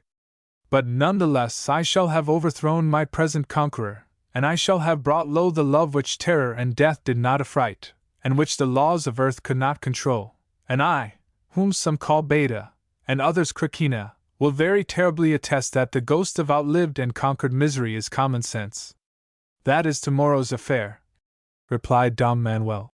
"Today there is an obligation upon me, and my dealings are with today." Then Manuel bound the clay head of Misery in the two handkerchiefs which were wet with the tears of Eleonora and of Fridas. When the cock had crowed 3 times, Dom Manuel unbound the head, and it was only a shapeless mass of white clay, because of the tears of Fridas and Eleonora. Manuel modeled in this clay, to the best of his ability, the head of Niaphar, as he remembered her when they had loved each other upon Vradex, and after the white head was finished he fitted it to the body which he had made from the other kinds of white earth. Dom Manuel robed this body in brown drugget such as Niaphar had been used to wear in and about the kitchen at Arnay, and he did the other things that were requisite, for this was the day of All Saints when nothing sacred ought to be neglected. 22. Return of Niaphar. Now the tale tells how Dom Manuel sat at the feet of the image and played upon a flageolet. There was wizardry in the music, Dom Manuel said afterward, for he declared that it evoked in him a vision and a restless dreaming that followed after misery. So this dreaming showed that when misery was dispossessed of the earth he entered, because misery is unchristian, into the paradise of the pagans, where Niaphar, dead now for something over a year, went restlessly in bliss, and misery came shortly afterward to Niaphar, and talked with her in a thin little voice. She listened willingly to this talk of Manuel and of the adventures which Naifer had shared with Manuel, and now that she remembered Manuel, and his clear young face and bright unequal eyes and his strong arms, she could no longer be even moderately content in the paradise of the pagans. Thereafter Misery went about the heathen's paradise in the appearance of a light formless cloud. And the fields of this paradise seemed less green, the air became less pure and balmy, and the sky less radiant, and the waters of the paradisal river Eridanus grew muddy. The poets became tired of hearing one another recite, the heroes lost delight in their wrestling and chariot racing and in their exercises with the spear and the bow. How can anybody expect us to waste eternity with recreations which are only fitted to waste time? They demanded. And the lovely ladies began to find the handsome lovers with whom they wandered hand in hand through never-fading groves of myrtle, and with whom they were forever reunited, rather tedious companions. "I love you," said the lovers. "You have been telling me that for 12 centuries," replied the ladies, yawning. "And too much of anything is enough." "Upon my body, I think so too," declared the lovers. "I said it only out of politeness and force of habit, and I can assure you I am as tired of this lackadaisical idiocy as you are." So everything was at 6s and 7s in this paradise, and when the mischief maker was detected, the blessed held a meeting, for it was now the day of All Souls, on which the dead have privilege. "We must preserve appearances," said these dead pagans, "and can have only happy-looking persons hereabouts, for otherwise our paradise will get a poor name, and the religion of our fathers will fall into disrepute." Then they thrust Misery, and Naifer also, out of the pagan paradise, because Misery clung to Naifer in the appearance of a light formless cloud, and there was no separating the two. These two turned earthward together, and came to the river of sweat called Rigjan. Naifer said to the fiery angel Sandalphon that guards the bridge there, "The misery of earth is with me." Sandalphon saw that this was so, and answered, "My fires cannot consume the misery of earth." They came to Hadarniel, the noisy angel whose whispering is the thunder. Naifer said, "The misery of earth is with me." Hadarniel replied, "Before the misery of earth I am silent." They came to Kemuel and his 12,000 angels of destruction that guard the outermost gateway. Naifer said, "The misery of earth is with me." Kemuel answered, "I ruin and make an end of all things else, but for the misery of earth I have contrived no ending." So Misery and Naifer passed all the warders of this paradise, and in a dim country on the world's rim the blended spirit of Misery and the ghost of Naifer rose through a hole in the ground, like an imponderable vapor. They dissevered each from the other in a grey place overgrown with poplars, and Misery cried farewell to Naifer. "And very heartily do I thank you for your kindness, now that we part, and now that, it may be, I shall not ever see you again," said Naifer politely. Misery replied, "Take no fear for not seeing me again, now that you are about once more to become human. Certainly, Naifer, I must leave you for a little while, but certainly I shall return. There will first be for you much kissing and soft laughter, and the quiet happy ordering of your home, and the heart-shaking wonder of the child who is neither you nor Manuel, but both of you, and whose life was not ever seen before on earth, and life will burgeon with white miracles, and every blossom you will take to be eternal. Laughing, you will say of sorrow, what is it? And I, whom some call Beta, and others call Krakina, shall be monstrously amused by this. Then your seeing will have my help, and you will observe that Manuel is very much like other persons. He will be used to having you about, and you him, and that will be the sorry bond between you. The children that have reft their flesh from your flesh ruthlessly, and that have derived their living from your glad anguish, each day will be appearing a little less intimately yours, until these children find their mates. Thereafter you will be a tolerated intruder into these children's daily living, and nobody anywhere will do more than condone your coming. You will weep secretly, and I, whom some call Beta, and others call Krakina, shall be monstrously amused by this. Then I shall certainly return to you, when your tears are dried, and when you no longer believe what young Naifer once believed, and when, remembering young Naifer's desires and her intentions as to the disposal of her life, you will shrug withered shoulders. To go on living will remain desirable. The dilapidations of life will no longer move you deeply. Shrugging, you will say of sorrow, what is it? For you will know grief also to be impermanent. And your inability to be quite miserable any more will assure you that your goings are attended by the ghost of outlived and conquered misery.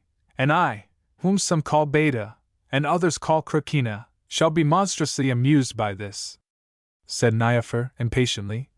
Do you intend to keep me here forever under these dark twinkling trees, with your thin little talking, while Manuel stays unhappy through his want of me? And Misery answered nothing as he departed from Niaphor for a season. Such were the happenings in the vision witnessed by Dom Manuel, as Dom Manuel afterward declared, while he sat playing upon the flageolet. 23. Manuel gets his desire.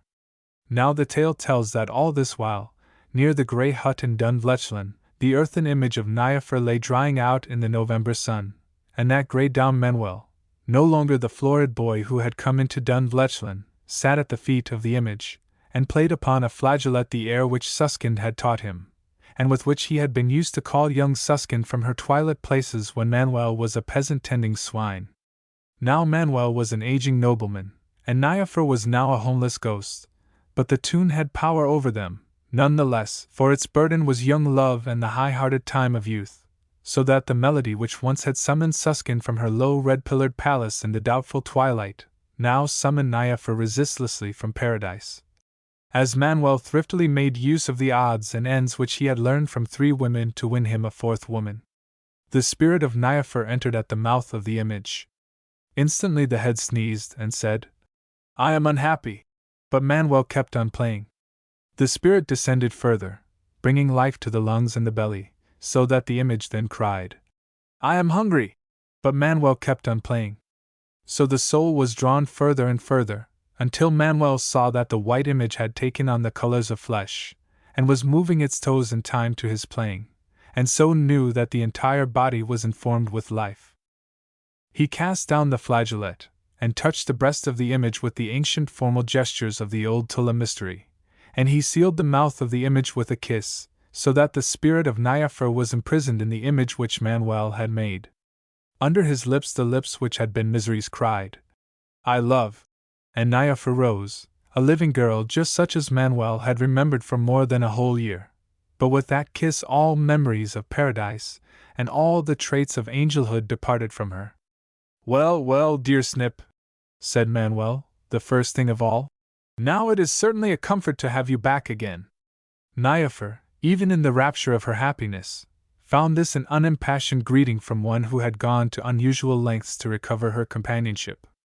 Staring, she saw that Manuel had all the marks of a man in middle life, and spoke as became appearances. For it was at the price of his youth that Manuel had recovered the woman whom his youth desired, and Misery had subtly evened matters by awarding an aging man the woman for whose sake a lad had fearlessly served Misery. There was no longer any such lad, for the conquered had destroyed the conqueror. Then, after a moment's consideration of this tall grey stranger, Niaphor also looked graver and older. Niaphor asked for a mirror, and Manuel had none. Now but certainly I must know at once just how faithfully you have remembered me, says Niaphor. He led the way into the naked and desolate November forest, and they came to the steel-colored wolf lake hard by the grey hut, and Niaphor found she was limping, for Manuel had not got her legs quite right, so that for the rest of her second life she was lame. Then Niaphor gazed for a minute, or it might be for 2 minutes, at her reflection in the deep cold waters of the wolf lake. Is this as near as you have come to remembering me, my dearest? She said dejectedly as she looked down at Manuel's notion of her face. For the appearance which Niaphor now wore she found to be very little like that which Niaphor remembered as having been hers, in days wherein she had been tolerably familiar with the Lady Giselle's mirrors, and it was a grief to Niaphor to see how utterly the dearest dead go out of mind in no long while. I have forgotten not one line or curve of your features, says Manuel stoutly, in all these months, nor in any of these last days that have passed as years. And when my love spurred me to make your image, Niaphor, my love loaned me unwonted cunning. Even by ordinary, they tell me, I have some skill at making images, and while not for a moment would I seem to boast of that skill, and not for worlds would I annoy you by repeating any of the complimentary things which have been said about my images, by persons somewhat more appreciative, my dear, of the toil and care that goes to work of this sort, I certainly think that in this instance nobody has fair reason to complain. She looked at his face now, and she noted what the month of living with Beta, with whom a day is as a year, had done to the boy's face, which she remembered. Count Manuel's face was of remodeled stuff, youth had gone out of it, and the month of years had etched wrinkles in it, success had hardened and caution had pinched and self-complacency had kissed it. And Niaphar sighed again, as they sat reunited under leafless trees by the steel-colored Wolf Lake. "There is no circumventing time and death, then, after all," said Niaphar. "For either of us is now the person that ascended Vradex. No matter, I love you, Manuel, and I am content with what remains of you, and if the body you have given me is to your will, it is to my will." But now 3 rascally tall ragged fellows, each blind in one eye, and each having a thin peaked beard, came into the opening before the grey hut, trampling the dead leaves there as they shouted for Mimir. "Come out!" they cried. "Come out, you miserable Mimir, and face those 3 whom you have wronged!" Don Manuel rose from the bank of the Wolf Lake, and went toward the shouters. "There is no Mimir," he told them, "in Dunvlechlan, or not at least in this peculiarly irrational part of the forest." "You lie," they said, "for even though you have hitched a body to your head we recognize you." They looked at Niaphar, and all 3 laughed cruelly. "Was it for this hunched, draggled, mud-faced wench that you left us, you squinting old villain? And have you so soon forgotten the vintner's parlor at Niagriant, and what you did with the gold plates?" "No, I have not forgotten these things, for I never knew anything about them," said Manuel. Said one of the knaves, twirling fiercely his mustachios. "Ha, shameless Mimir, do you look at me, who have known you and your blind son Oriander, too, to be unblushing knaves for these 9 centuries? Now I suppose you will be denying the affair of the squirrel also?" "Oh, be off with your nonsense," says Manuel, "for I have not yet had 22 years of living, and I never saw you before, and I hope never to see you again."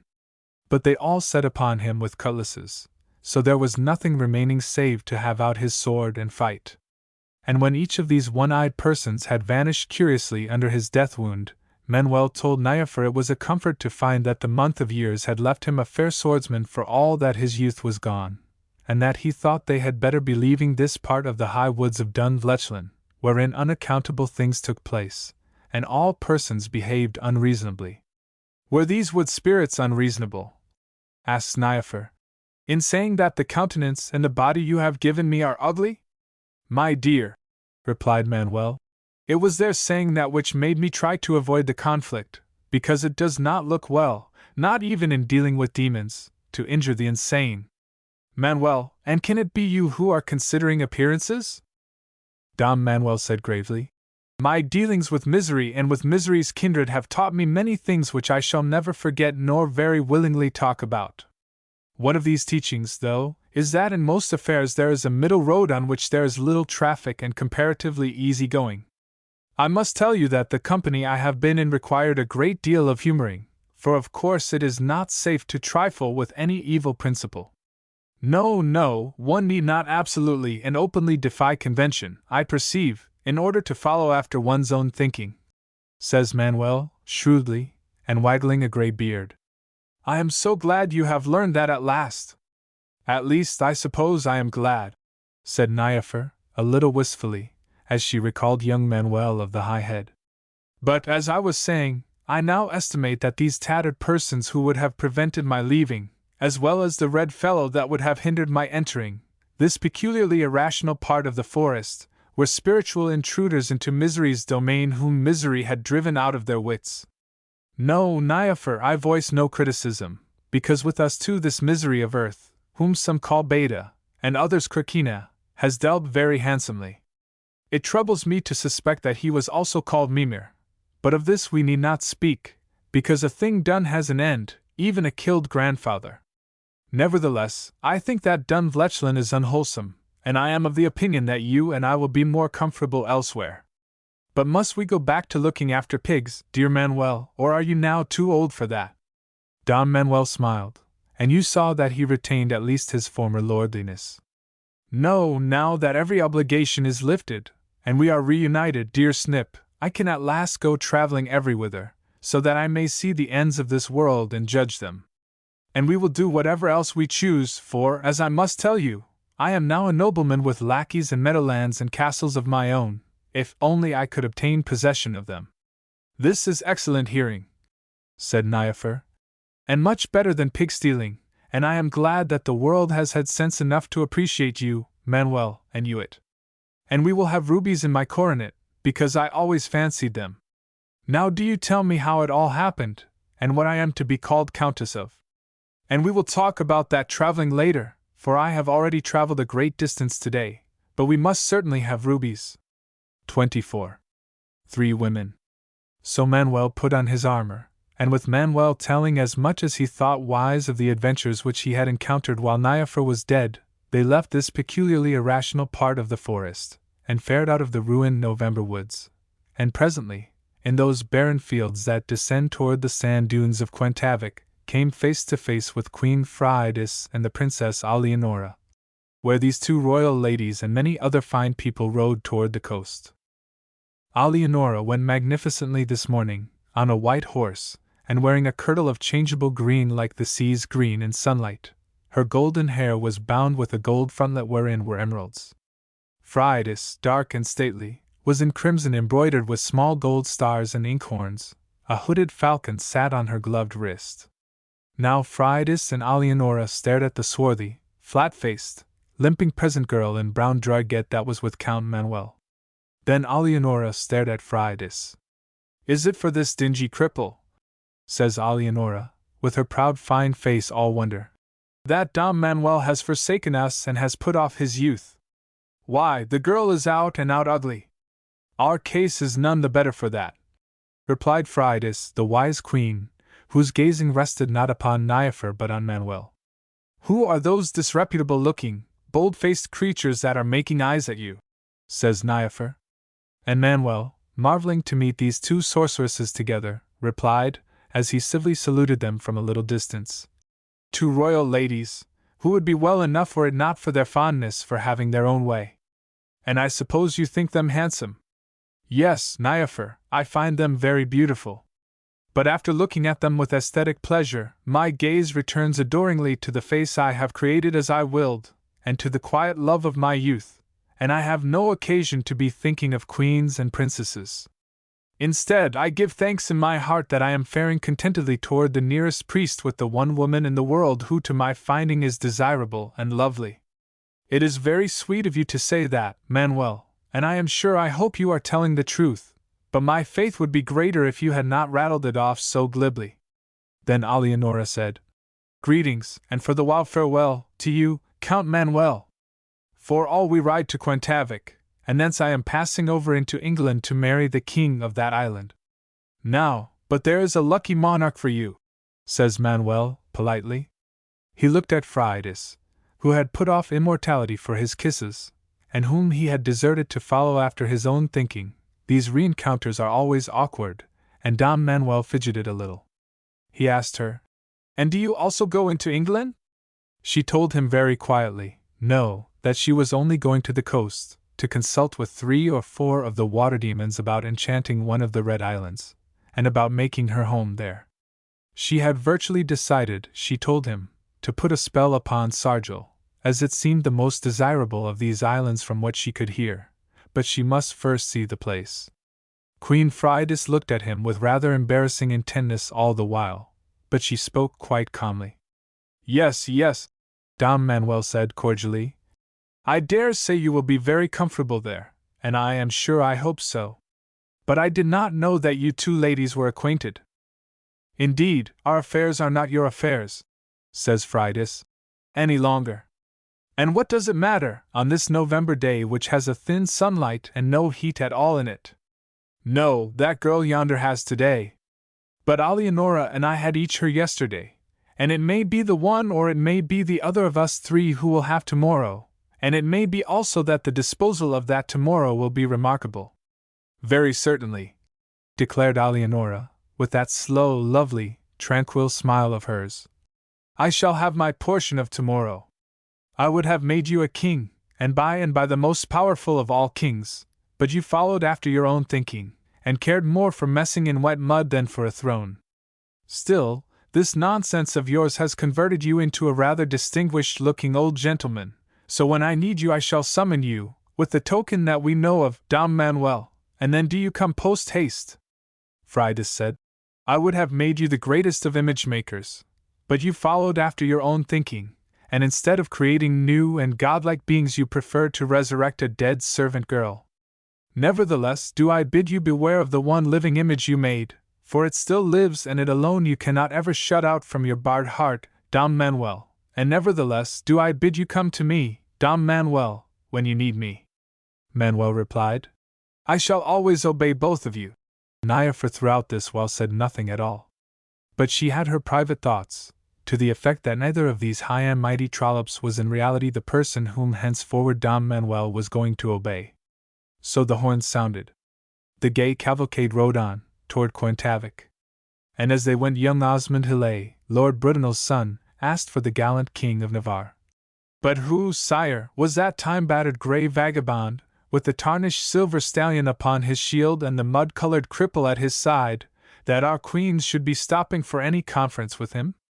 King Thibaut said it was the famous Dom Manuel of Poictesum, who had put away his youth for the sake of the girl that was with him. Then is the old man a fool on every count, declared Messire Hillay, sighing. For I have heard of his earlier antics in Provence, and no lovelier lady breathes than Dame Eleonora. I consider Queen Fridas to be the handsomer of the two, replied Thibaut. But certainly there is no comparing either of these inestimable ladies with Dom Manuel's swarthy drab. She is perhaps some witch whose magic is more terrible than their magic, and has besotted this ruined champion. It is either enchantment or idiocy, unless indeed it be something far higher than either. King Thibaut looked grave, then shrugged. Oi Dieux! Even so, Queen Fridas is the more to my taste. Thus speaking, the young king spurred his bay horse toward Queen Fridas, from whom he got his ruin a little later, and all Eleonora's retinue went westward, very royally, while Manuel and Niafer trudged east. Much color and much laughter went one way, but the other way went contentment, for that while. Part 4. The Book of Surcharge. To Hugh Walpole. So Manuel made all the gods that we call mammoths and idols, that were set Oyuyer the subjection of his lifetime, and Uri of the gods that Manuel wold that corrotosumly had in high spodia blemish, and in the middle of the gods made he one god of the Philistines. 25. Affairs in Poictesum. They of Poictesum narrate how Manuel and Niafer traveled east a little way and then turned toward the warm south, and how they found a priest to marry them, and how Manuel confiscated 2 horses. They tell also how Manuel victoriously encountered a rather terrible dragon at La Flèche, and near Orthez had trouble with a Groach, whom he conquered and imprisoned in a leather bottle, but they say that otherwise the journey was uneventful. And now that every obligation is lifted, and we are reunited, my dear Niafer, says Manuel, as they sat resting after his fight with the dragon, we will, I repeat, be traveling every whither, so that we may see the ends of this world and may judge them. Dearest, replied Niafer, I have been thinking about that, and I am sure it would be delightful, if only people were not so perfectly horrid. What do you mean, dear Snip? You see, Manuel, now that you have fetched me back from paradise, people will be saying you ought to give me, in exchange for the abodes of bliss from which I have been summoned, at least a fairly comfortable and permanent terrestrial residence. Yes, dearest, you know what people are, and the evil-minded will be only too delighted to be saying everywhere that you are neglecting an obvious duty if you go wandering off to see and judge the ends of this world, with which, after all, you have really no especial concern. Oh, well, and if they do, says Manuel, shrugging lordily, there is no hurt in talking. Yes, Manuel, but such shiftless wandering, into uncomfortable places that nobody ever heard of, would have that appearance. Now there is nothing I would more thoroughly enjoy than to go traveling about at adventure with you, and to be a countess means nothing whatever to me. I am sure I do not in the least care to live in a palace of my own, and be bothered with fine clothes and the responsibility of looking after my rubies, and with servants and parties every day. But you see, darling, I simply could not bear to have people thinking ill of my dear husband, and so, rather than have that happen, I am willing to put up with these things. Oh, says Manuel, and he began pulling vexedly at his little gray beard. And does one obligation beget another as fast as this? Now whatever would you have me do? Obviously you must get troops from King Ferdinand, and drive that awful Asmund out of Poictesum. Dear me, says Manuel, but what a simple matter you make of it. Shall I attend to it this afternoon? Now, Manuel, you speak without thinking, for you could not possibly reconquer all Poictesum this afternoon. Oh, says Manuel. No, not single-handed, my darling. You would first have to get troops to help you, both horse and foot. My dearest, I only meant. Even then, it will probably take quite a while to kill off all the Northmen. Niafer, will you let me explain? Besides, you are miles away from Poictesum. You could not even manage to get there this afternoon. Manuel put his hand over her mouth. Niafer, when I spoke of subjugating Poictesum this afternoon, I was attempting a mild joke. I will never any more attempt light irony in your presence, for I perceive that you do not appreciate my humor. Meanwhile I repeat to you, no, no, 1,000 times, no. To be called Count of Poictesum sounds well, it strokes the hearing, but I will not be set to root and vegetate in a few hundred spadefuls of dirt. No, for I have but one lifetime here, and in that lifetime I mean to see this world and all the ends of this world, that I may judge them. And I, he concluded decisively, am Manuel, who follow after my own thinking and my own desire. Niafer began to weep. I simply cannot bear to think of what people will say of you. Come, come, my dear, says Manuel. This is preposterous. Niafer wept. You will only end by making yourself ill, says Manuel. Niafer continued to weep. My mind is quite made up, says Manuel. So what, in God's name, is the good of this? Niafer now wept more and more broken-heartedly. And the big champion sat looking at her, and his broad shoulders relaxed. He viciously kicked at the heavy glistening green head of the dragon, still bleeding uglily there at his feet, but that did no good whatever. The dragon queller was beaten. He could do nothing against such moisture, his resolution was dampened and his independence was washed away by this salt flood. And they say too that, now his youth was gone, Dom Manuel began to think of quietness and of soft living more resignedly than he acknowledged. Very well then, Manuel says by and by. Let us cross the Loire, and ride south to look for our infernal coronet with the rubies in it, and for your servants, and for some of your palaces. So in the Christmas holidays they bring a tall, burly, squinting, gray-haired warrior to King Ferdinand, in a lemon grove behind the royal palace. Here the sainted king, duly equipped with his halo and his goose feather, was used to perform the lesser miracles on Wednesdays and Saturdays. The king was delighted by the change in Manuel's looks, and said that experience and maturity were fine things to be suggested by the appearance of a nobleman in Manuel's position. But a pest!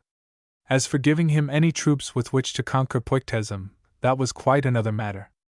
The king needed his own soldiers for his own ends, which necessitated the immediate capture of Cordova. Meanwhile here were the Prince de Gadenais and the Marquis de Paz, who also had come with this insane request, the one for soldiers to help him against the Philistines, and the other against the Catalans. Everybody to whom I ever granted a fief seems to need troops nowadays, the king grumbled.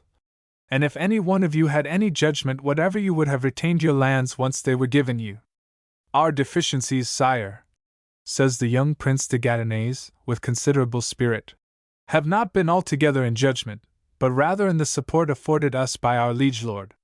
This was perfectly true, but inasmuch as such blunt truths are not usually flung at a king and a saint, now Ferdinand's thin brows went up. Do you think so? Said the king. We must see about it. What is that, for example? He pointed to the pool by which the lemon trees were watered, and the prince glanced at the yellow object afloat in this pool. Sire, said de Gadenais, it is a lemon which has fallen from one of the trees. So you judge it to be a lemon. And what do you make of it, de Paz? The king inquired. The Marquis was a statesman who took few chances. He walked to the edge of the pool, and looked at the thing before committing himself, and he came back smiling. Ah, sire, you have indeed contrived a cunning sermon against hasty judgment, for, while the tree is a lemon tree, the thing that floats beneath it is an orange. So you, Marquis, judge it to be an orange. And what do you make of it, Count of Poictesum? The king asks now. If Depas took few chances, Manuel took none at all. He waded into the pool, and fetched out the thing which floated there. King, says big Dom Manuel, sagely blinking his bright pale eyes. It is the half of an orange, said the king. Here is a man who is not lightly deceived by the vain shows of this world, and who values truth more than dry shoes. Count Manuel, you shall have your troops, and you others must wait until you have acquired Count Manuel's powers of judgment, which, let me tell you, are more valuable than any fief I have to give. So when the spring had opened, Manuel went into Poictesum at the head of a very creditable army, and Dom Manuel summoned Duke Asmund to surrender all that country. Asmund, who was habitually peevish under the puckeral curse, refused with opprobrious epithets, and the fighting began. Manuel had, of course, no knowledge of generalship, but King Ferdinand sent the Conde de Toho Vaca as Manuel's lieutenant. Manuel now figured imposingly in jeweled armor, and the sight of his shield bearing the rampant stallion and the motto Mundus Vult Decipi became in battle a signal for the more prudent among his adversaries to distinguish themselves in some other part of the conflict. It was whispered by backbiters that in council and in public discourse Dom Manuel sonorously repeated the orders and opinions provided by Toho Vaca. Either way, the official utterances of the Count of Poictesum roused everywhere the kindly feeling which one reserves for old friends, so that no harm was done. To the contrary, Dom Manuel now developed an invaluable gift for public speaking, and in every place which he conquered and occupied he made powerful addresses to the surviving inhabitants before he had them hanged, exhorting all right-thinking persons to crush the military autocracy of Asmund. Besides, as Manuel pointed out, this was a struggle such as the world had never known, in that it was a war to end war forever, and to ensure eternal peace for everybody's children. Never, as he put it forcefully, had men fought for a more glorious cause. And so on and go on, said he, and these uplifting thoughts had a fine effect upon everyone. How wonderfully you speak! Dame Niafer would say admiringly. And Manuel would look at her queerly, and reply, I am earning your home, my dear, and your servants' wages, and some day these verbal jewels will be perpetuated in a real coronet. For I perceive that a former acquaintance of mine was right in pointing out the difference between men and the other animals. Ah, yes, indeed, said Niafer, very gravely, and not attaching any particular meaning to it, but generally gathering that she and Manuel were talking about something edifying and pious. For Niafer was now a devout Christian, as became a Countess of Poictesum, and nobody anywhere entertained a more sincere reverence for solemn noises. For instance, Dame Niafer continued, they tell me that these lovely speeches of yours have produced such an effect upon the Philistines yonder that their queen Stultitia has proffered an alliance, and has promised to send you light cavalry and battering rams. It is true she has promised to send them, but she has not done so. None the less, Manuel, you will find that the moral effect of her approbation will be invaluable, and, as I so often think, that is the main thing after all. Yes, yes, says Manuel, impatiently. We have plenty of moral approbation and fine speaking here, and in the south we have a saint to work miracles for us, but it is Asmund who has that army of splendid reprobates, and they do not value morality and rhetoric the worth of an old fingernail. So the fighting continued throughout that spring, and in Poictesum it all seemed very important and unexampled, just as wars usually appear to the people that are engaged in them. Thousands of men were slain, to the regret of their mothers and sweethearts, and very often of their wives. And there was the ordinary amount of unparalleled military atrocities and perfidies and ravishments and burnings and so on, and the endurers took their agonies so seriously that it is droll to think of how unimportant it all was in the outcome. For this especial carnage was of supreme and world-wide significance so long ago that it is now not worth the pains involved to rephrase for inattentive hearing the combat of the knights at Perdigon, out of which came alive only Givric and Koth and Anavalt and Gonfal, or to speak of the once famous battle of the Tinkers, or to retell how the inflexible syndics of Montiers were imprisoned in a cage and slain by mistake. It no longer really matters to any living person how the Northmen burned the bridge of boats at Manevel, nor how Asmund trod upon a burn-through beam at the disastrous siege of Evra, and so fell 30 feet into the midst of his enemies and broke his leg, but dealt so valorously that he got safe away, nor how at Lijuart unarmored peasants beat off Manuel's followers with scythes and pitchforks and clubs. Time has washed out the significance of these old heroisms as the color is washed from flimsy cloths, so that chroniclers act wisely when they wave aside, with undipped pens, the episode of the brave Sienese and their green poison at Bellegarde, and the doings of the anti-pope there, and grudge the paper needful to record the remarkable method by which Gaunt Toho Vaca levied a tax of a lever on every chimney in Poictesum. It is not even possible, nowadays, to put warm interest in those once notable pots of blazing sulphur and fat and quicklime that were emptied over the walls of Storasend, to the discomfort of Manuel's men. For although this was a very heroic war, with a parade of every sort of high moral principle, and with the most sonorous language employed upon both sides, it somehow failed to bring about either the reformation or the ruin of humankind, and after the conclusion of the murdering and general breakage, the world went on pretty much as it has done after all other wars, with a vague notion that a deal of time and effort had been unprofitably invested, and a conviction that it would be inglorious to say so.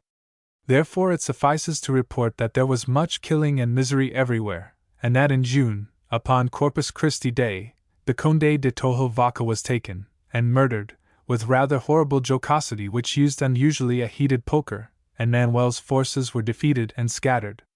26. Deals with the stork. Now Manuel, driven out of Poictesum, went with his wife to Navigath, which had been for some 7 years the capital of Philistia. Queen Stultitia, the 60th of that name to rule, received them friendlily. She talked alone with Manuel for a lengthy while, in a room that was walled with glazed tiles of faience, and had its ceiling encrusted with moral axioms, everywhere affixed thereto in a light lettering of tin, so as to permit of these axioms being readily changed. Stultitia sat at a bronze reading desk. She wore rose-colored spectacles, and at her feet dozed, for the while, her favorite plaything, a blind, small, very fat white bitch called Luck. The Queen still thought that an alliance could be arranged against Duke Asmund as soon as public sentiment could be fomented in Philistia, but this would take time.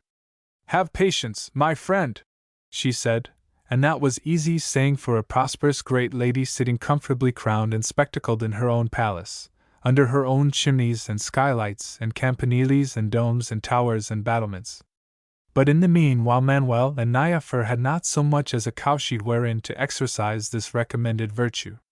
So Manuel made inquiries, and learned that Queen Frides had taken up her abode on Sargil, most remote of the Red Islands. "We will go to Frides," he told Niafer. "But surely not after the way that Minx probably believes you treated her?" said Niafer. Manuel smiled the sleepy smile that was Manuel. "I know Frides better than you know her, my dear." "Yes, but can you depend upon her?" "I can depend upon myself, and that is more important." "But, Manuel, you have another dear friend in England, and in England, although the Lord knows I never want to lay eyes on her, we might at least be comfortable." Manuel shook his head. "I am very fond of Alianora, because she resembles me as closely as it is possible for a woman to resemble a man. That makes 2 excellent reasons, one for each of us, Snip, why we had better not go into England." So, in their homeless condition, they resolved to set out for Sargil, to visit that other dear friend of yours. As Niafer put it, in tones more eloquent than Manuel seemed quite to relish. Dame Niafer, though, now began to complain that Manuel was neglecting her for all this statecraft, and fighting and speech-making and private conference with fine ladies, and she began to talk again about what a pity it was that she and Manuel would probably never have any children to be company for Niafer. Niafer complained rather often nowadays, about details which are here irrelevant, and she was used to lament with every appearance of sincerity that, in making the clay figure for Niafer to live in, Manuel should have been so largely guided by the elsewhere estimable qualities of innocence and imagination. It frequently put her, she said, to great inconvenience. Now Manuel had been inquiring about this and that and the other since his arrival in Navigath, and so Manuel today replied with lordly assurance. Yes, a baby or two, says Manuel.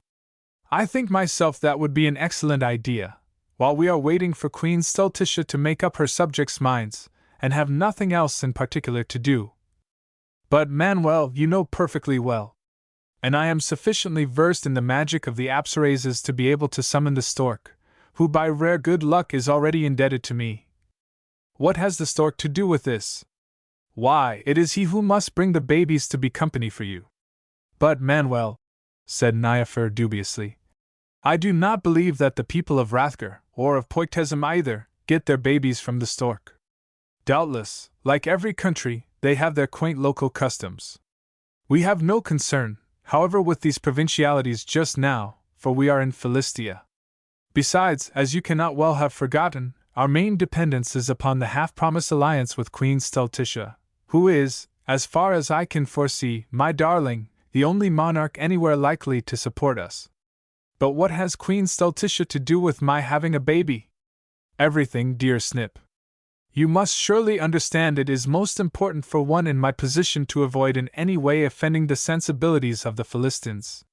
Still, Manuel, the Philistines themselves have babies, and I do not see how they could have conceivably objected to my having at any rate a very small one if only you had made me right.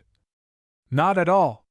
Nobody objects to the baby in itself, now that you are a married woman. The point is that the babies of the Philistines are brought to them by the stork, and that even in allusion to the possibility of misguided persons obtaining a baby in any other way these Philistines consider to be offensive and lewd and lascivious and obscene. Why, how droll of them! But are you sure of that, Manuel? All their best thought of and most popular writers, my dear, are unanimous upon the point, and their Seranum have passed any number of laws, their oil merchants have founded a guild, especially to prosecute such references. No, there is, to be sure, a dwindling sect which favors putting up with what babies you may find in the cabbage patch, but all really self-respecting people when in need of offspring arrange to be visited by the stork. It is certainly a remarkable custom, but it sounds convenient if you can manage it, said Niafer. What I want is the baby, though, and of course we must try to get the baby in the manner of the Philistines, if you know that manner, for I am sure I have no wish to offend anybody. So Manuel prepared to get a baby in the manner preferred by the Philistines.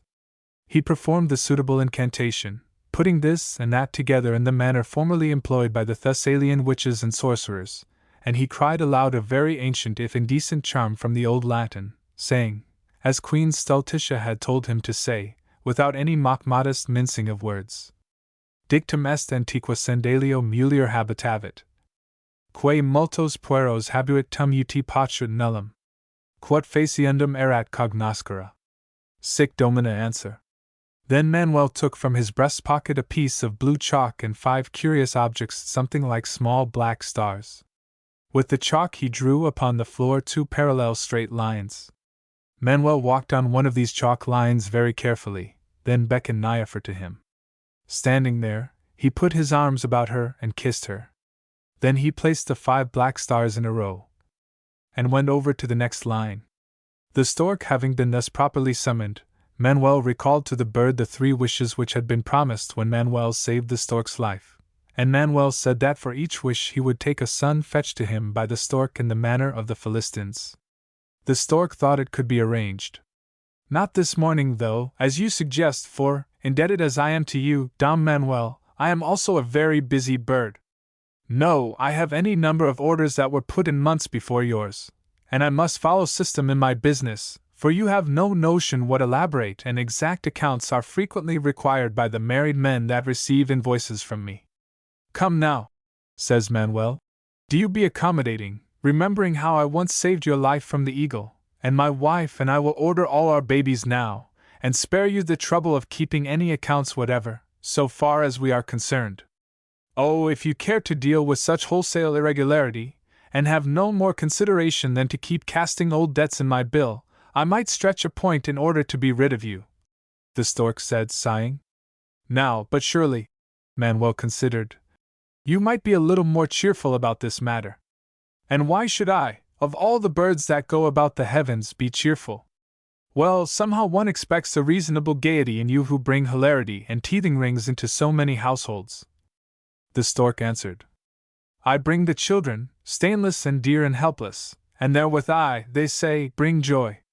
Now of the joy I bring to the mother let none speak, for miracles are not neatly to be caged in sentences, nor is truth always expedient. To the father I bring the sight of his own life, by him so insecurely held, renewed and strengthened in a tenement not yet impaired by time and folly. He is no more disposed to belittle himself here than elsewhere, and it is himself that he cuddles in this small, soft, incomprehensible and unsoiled incarnation. For, as I bring the children, they have no evil in them and no cowardice and no guile. I bring the children, stainless and dear and helpless, when later I return, to those that yesterday were children. And in all ways time has marred, and living has defaced, and prudence has maimed, until I grieve to entrust that which I bring to what remains of that which yesterday I brought. In the old days children were sacrificed to a brazen burning god, but time effects more subtle hecatombs, for Moloch slew outright. Yes, Moloch, being divine, killed as the dog kills furiously, but time is that transfigured cat and ironist. So living mars and defaces and maims, and living appears wantonly to soil and to degrade its prey before destroying it. I bring the children, stainless and dear and helpless, and I leave them to endure that which is fated.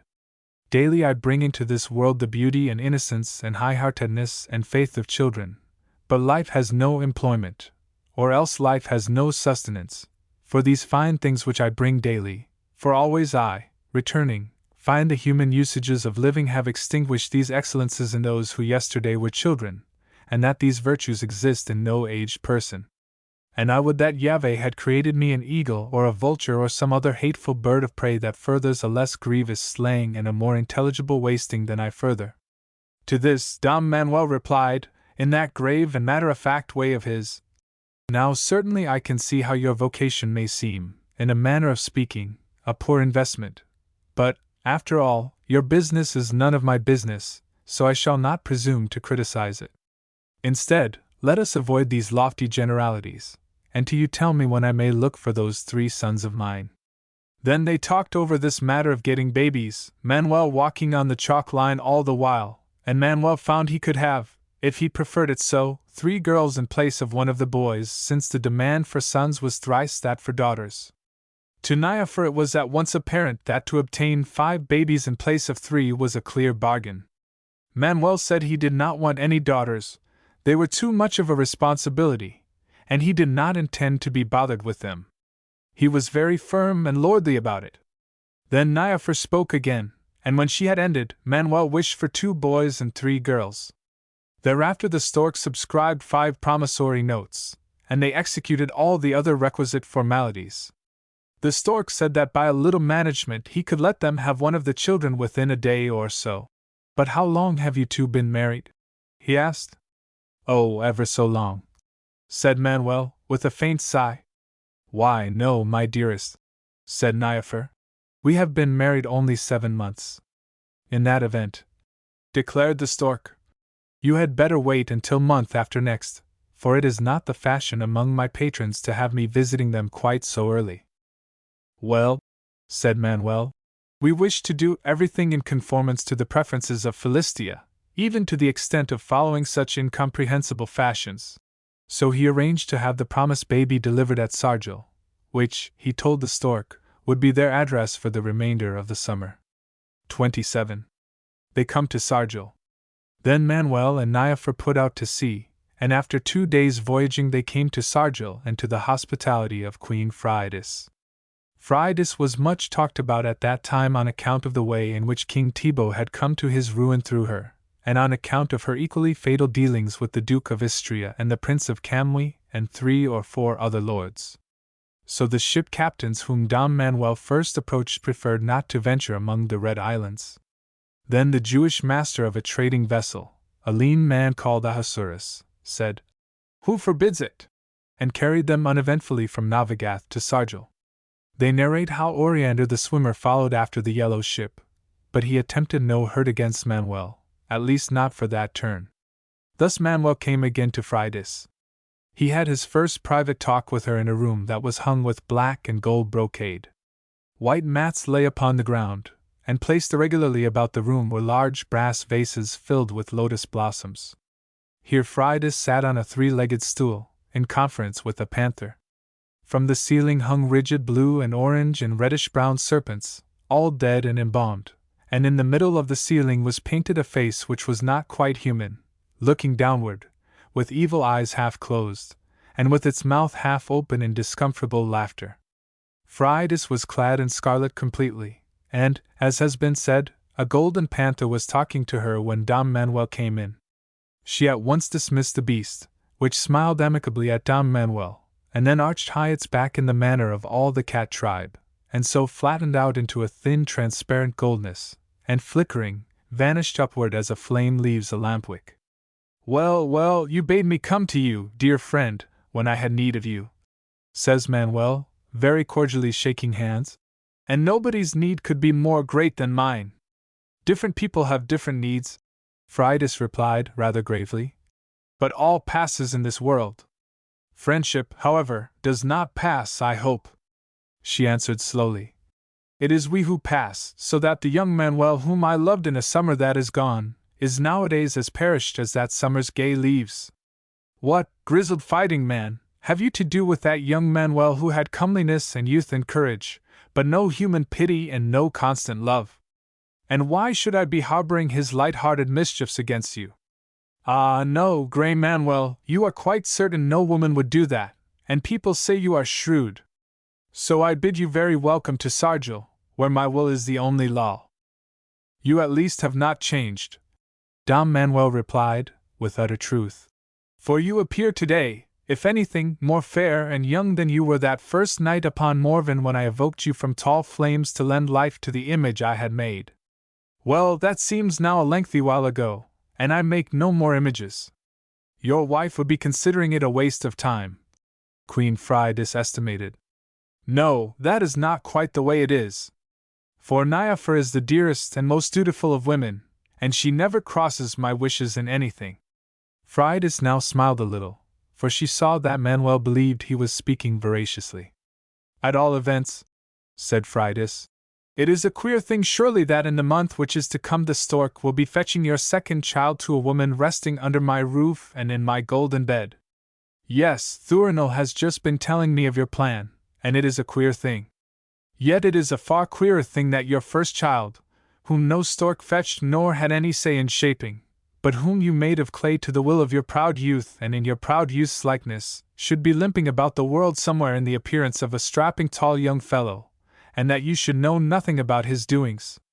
Ah! What have you heard? And what do you know about him, Fridas?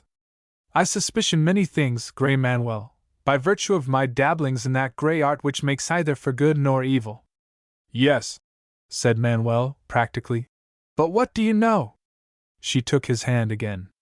"I know that in Sargil, where my will is the only law, you are welcome, false friend and very faithless lover."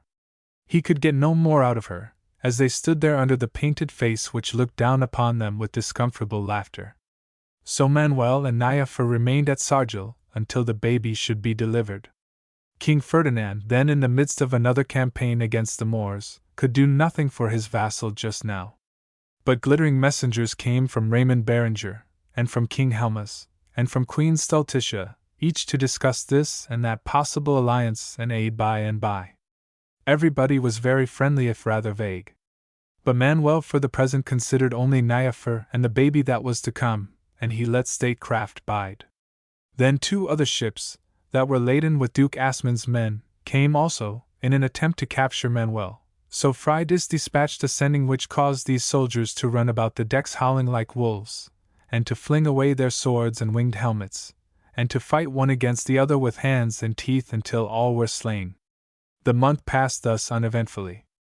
And Niafer and Fridas became the best and most intimate of friends, and their cordiality to each other could not but have appeared to the discerning rather ominous. "She seems to be a very good-hearted sort of a person," Niafer conceded, in matrimonial privacy, "though certainly she is rather queer. Why, Manuel, She showed me this afternoon 10 of the drollest figures to which, but, no, you would never guess it in the world, to which she is going to give life some day, just as you did to me when you got my looks and legs and pretty much everything else all wrong. When does she mean to quicken them? Dom Manuel asked, and he added, Not that I did, dear Snip, but I shall not argue about it. Why, that is the droll part of it, and I can quite understand your unwillingness to admit how little you had remembered about me. When the man who made them has been properly rewarded, she said, with Manuel, the most appalling expression you ever saw. What were these images like? Asked Dom Manuel. Niafer described them. She described them unsympathetically, but there was no doubt they were the images which Manuel had left unquickened upon Upper Morven. Manuel nodded, smiled, and said, So the man who made these images is to be properly rewarded. Well, that is encouraging, for true merit should always be rewarded. But, Manuel, if you had seen her look, and seen what horrible misshapen creatures they were. Nonsense, said Manuel stoutly. You are a dear Snip, but that does not make you a competent critic of either physiognomy or sculpture. So he laughed the matter aside, and this, as it happened, was the last that Dom Manuel heard of the 10 images which he had made upon Upper Morven. But they of Poictesm declared that Queen Frides did give life to these figures, each at a certain hour, and that her wizardry set them to live as men among mankind, with no very happy results, because these images differed from naturally begotten persons by having inside them a spark of the life of Audila. Thus Manuel and his wife came uneventfully to August. All the while there was never a more decorous or more thoughtful hostess than Queen Frides, and nobody would have suspected that sorcery underlay the running of her household. It was only through Dom Manuel's happening to arise very early one morning, at the call of nature, that he chanced to be passing through the hall when, at the moment of sunrise, the night porter turned into an orange-colored rat, and crept into the wainscoting, and Manuel of course said nothing about this to anybody, because it was none of his affair. 28. How Melisande was welcomed. So the month passed prosperously and uneventfully, while the servitors of Queen Frides behaved in every respect as if they were human beings, and at the end of the month the stork came. Manuel and Niafer, it happened, were fishing on the river bank rather late that evening, when they saw the great bird approaching, high overhead, all glistening white in the sunset, except for his thin scarlet legs and the blue shadowings in the hollows of his wings. From his beak depended a largish bundle, in pale blue wrappings, so that at a glance they knew the stork was bringing a girl. Statelily the bird lighted on the window-sill, as though he were quite familiar with this way of entering Manuel's bedroom, and the bird went in, carrying the child. This was a high and happy moment for the fond parents as they watched him, and they kissed each other rather solemnly. Then Niafer left Manuel to get together the fishing tackle, and she hastened into the house to return to the stork the first of his promissory notes in exchange for the baby. And as Manuel was winding up the lines, Queen Frides came to him, for she too had seen the stork's approach, and was, she said, with a grave smile, well pleased that the affair was settled. For now the stork has come, yet others may come, says Frides, and we shall celebrate the happy event with a gay feast this night in honor of your child. That is very kind and characteristic of you, said Manuel, but I suppose you will be wanting me to make a speech, and I am quite unprepared. No, we will have none of your high-minded and devastating speeches at our banquet. No, for your place is with your wife.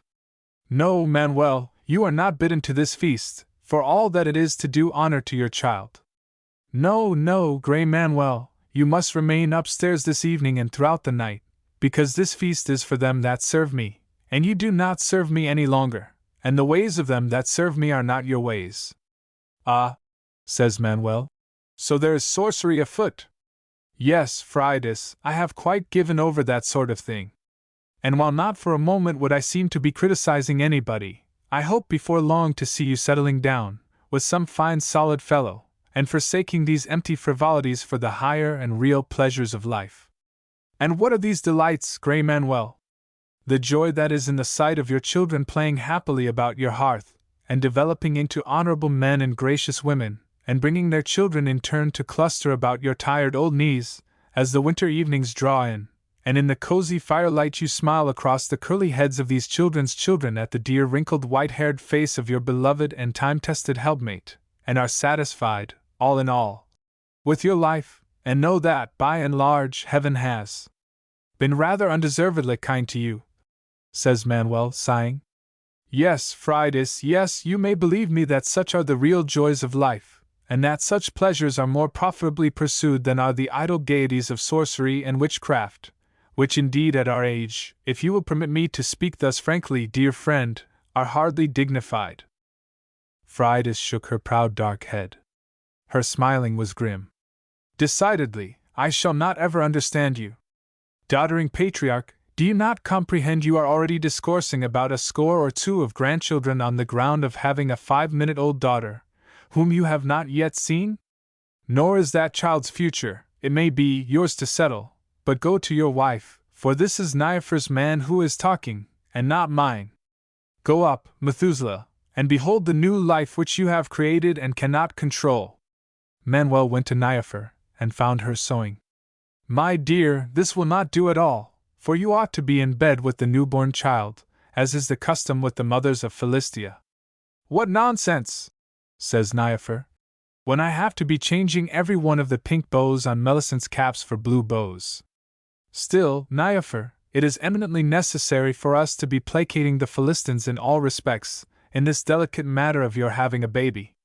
Niaphor grumbled, but obeyed. She presently lay in the golden bed of Fridas.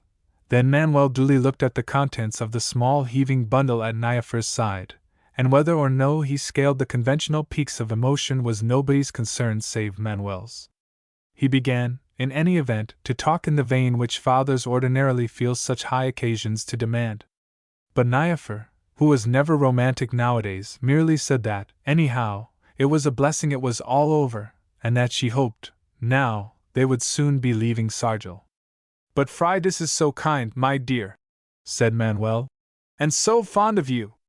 I never in my life, declared Niaphor, knew anybody to go off so terribly in their looks as that two-faced cat has done since the first time I saw her prancing on her tall horse and rolling her snake eyes at you.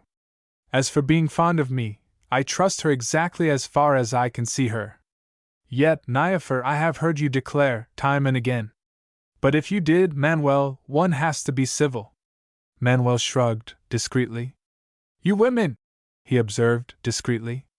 As if it were not as plain as the nose on her face, and I do not suppose that even you, Manuel, will be contending she has a really good nose, that the woman is simply itching to make a fool of you, and to have everybody laughing at you, again.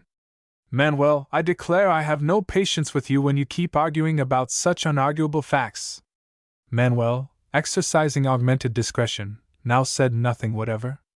And you may talk yourself black in the face, Manuel, but nevertheless I am going to name the child Millicent, after my own mother, as soon as a priest can be fetched from the mainland to christen her.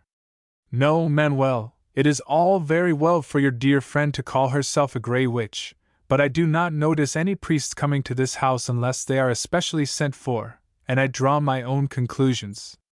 Well, let us not argue about it, my dear. Yes, but who started all this arguing and fault-finding, I would like to know? Why, to be sure I did.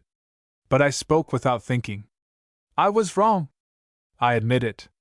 So do not excite yourself, dear Snip. And as if I could help the child's not being a boy. But I never said. No, but you keep thinking it, and sulking is the one thing I cannot stand. No, Manuel, no, I do not complain, but I do think that, after all I have been through with, sleeping around in tents, and running away from Northmen, and never having a moment's comfort, after I had naturally figured on being a real countess. Niaphor whimpered sleepily. Yes, says Manuel, stroking her soft crinkly hair. And with that silky hellcat watching me all the time, and looking 10 years younger than I do, now that you have got my face and legs all wrong, and planning I do not know what. Yes, to be sure, says Manuel soothingly. You are quite right, my dear. So a silence fell, and presently Niaphor slept. Manuel sat with hunched shoulders, watching the wife he had fetched back from paradise at the price of his youth. His face was grave, his lips were puckered and protruded. He smiled by and by, and he shook his head. He sighed, not as one who is grieved, but like a man perplexed and a little weary. Now some while after Niafer was asleep, and when the night was fairly advanced, you could hear a whizzing and a snorting in the air. Manuel went to the window, and lifted the scarlet curtain figured with ramping gold dragons, and he looked out, to find a vast number of tiny bluish lights skipping about confusedly and agilely in the darkness, like shining fleas. These approached the river bank, and gathered there. Then the assembled lights began to come toward the house. You could now see these lights were carried by dwarfs who had the eyes of owls and the long beaks of storks. These dwarfs were jumping and dancing about Fridas like an insane bodyguard. Fridas walked among them very remarkably attired. Upon her head shone the uraeus crown, and she carried a long rod of cedarwood topped with an apple carved in bluestone, and at her side came the appearance of a tall young man. So they all approached the house, and the young man looked up fixedly at the unlighted window, as though he were looking at Manuel. The young man smiled, his teeth gleamed in the blue glare. Then the whole company entered the house, and from Manuel's station at the window you could see no more, but you could hear small prancing hoof-beats downstairs and the clattering of plates and much whinnying laughter.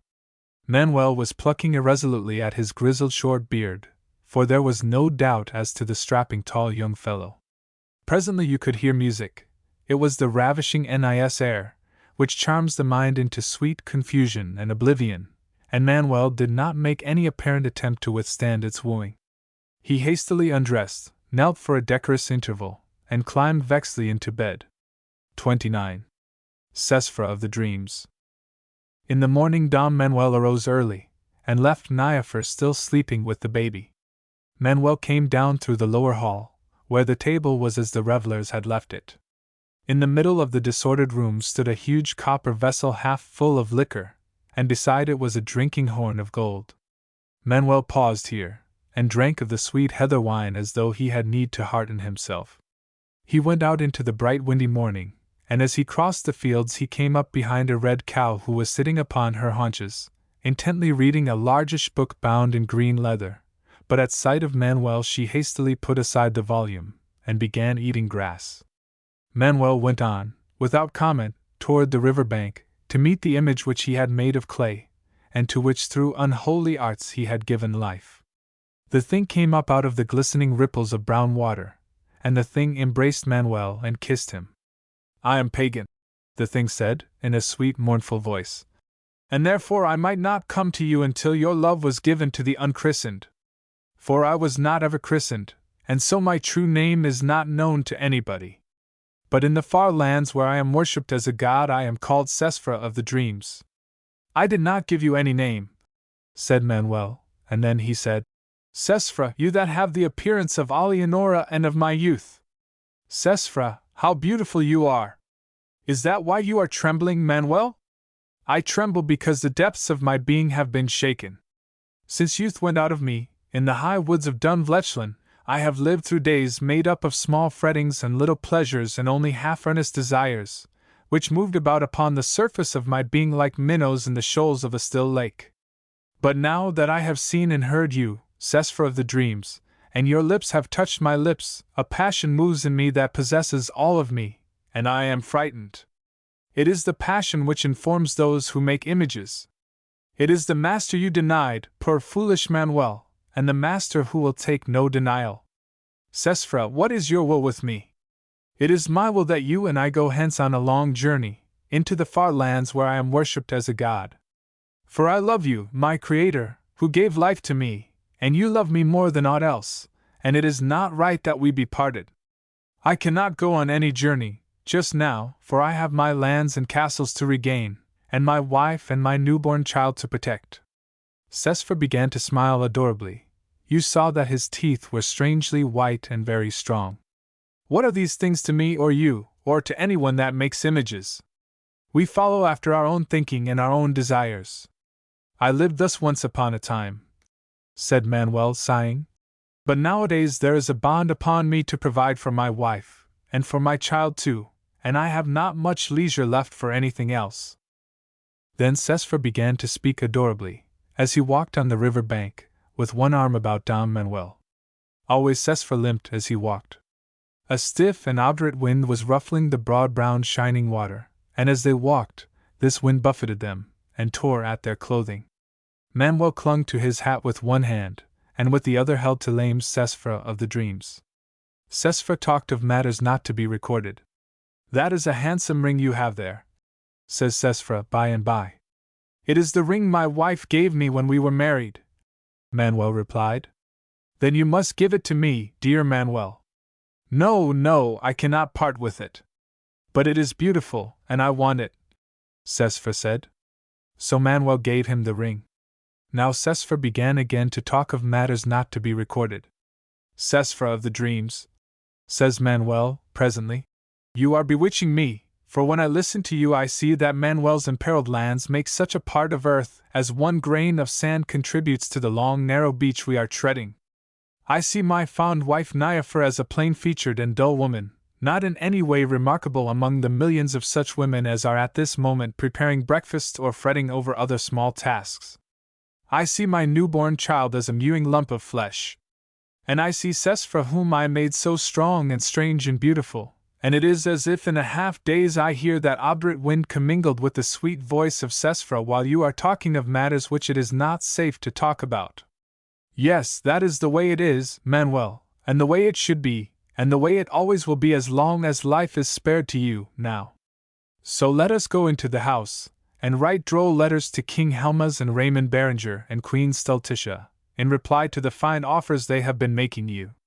They came back into the empty banquet hall. This place was paved with mother of pearl and copper. 6 porphyry columns supported the musicians' gallery. To the other end were 2 alabaster urns upon green pedestals that were covered with golden writing in the old Durgam. Here Manuel cleared away the embossed silver plates from one corner of the table. He took pen and ink, and Sesfra told him what to write. Sesfra sat with arms folded, and as he dictated he looked up at the ceiling. This ceiling was of mosaic work, showing 4 winged creatures that veiled their faces with crimson and orange tawny wings. Suspended from this ceiling by bronze chains hung ostrich eggs, bronze lamps and globes of crystal. "But these are very insulting replies," observed Don Manuel, when he had finished writing, "and they will make their recipients furious. These princes, Sesfra, are my good friends, and they are powerful friends, upon whose favor I am dependent. Yes, but how beautiful these replies are worded! See now, dear Manuel, how divertingly you have described King Helma's hideous nose in your letter to King Helmas, and how trenchant is that paragraph about the scales of his mermaid wife. I admit that passage is rather droll. And in your letter to the pious Queen Stultitia that which you say about the absurdities of religion, here, and the fun you make of her spectacles, are masterpieces of paradox and of very exquisite prose. Those bits, to be sure, are quite neatly put. So I must see to it that these replies are sent, to make people admire you everywhere. Yet, Sesfra, all these princes are my friends, and their goodwill is necessary to me. No, Manuel. For you and I will not bother about these stupid princes any more, nor will you need any friends except me, for we will go to this and that remote strange place, and our manner of living will be such, and we will do so, and we will travel everywhither, and see the ends of this world and judge them. And we will not ever be parted until you die. What will you do then, dear Sesfra? Manuel asks him fondly. I shall survive you, as all gods outlive their creators. And I must depute the building of your monument to men of feeble minds which have been properly impaired by futile studies and senility. That is the way in which all gods are doomed to deal with their creators, but that need not trouble us as yet. No, Manuel said, I cannot go with you. For in my heart is enkindling such love of you as frightens me. It is through love men win to happiness, poor lonely Manuel. Now when Manuel answered Sesfra there was in Manuel's face trouble and bewilderment. And Manuel said, Under your dear bewitchments, Sesfra, I confess that through love men win to sick disgust and self-despising, and for that reason I will not love any more. Now breathlessly the tall lads run to clutch at stars, above the brink of a drab quagmire, and presently time trips them. O Sesfra, wicked Sesfra of the dreams, you have laid upon me a magic so strong that, horrified, I hear the truth come babbling from long-guarded lips which no longer obey me. because of your dear bewitchments. Look you, adorable and all-masterful Sesphra, I have followed noble loves. I aspired to the unattainable princess, and thereafter to the unattainable queen of a race that is more fine and potent than our race, and afterward I would have no less a love than an unattainable angel in paradise. Ha! I must be fit mate for that which is above me, was my crying in the old days, and such were the indomitable desires that one by one have made my living wonderful with dear bewitchments. The devil of it was that these proud aims did not stay unattained. Instead, I was cursed by getting my will, and always my reward was nothing marvelous and rare, but that quite ordinary figure of earth, a human woman. And always in some dripping dawn I have turned with abhorrence from myself and from the sated folly that had hankered for such prizes, which, when possessed, showed as not wonderful in anything, and which possession left likeable enough, but stripped of dear bewitchments. No, Sesphra, no, men are so made that they must desire to mate with some woman or another, and they are furthermore so made that to mate with a woman does not content their desire. And in this gaming there is no gain, because the end of loving, for everybody except those lucky persons whose love is not requited, must always be a sick disgust and a self-despising, which the wise will conduct in silence, and not talk about as I am talking now under your dear bewitchments. Then Sesphra smiled a little, saying, And yet, poor Manuel, there is, they tell me, no more uxorious husband anywhere. I am used to her, Manuel replied, forlornly, and I suppose that if she were taken away from me again I would again be attempting to fetch her back. And I do not like to hurt the poor foolish heart of her by going against her foolish notions. Besides, I am a little afraid of her, because she is always able to make me uncomfortable. And above all, of course, the hero of a famous love affair, such as ours has become, with those damned poets everywhere making rhymes about my fidelity and devotion, has to preserve appearances. So I get through each day, somehow, by never listening very attentively to the interminable things she tells me about. But I often wonder, as I am sure all husbands wonder, why heaven ever made a creature so tedious and so unreasonably dull of wit and so opinionated. And when I think that for the rest of time this creature is to be my companion, I usually go out and kill somebody. Then I come back, because she knows the way I like my toast. Instead, dear Manuel, you must go away from this woman who does not understand you. Yes, Manuel said, with grave conviction. That is exactly the trouble. And you must go with me who understand you all through. And we will travel everywhither, so that we may see the ends of this world and judge them. You tempt me, Sesphra, with an old undying desire, and you have laid strong enchantments on me, but no, I cannot go with you. The hand of Sesphra closed upon the hand of Manuel caressingly. Manuel said, I will go with you. But what will become of the woman and the child whom I leave behind me unfriended? That is true. There will be nobody to look out for them, and they will perish miserably. That is not important, but perhaps upon the whole it would be better for you to kill them before we depart from Sargel. Very well then, says Manuel. I will do that, but you must come up into the room with me, for I cannot bear to lose sight of you. Now Sesphra smiled more unrestrainedly, and his teeth gleamed. I shall not ever leave you now until you die. XXX. Farewell to Fridas. They went upstairs together, into the room with scarlet hangings, and to the golden bed where, with 7 sorts of fruit properly arranged at the bedside, Dom Manuel's wife Niafer lay asleep. Manuel drew his dagger. Niafer turned in her sleep, so that she seemed to offer her round small throat to the raised knife. You saw now that on the other side of the golden bed sat Queen Fridas, making a rich glow of color there, and in her lap was the newborn naked child. Fridas rose, holding the child to her breast, and smiling. A devil might smile thus upon contriving some new torment for lost souls, but a fair woman's face should not be so cruel. Then this evil joy passed from the face of Fridas. She dipped her fingers into the bowl of water with which she had been bathing the child, and with her fingertips she made upon the child's forehead the sign of a cross. Said Fridas, Melisent, I baptize thee in the name of the Father, and of the Son, and of the Holy Ghost. Sesphra passed wildly toward the fireplace, crying, a penny, 2pence, a penny and a half, and a halfpenny. At his call the fire shot forth tall flames, and Sesfra entered these flames as a man goes between parted curtains, and instantly the fire collapsed and was as it had been. Already the hands of Fridas were moving deftly in the sleep charm, so that Niafer did not move. Fridas today was resplendently robed in flame-colored silk, and about her dark hair was a circlet of burnished copper. Manuel had dropped his dagger so that the point of it pierced the floor, and the weapon stood erect and quivering. But Manuel was shaken for a moment more horribly than shook the dagger. You would have said he was convulsed with horror and self-loathing. So for an instant he waited, looking at Dame Niafer, who slept untroubled, and at fiery-colored Fridas, who was smiling rather queerly, and then the old composure came back to Manuel. "Breaker of all oaths," says Fridas, "I must tell you that this Sesfra is pagan, and cannot thrive except among those whose love is given to the unchristened. Thus he might not come to Sargil until the arrival of this little heathen whom I have just made Christian. Now we have only Christian terrors here, and again your fate is in my hands."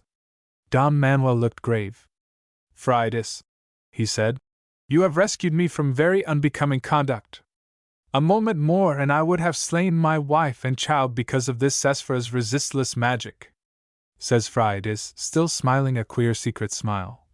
"Indeed, there is no telling into what folly and misery Sesfra would not have led you.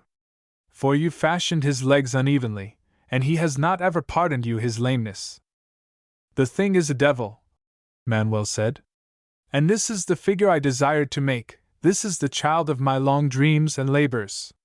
This is the creature I designed to be more admirable and significant than the drab men I found in streets and lanes and palaces. Certainly, I have loosed among mankind a blighting misery which I cannot control at all. The thing is you as you were once, Grey Manuel. You had comeliness and wit and youth and courage, and these you gave the image, shaping it boldly to your proud youth's will and in your proud youth's likeness. But human pity and any constant love you did not then have to give, either to your fellows or to the fine figure you made, nor, very certainly, to me. So you amused yourself by making Sesfra and by making me that which we are today."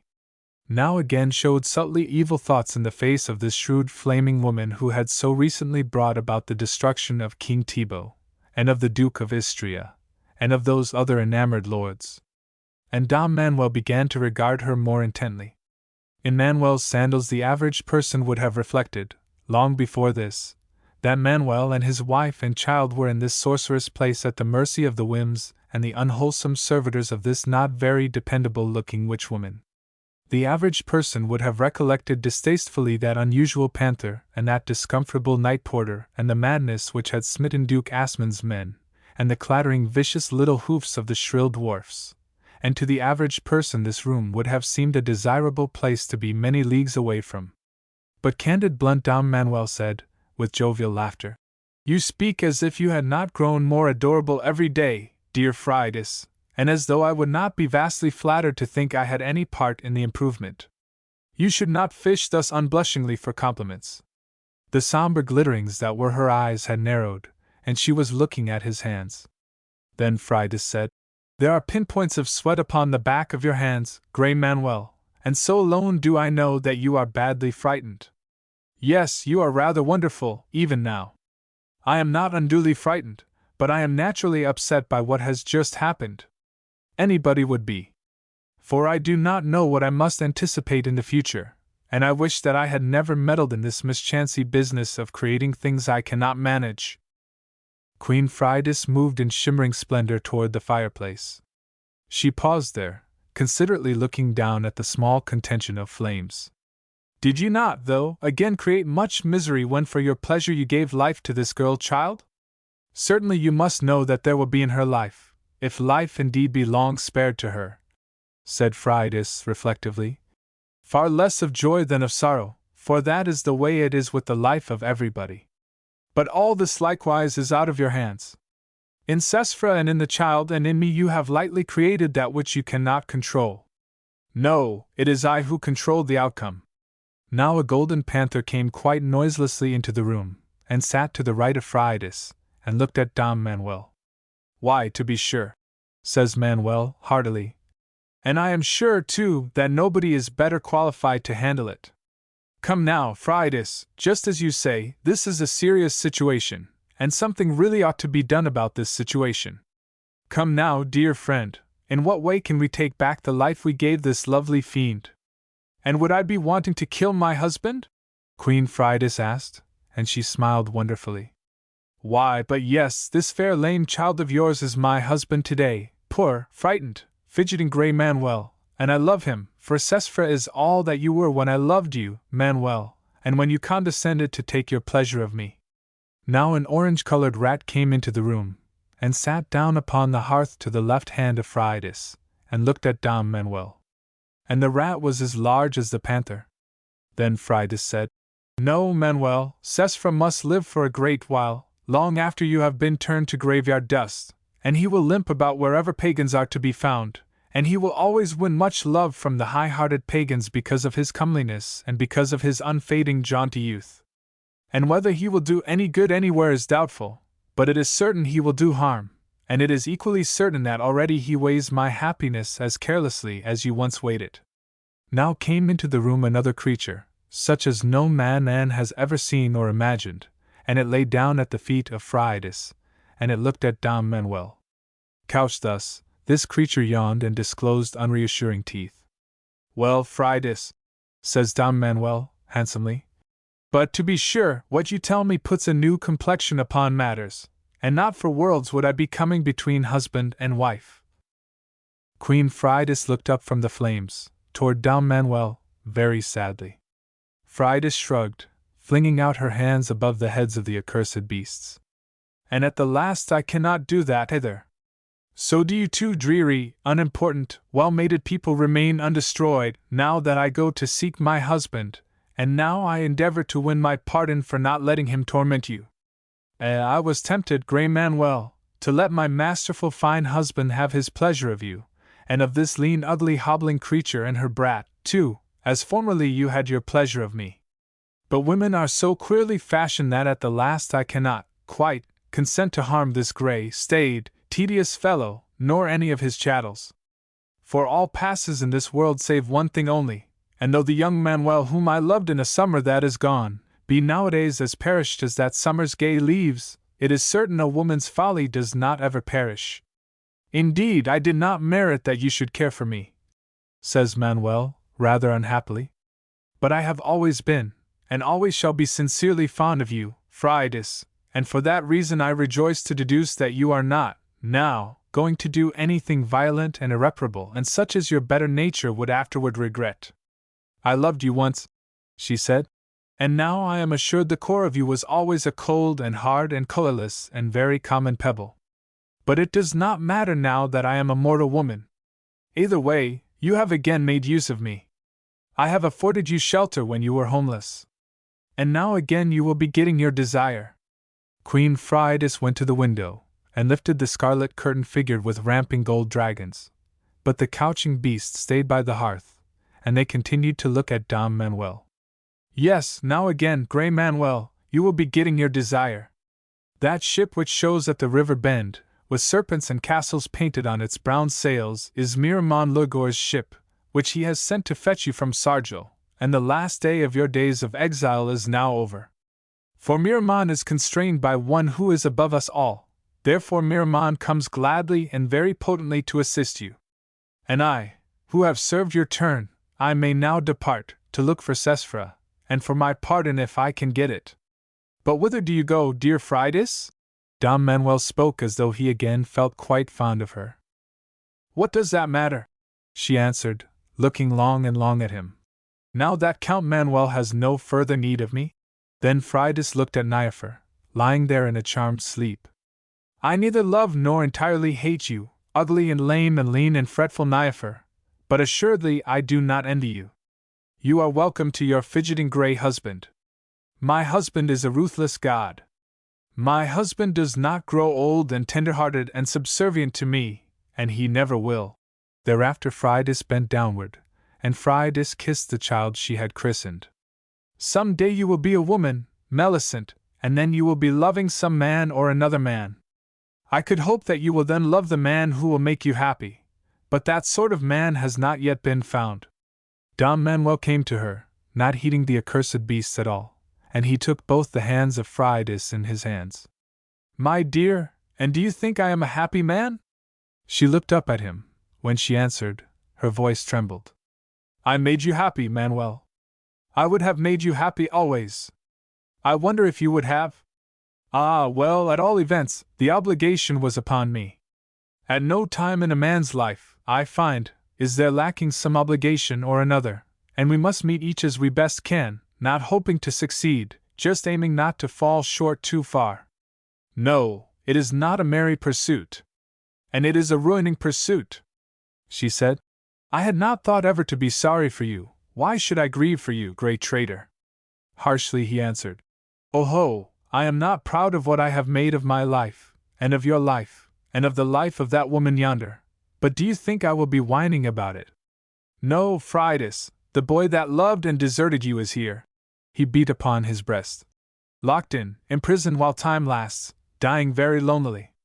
Well, I am a shrewd jailer, he shall not get out. No, even at the last, dear Fridas, there is the bond of silence, she said impotently. I am sorry, even at the last you contrived for me a new sorrow. For a moment they stood looking at each other, and she remembered thereafter his sad and quizzical smiling. These two had nothing more to share in speech or deed. Then Fridas went away, and the accursed beasts and her castle too went with her, as smoke passes. Manuel was thus left standing out of doors in a reaped field, alone with his wife and child while Miramon's ship came about. Niafer slept. But now the child awoke to regard the world into which she had been summoned willy-nilly, and the child began to whimper. Don Manuel patted this intimidating small creature gingerly, with a strong comely hand from which his wedding ring was missing. That would require explanations. It therefore seems not improbable that he gave over this brief period of waiting, in a reaped field, to wondering just how much about the past he might judiciously tell his wife when she awoke to question him, because in the old days that was a problem which no considerate husband failed to weigh with care. 31. Statecraft. Now from the ship's gangway came 7 trumpeters dressed in glistening plaids, each led with a silver chain a greyhound, and each of the 7 hounds carried in his mouth an apple of gold. After these followed 3 harp players and 3 clergymen and 3 jesters, all bearing crested staves and wearing chaplets of roses. Then Miramon Lugor, Lord of the 9 Sleeps and Prince of the 7 Madnesses, comes ashore. An incredible company followed. But with him came his wife Giselle and their little child Demetrios, thus named for the old Count of Arnay, and it was this boy that, they say, when yet in swaddling bands, was appointed to be the slayer of his own father, wise Miramon Lugor. Dame Niafer was wakened, and the 2 women went apart to compare and discuss their babies. They put the children in one cradle. A great while afterward were these 2 again to lie together thus, and from this mating was the girl to get long sorrow, and the boy his death. Meanwhile the snub-nosed Lord of the 9 Sleeps and the squinting Count of Poictesum sat down upon the river bank to talk about more serious matters than croup and teething. The sun was high by this time, so Kin and Mulek and Nine and Cauk came in haste from the corners of the world, and held up a blue canopy to shelter the conferring between their master and Dom Manuel. What is this? Said Miramon Lugor to Dom Manuel, first of all. That I hear of your alliance with Philistia, and of your dickerings with the people who say that my finest designs are nothing but indigestion? I have lost Poictesum, says Manuel, and the Philistines offer to support me in my pretensions. But that will never do.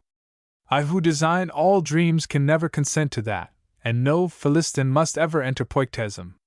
Why did you not come to me for help at the beginning, instead of wasting time upon kings and queens? Demands the magician, fretfully. And are you not ashamed to be making any alliance with Philistia, remembering how you used to follow after your own thinking and your own desire? Well, Manuel replies, I have had as yet nothing save fair words from Philistia, and no alliance is concluded. That is more than well. Only, let us be orderly about this. Imprimis, you desire Poictesum. No, not in particular, but appearances have to be preserved, and my wife thinks it would look better for me to redeem this country from the oppression of the heathen Northmen, and so provide her with a suitable home. Item, then I must obtain this country for you, because there is no sense in withstanding our wives in such matters. I rejoice at your decision. Between ourselves, Manuel, I fancy you now begin to understand the reasons which prompted me to bring you the magic sword Flambridge at the beginning of our acquaintance, and have learned who it is that wears the breeches in most marriages. No, that is not the way it is at all, Miramon, for my wife is the dearest and most dutiful of women, and never crosses my wishes in anything. Miramon nodded his approval. You are quite right, for somebody might be overhearing us. So, let us get on, and do you stop interrupting me. Item, you must hold Poictesum, and your heirs forever after must hold Poictesum, not in fee but by feudal tenure. Item, you shall hold these lands, not under any saint like Ferdinand, but under a quite different sort of liege lord. I can see no objection to your terms thus far. But who is to be my overlord? A person whom you may remember, replied Miramon, and he beckoned toward the rainbow throng of his followers. One of them at this signal came forward. He was a tall, lean youngster, with ruddy cheeks, wide-set brown eyes, and a smallish head covered with crisp, tightly curling dark red hair, and Manuel recognized him at once, because Manuel had every reason to remember the queer talk he had held with this Horvendile just after Niafer had ridden away with Miramon's dreadful half-brother. But do you not think that this Horvendile is insane? Dom Manuel asked the magician, privately. I confess he very often has that appearance. Then why do you make him my overlord? I have my reasons, you may depend upon it, and if I do not talk about them you may be sure that for this reticence also I have my reasons. But is this Horvendile, then, one of the Leshy? Is he the Horvendile whose great toe is the morning star? I may tell you that it was he who summoned me to help you in distress, of which I had not heard upon Vradex, but why should I tell you any more, Dom Manuel? Come, is it not enough that I'm offering you a province and comparatively tranquil terms of living with your wife, that you must have all my old secrets to boot? You are right, says Manuel, and prospective benefactors must be humored. So he rested content with his ignorance, nor did he ever find out about Horvendile, though later Manuel must have had horrible suspicions. Meanwhile, Dom Manuel affably shook hands with the red-headed boy, and spoke of their first meeting. And I believe you were not talking utter foolishness after all, my lad, says Manuel, laughing, for I have learned that the strange and dangerous thing which you told me is very often true. Why, how should I know? Quiet Horvendile replied. When I am talking foolishness and when not, Manuel said. Still, I can understand your talking only in part. Well, but it is not right for us to understand our overlords, and man or not, I prefer you to Queen Stultitia and her preposterous rose-colored spectacles. So let us proceed in due form, and draw up the articles of our agreement. This was done, and they formally subscribed the terms under which Dom Manuel and the descendants of Dom Manuel were to hold Poictesum perpetually in fief to Horvendile. It was the most secret sort of compact, and to divulge its 10 stipulations would even now be most disastrous. So the terms of this compact were not ever made public. Thus all men stayed at no larger liberty to criticize its provisos than his circumstances had granted to Dom Manuel, upon whom marrying had put the obligation to provide, in one way or another way, for his wife and child. 32. The redemption of Poictesum. When then these matters were concluded, and the future of Poictesum had been arranged in every detail, then Miramon Lugor's wife told him that long words and ink bottles and red seals were well enough for men to play with, but that it was high time something sensible was done in this matter, unless they expected Niafer to bring up the baby in a ditch. The magician said, Yes, my darling, you are quite right, and I will see to it the first thing after dinner. He then said to Dom Manuel, Now Horvendile informs me that you were duly born in a cave at about the time of the winter solstice, of a virgin mother and of a father who was not human. Manuel replied, Certainly that is true. But why do you now stir up these awkward old stories? You have duly wandered from place to place, bringing wisdom and holiness to men. That also is generally known. You have duly performed miracles, such as reviving dead persons and so on. That too is undeniable. You have duly sojourned with evil in a desert place, and have there been tempted to despair and blaspheme and to commit other iniquities.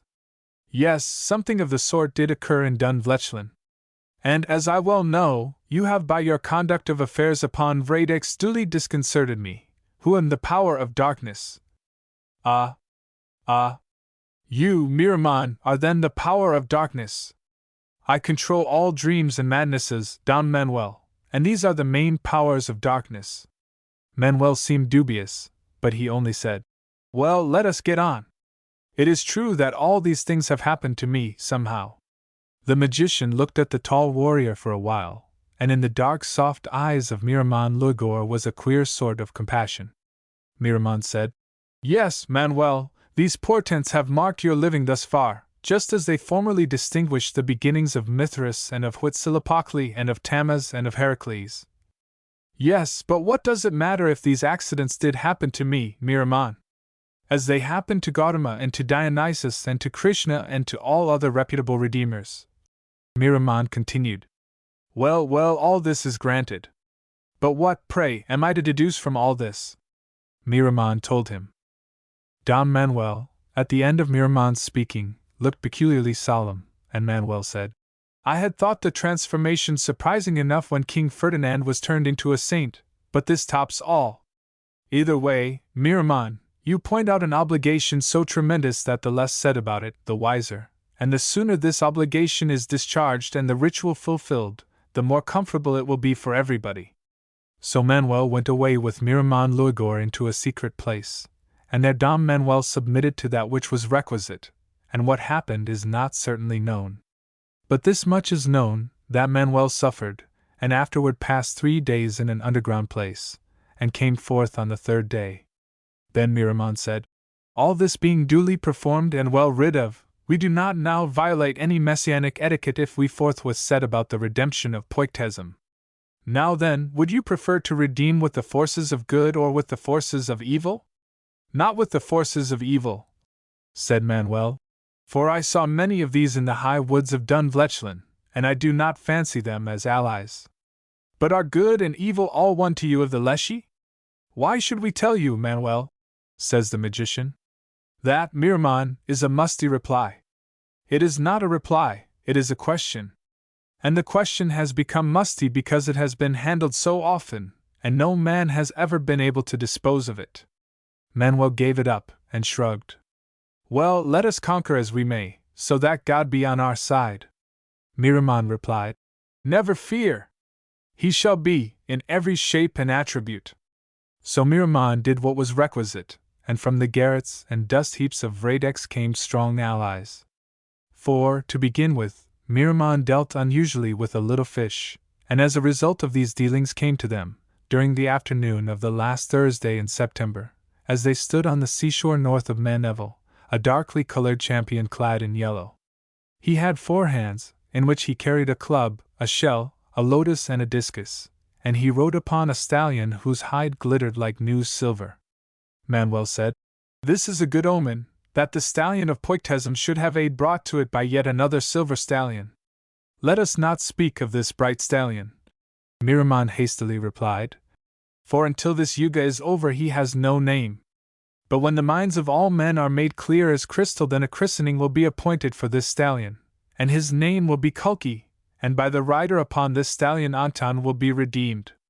Well, Manuel said, that seems fair enough. Meanwhile, with this dusky gentleman's assistance, I gather, we are to redeem Poiktesm.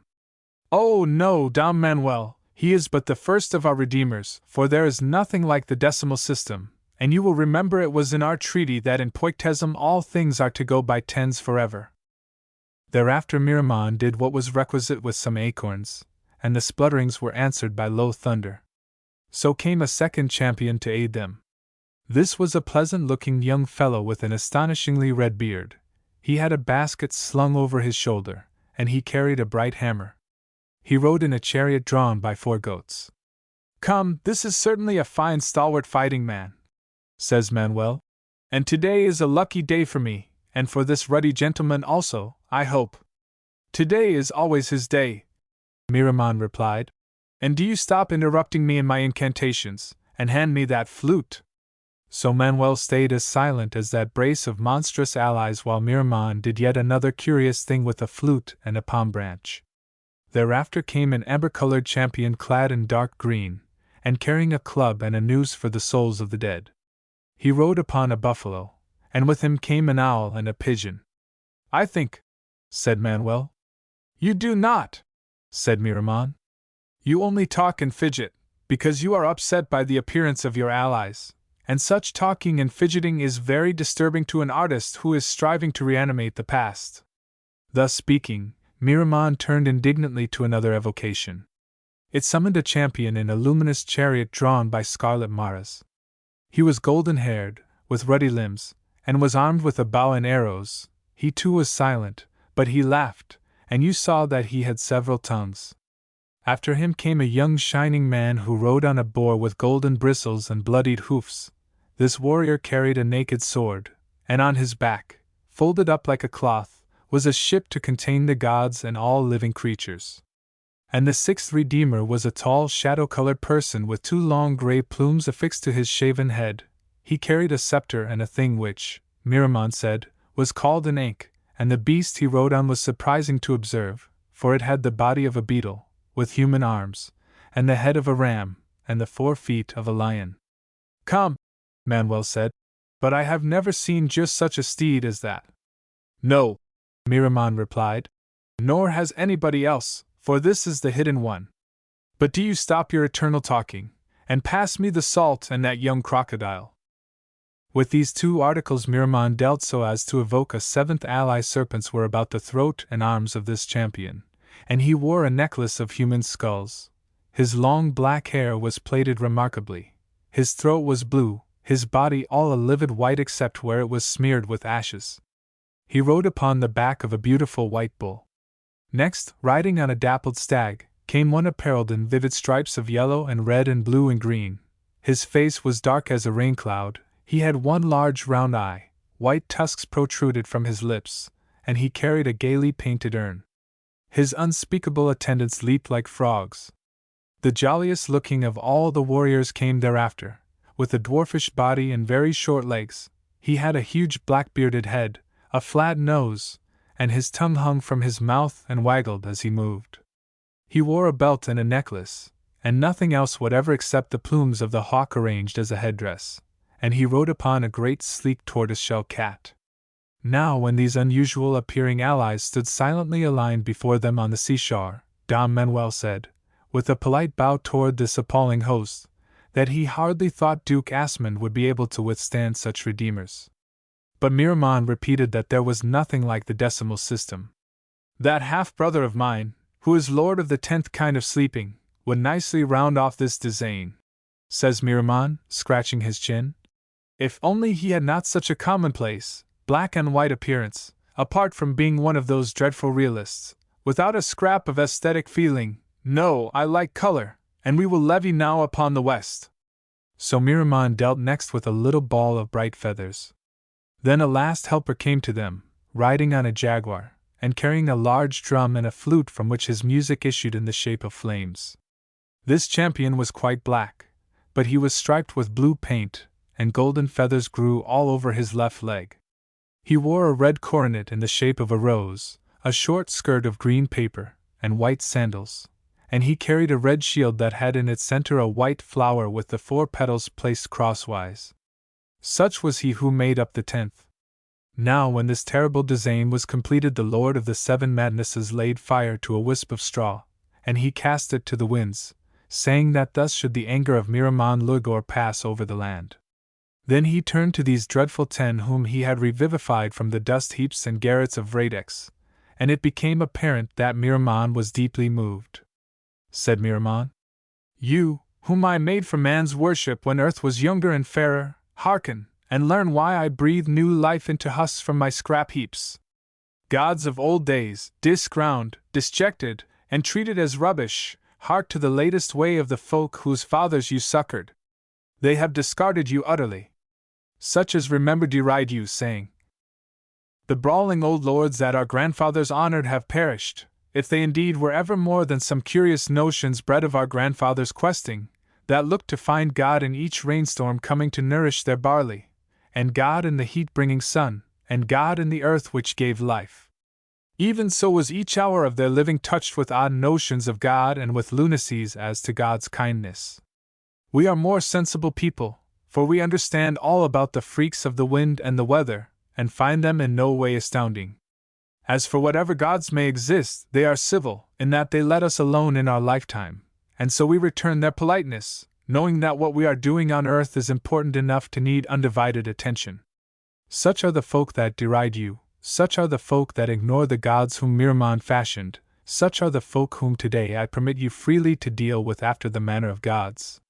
Do you now make the most of your chance, and devastate all Poictesm in time for an earlyish supper? The faces of these 10 became angry, and they shouted, Laird Shea Alfinio Casby Gorfins Albifrio. All 10 went up together from the sea, traveling more swiftly than men travel, and what afterward happened in Poictesm was for a long while a story very fearful to hear and heard everywhere. Manuel did not witness any of the tales making as he waited alone on the seashore. But the land was sick, and its nausea heaved under Manuel's wounded feet, and he saw that the pale, gurgling, glistening sea appeared to crawl away from Poictesm slimily. And at Bellegarde and Nimes and Storesend and Ligeart, and in all the strongly fortified inland places, Asmund's tall fighting men beheld one or another of the angry faces which came up from the sea, and many died swiftly, as must always happen when anybody revives discarded dreams, nor did any of the Northmen die in a shape recognizable as human. When the news was brought to Dom Manuel that his redemption of Poictesm was completed, then Dom Manuel unarmed, and made himself presentable in a tunic of white damask and a girdle adorned with garnets and sapphires. He slipped over his left shoulder a baldric set with diamonds and emeralds, to sustain the unbloodied sword with which he had conquered here as upon Vradex. Over all he put on a crimson mantle.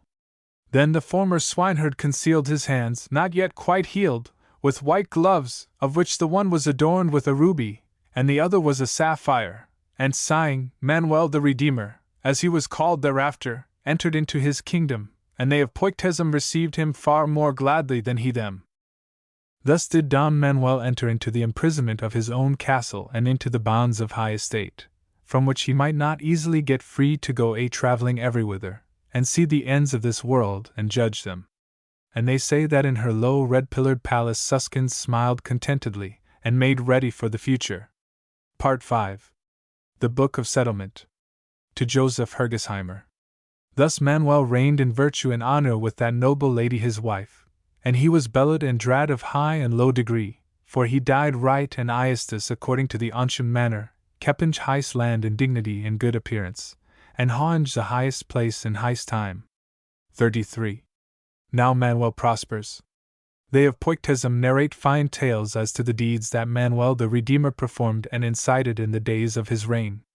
They tell also many things that seem improbable, and therefore are not included in this book, for the old songs and tales incline to make of Count Manuel's Haiti a rare golden age. So many glorious exploits are, indeed, accredited to Manuel and to the warriors whom he gathered round him in his famous fellowship of the Silver Stallion, and among whom Holden and courteous Anavalt and Coth the alderman and Gonfal and Doninder had the preeminence, where all were hardy, that it is very difficult to understand how so brief a while could have continued so many doings. But the tale-tellers of Poictesm have been long used to say of a fine action, not falsely, but misleadingly. Thus it was in Count Manuel's time, and the tribute by and by has been accepted as a dating. So has chronology been hacked to make loftier his fame, and the glory of Dom Manuel has been a magnet that has drawn to itself the magnanimities of other days and years. But there is no need here to speak of these legends, about the deeds which were performed by the Fellowship of the Silver Stallion, because these stories are recorded elsewhere. Some may be true, the others are certainly not true, but it is indisputable that Count Manuel grew steadily in power and wealth and proud repute. Miramon Lugor still served him, half amusedly, as Dom Manuel's seneschal. Kings now were Manuel's co-partners, and the former swineherd had somehow become the fair and trusty cousin of emperors. And Madame Niafer, the great count's wife, was everywhere stated, without any contradiction from her, to be daughter to the late Soldan of Barbary. Giverick the sage illuminated the tree which showed the glorious descent of Dame Niafer from Caiamarth, the first of all kings, and the first to teach men to build houses, and this tree hung in the main hall of Storesend. For even if some errors may have crept in here and there, said Dame Niafer, it looks very well. But, my dear, said Manuel, your father was not the Soldan of Barbary. Instead, he was the second groom at Arnay, and all this lineage is a preposterous fabrication.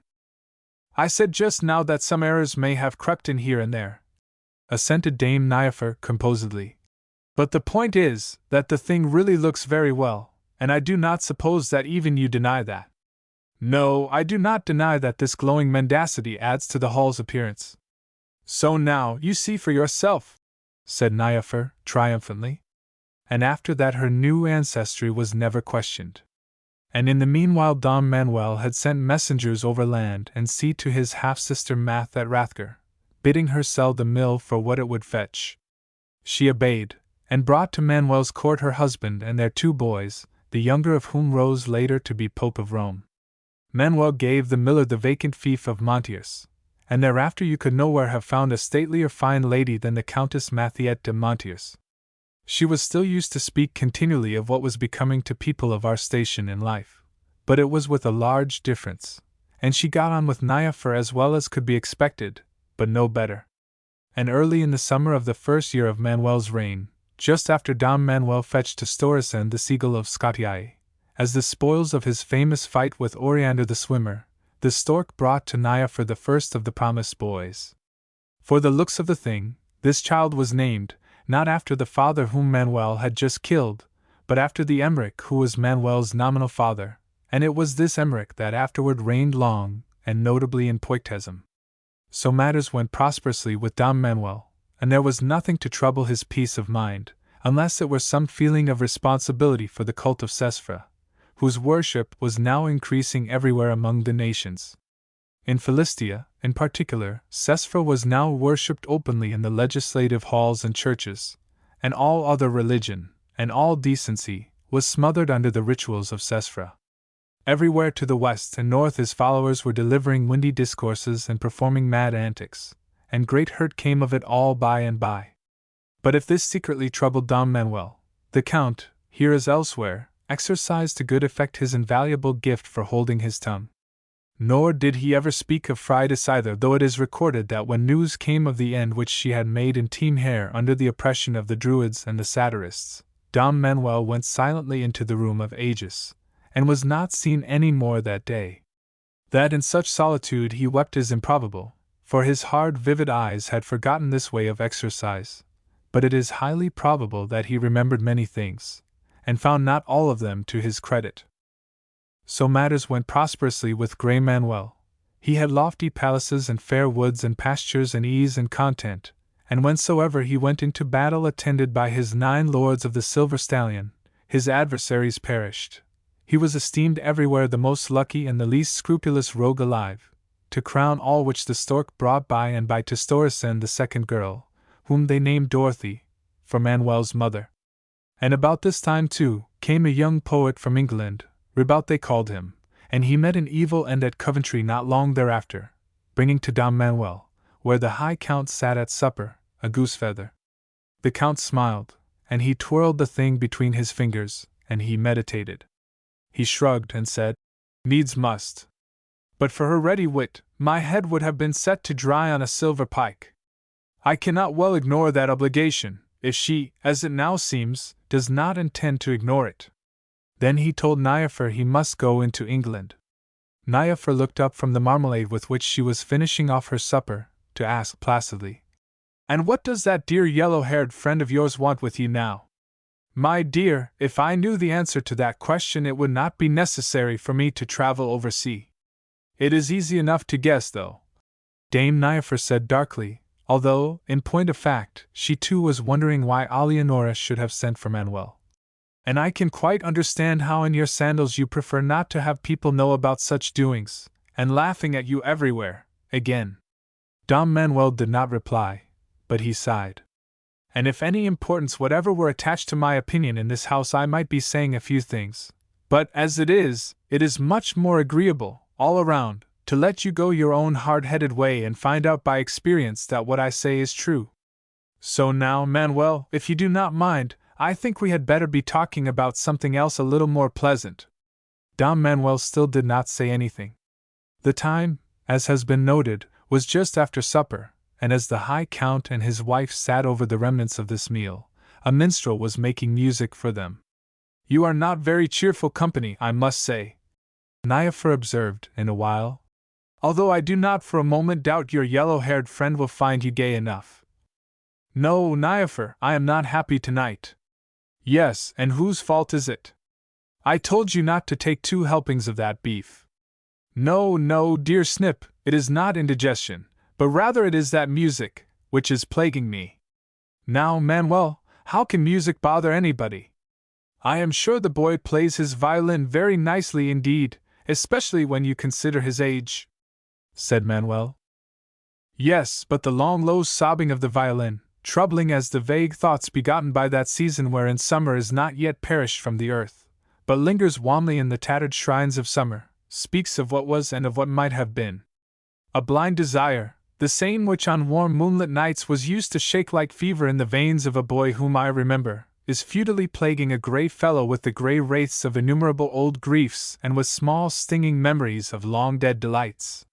Such thirsting breeds no good for staid and aging men, but my lips are athirst for lips whose loveliness no longer exists in flesh, and I thirst for a dead time and its dead fervors to be reviving, so that young Manuel may love again. Tonight now surely somewhere, while this music sets uncertain and probing fingers to healed wounds, an aging woman, in everything a stranger to me, is troubled just thus futilely, and she too remembers what she half forgets. We that of old were one, and shuddered heart to heart, with our young lips and our souls too made indivisible. Thus she is thinking, as I think. Has life dealt candidly in leaving us to potter with half measures and to make nothing of severed lives that shrivel far apart? Yes, she tonight is sad as I, it well may be, but I cannot rest certain of this, because there is in young love a glory so bedazzling as to prevent the lover from seeing clearly his co-worshipper, and therefore in that dear time when we served love together I learned no more of her than she of me. Of all my failures this is bitterest to bear, that out of so much grieving and aspiring I have gained no assured knowledge of the woman herself, but must perforce become lachrymose over such perished tinsels as her quivering red lips and shining hair. Of youth and love is there no more, then, to be won than virginal breasts, and a small white belly yielded to the will of the lover, and brief drunkenness, and afterwards such puzzled yearning as now dies into acquiescence, very much as the long low sobbing of that violin yonder dies into stillness now the song is done? So it was that grey Manuel talked in a half-voice, sitting there resplendently robed in gold and crimson, and twiddling between his fingers a goose-feather. "Yes," Niafer said presently, "but for my part, I think he plays very nicely indeed." Manuel gave an abrupt slight jerking of the head. Dom Manuel laughed. "Dear Snip," said he, "come, honestly now, what have you been meditating about while I talked nonsense?" "Why, I was thinking I must remember to look over your flannels the first thing tomorrow, Manuel, for everybody knows what that damp English climate is in autumn." "My dearest," Manuel said, with grave conviction, "you are the archetype and flawless model of all wives." 34. Farewell to Alianora. Now Dom Manuel takes ship and goes into England, and for what happened there we have no authority save the account which Dom Manuel rendered on his return to his wife. Thus said Dom Manuel. He went straight to Woodstock, where the king and queen then were. At Woodstock Dom Manuel was handsomely received, and there he passed the month of September. "Why need you stay so long, though?" Dame Niafer inquired. "Well," Manuel explained, "one thing led to another, as it were."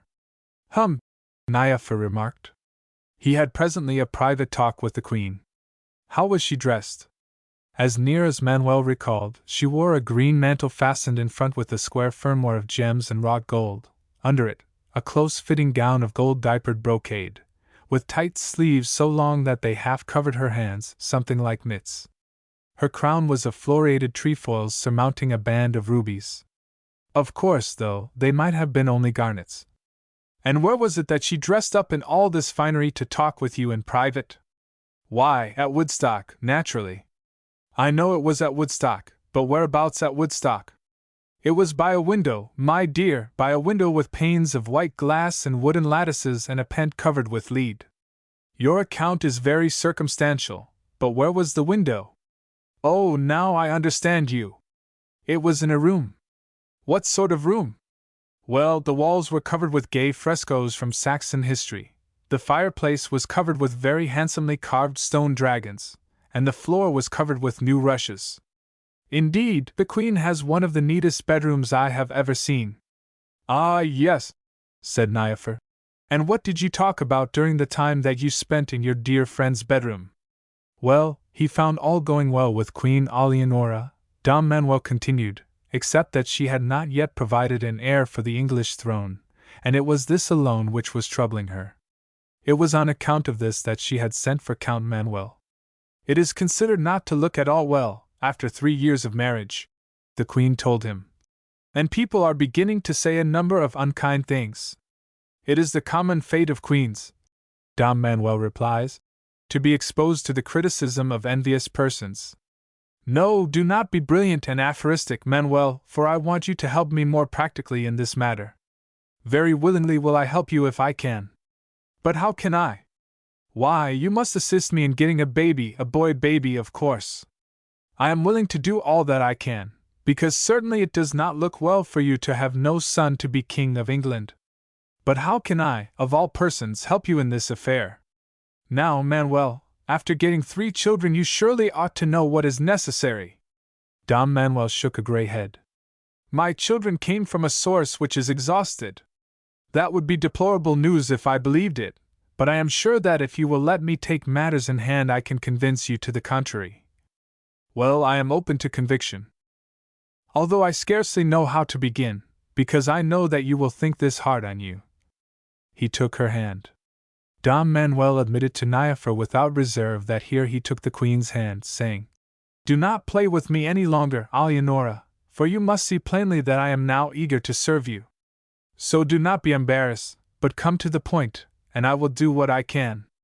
Why, Manuel, both you and I know perfectly well that, even with your Dorothy ordered, you still hold the stork's note for another girl and another boy, to be supplied upon demand, after the manner of the Philistines. No, not upon demand, for the first note has 9 months to run, and the other falls due even later. But what has that to do with it? Now, Manuel, truly I hate to ask this of you, but my need is desperate, with all this criticizing and gossip. So for old time's sake, and for the sake of the life I gave you as a Christmas present, through telling my dear father an out-and-out story, you must let me have that first promissory note, and you must direct the stork to bring the boy baby to me in England, and not to your wife in Poictesum. So that was what Dame Alianora had wanted. I knew that all along, observed Dame Niafer, untruthfully, but adhering to her general theory that it was better to appear omniscient in dealing with one's husband. Well, Dom Manuel was grieved by the notion of being parted from his child prior to its birth, but he was moved alike by his former fondness for Alianora, and by his indebtedness to her, and by the obligation that was on him to provide as handsomely as possible for his son. Nobody could dispute that as King of England, the boy's station in life would be immeasurably above the rank of the Count of Poictesum's younger brother. So Manuel made a complaint as to his grief and as to Niafer's grief at thus prematurely losing their loved son. Shall I repeat what I said, my dear? No, Manuel, I never understand you when you are trying to be high-flown and impressive. Well then, Dom Manuel made a very beautiful complaint, but in the outcome Dom Manuel consented to this sacrifice. He would not consent, though, to remain in England, as Alianora wanted him to do. No, he said nobly. It would not look at all well for you to be taking me as your lover, and breaking your marriage vows to love nobody but the king. No, Alianora, I will help you to get the baby you need, inasmuch as I am indebted to you for my life and have 2 babies to spare, but I am not willing to have anything to do with the breaking of your marriage vows, because it is a crime which is forbidden by the Holy Scriptures, and of which Niafer would certainly hear sooner or later. Oh, Manuel, you did not say that! My dear, those were my exact words. And why not? That was putting it sensibly, of course, but it would have sounded much better if you had expressed yourself entirely upon moral grounds. It is most important, Manuel, as I am sure I have told you over and over again, for people in our position to show a proper respect for morality and religion and things of that sort whenever they come up in the conversation. But there is no teaching you anything except by bitter experience, which I sincerely hope may be spared you, and one might as well be arguing with a brick wall, and so you may go on. Well, the Queen wept and coaxed, but Manuel was firm. So Manuel spent that night in the Queen's room, performing the needful incantations, and arranging matters with the stork, and then Dom Manuel returned home.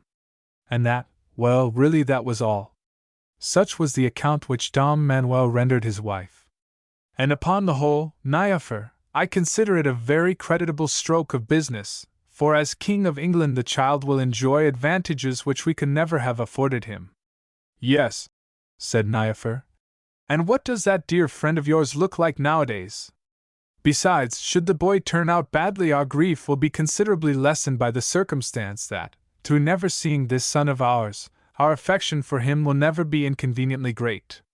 There is something in that, for already I can see that Emmerich inherits his father's obstinacy, and it naturally worries me. But what does the woman look like nowadays? Then, even more important than these considerations. Nothing is more important, Manuel, in this very curious-sounding affair, than the way that woman looks nowadays. Ah, my dear, says Manuel, diplomatically, I did not like to speak of that, I confess, for you know these blondes go off in their appearance so quickly. Of course they do, but still. And it not being her fault, after all, I did not like to tell you about Dame Eleonora's looking so many years older than you do, since your being a brunette gives you an unfair advantage to begin with. Ah, it is not that, said Niafer, still rather grim-visaged, but obviously mollified. It is the life she is leading, with her witchcraft and her familiar spirits and that continual entertaining and excitement, and everybody tells me she has already taken to dyeing her hair. Oh, it had plainly had something done to it, says Manuel lightly. But it is a queen's duty to preserve such remnants of good looks as she possesses. So there, you see, said Niafer, quite comfortable again in her mind when she noted the careless way in which Dom Manuel spoke of the queen. A year or two earlier Dame Niafer would perhaps have been moved to jealousy. Now her only concern was that Manuel might possibly be led to make a fool of himself and to upset their manner of living. With every contented wife her husband's general foolishness is an axiom, and prudent philosophers do not distinguish here between cause and effect. As for Eleonora's wanting to take Manuel as a lover, Dame Niafer found the idea mildly amusing, and very nicely indicative of those washed-out, yellow-haired women's intelligence. To be harboring romantic notions about Manuel seemed to Manuel's wife so fantastically out of reason that she half wished the poor creature could without scandal be afforded a chance to find out for herself all about Manuel's 1,001 finicky ways, and what he was in general to live with. That being impossible, Niafer put the crazy woman out of mind, and began to tell Manuel about what had happened, and not for the first time either, while he was away, and about just how much more she was going to stand from Sister Math, and about the advantages of a perfectly plain understanding for everybody concerned. And with Niafer that was the end of Count Manuel's discharging of his obligation to Eleonora. Of course there were gossips who said this, that, and the other. Some asserted that Manuel's tale in itself contained elements of improbability. Others declared that Queen Eleonora, who was far deeply versed in the magic of the apsarasas than was Dom Manuel, could just as well have summoned the stork without his assistance. It was true the stork was under no especial obligations to Eleonora. Even so, said these gossips, it would have looked far better, and a queen could not be too particular, and it simply showed you about these foreign southern women. And although they of course wished to misjudge no one, there was no sense in pretending to ignore what everybody practically knew to be a fact, and was talking about everywhere. And some day you would see for yourself. But after all, Dom Manuel and the Queen were the only persons qualified to speak of these matters with authority, and this was Dom Manuel's account of them. For the rest, he was sustained against tittle-tattle by the knowledge that he had performed a charitable deed in England, for the Queen's popularity was enhanced, and all the English, but particularly their king, were delighted, by the fine sun which the stork duly brought to Alianora the following June. Manuel never saw this boy, who afterward ruled over England and was a highly thought of warrior, nor did Dom Manuel ever see Queen Alianora any more. So Alianora goes out of the story, to bring long years of misery and ruining wars upon the English, and to Dom Manuel no more beguilements. For they say Dom Manuel could never resist her, because of that underlying poverty in the correct emotions which, as some say, Dom Manuel shared with her, and which they hid from all the world except each other. 35. The troubling window. It seemed, in a word, that trouble had forgotten Count Manuel. None the less, Dom Manuel opened a window, at his fine home at Storesend, on a fine, sunlit, warmish morning, for this was the last day of April, to confront an outlook more perturbing than his hard vivid eyes had yet lighted on.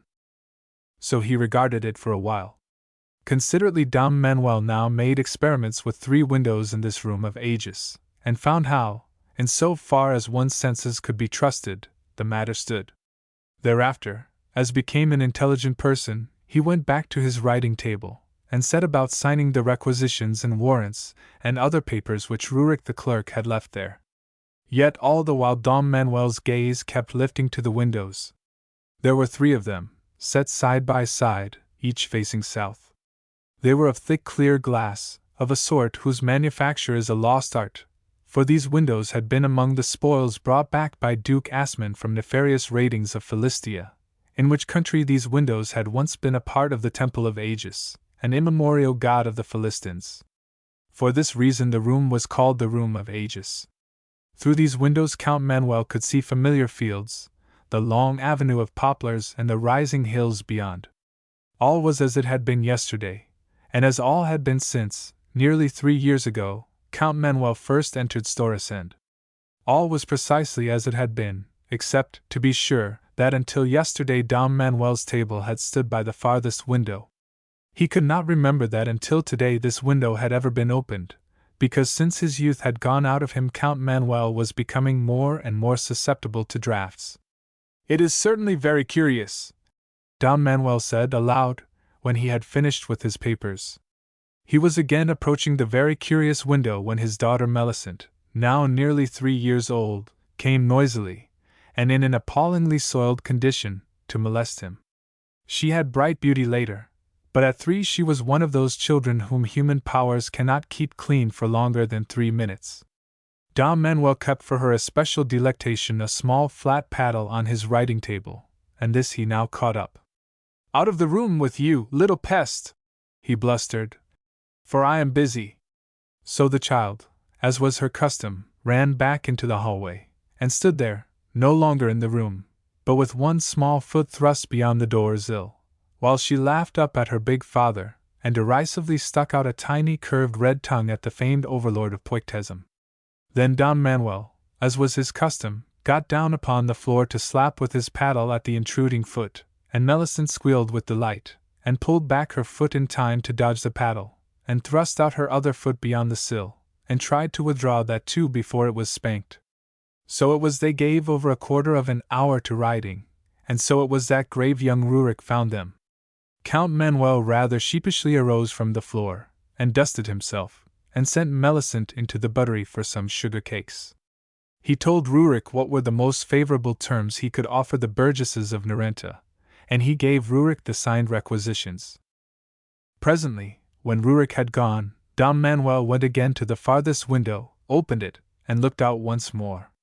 He shook his head, as one who gives up a riddle. He armed himself, and rode over to Perdigan, whither sainted King Ferdinand had come to consult with Manuel about contriving the assassination of the Moorish general, Almotawakel. This matter Dom Manuel deputed to Giverick the sage, and so was rid of it. In addition, Count Manuel had on hand that afternoon an appeal to the judgment of God over some rather valuable farming lands, but it was remarked by the spectators that he botched the unhorsing and severe wounding of Earl Ladines, and conducted it rather as though Dom Manuel's heart were not in the day's business. Indeed, he had reason, for while supernal mysteries were well enough if one were still a harebrained lad, or even if one set out in due form to seek them, to find such mysteries obtruding themselves unsought into the home life of a well-thought-of nobleman was discomposing, and to have the windows of his own house playing tricks on him seemed hardly respectable. All that month, too, some memory appeared to trouble Dom Manuel, in the back of his mind, while the lords of the Silver Stallion were busied in the pursuit of Othmar and Othmar's brigands in the Tonnenfels, and as soon as Dom Manuel had captured and hanged the last squad of these knaves, Dom Manuel rode home and looked out of the window, to find matters unchanged. Dom Manuel meditated. He sounded the gong for Rurik. Dom Manuel talked with the clerk about this and that. Presently Dom Manuel said, "But one stifles here. Open that window." The clerk obeyed. Manuel at the writing table watched him intently. But in opening the window the clerk had of necessity stood with his back toward Count Manuel, and when Rurik turned, the dark young face of Rurik was impassive. Dom Manuel, playing with the jeweled chain of office about his neck, considered Rurik's face. Then Manuel said, "That is all. You may go." But Count Manuel's face was troubled, and for the rest of this day he kept an eye on Rurik the young clerk. In the afternoon it was noticeable that this Rurik went often, on one pretext and another, into the room of Aegis when nobody else was there. The next afternoon, in broad daylight, Manuel detected Rurik carrying into the room of Aegis, of all things, a lantern. The Count waited a while, then went into the room through its one door. The room was empty. Count Manuel sat down and drummed with his fingers upon the top of his writing table. After a while the third window was opened. Rurik the clerk climbed over the sill. He blew out his lantern. "You are braver than I," Count Manuel said. "It may be. It is certain you are younger. Once, Rurik, I would not have lured any dark and prim-voiced young fellow into attempting this adventure, but would have essayed it myself post-haste. Well, but I have other duties now, and appearances to keep up, and people would talk if they saw a well-thought-of nobleman well settled in life climbing out of his own windows, and there is simply no telling what my wife would think of it." The clerk had turned, startled, dropping his lantern with a small crash. His hands went jerkily to his smooth chin, clutching it. His face was white as a leper's face, and his eyes now were wild and glittering, and his head was drawn low between his black-clad shoulders, so that he seemed a hunchback as he confronted his master. Another queer thing Manuel could notice, and it was that a great lock had been sheared away from the left side of Rurik's black hair. "What have you learned?" says Manuel. "Out yonder? I cannot tell you," replied Rurik, laughing sillily. "But in place of it, I will tell you a tale. Yes, yes, Count Manuel, I will tell you a merry story of how a great while ago our common grandmother Eve was washing her children one day near Eden when God called to her. She hid away the children that she had not finished washing, and when the good God asked her if all her children were there, with their meek little heads against his knees, to say their prayers to him, she answered, yes. So God told her that what she had tried to hide from God should be hidden from men, and he took away the unwashed children, and made a place for them where everything stays young, and where there is neither good nor evil, because these children are unstained by human sin and unredeemed by Christ's dear blood. The Count said, frowning, "What drunken nonsense are you talking at broad noon? It is not any foolish tatter of legend that I am requiring of you, my boy, but civil information as to what is to be encountered out yonder. All freedom and all delight," young Rurik told him wildly, "and all horror and all rebellion." Then he talked for a while. When Rurik had ended this talking, Count Manuel laughed scornfully, and spoke as became a well-thought-of nobleman. Rurik whipped out a knife, and attacked his master, crying, "I follow after my own thinking and my own desires, you old, smug, squinting hypocrite!" So Count Manuel caught Rurik by the throat, and with naked hands Dom Manuel strangled the young clerk. "Now I have ridded the world of much poison, I think," Dom Manuel said aloud, when Rurik lay dead at Manuel's feet. "In any event, I cannot have that sort of talking about my house.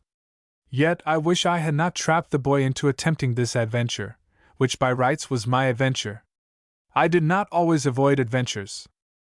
He summoned two to take away the body, and then Manuel went to his bedroom, and was clothed by his lackeys in a tunic of purple silk, and a coronet was placed on his grey head, and the trumpets sounded as Count Manuel sat down to supper. Pages in ermine served him, bringing Manuel's food upon gold dishes, and pouring red wine and white from golden beakers into Manuel's gold cup.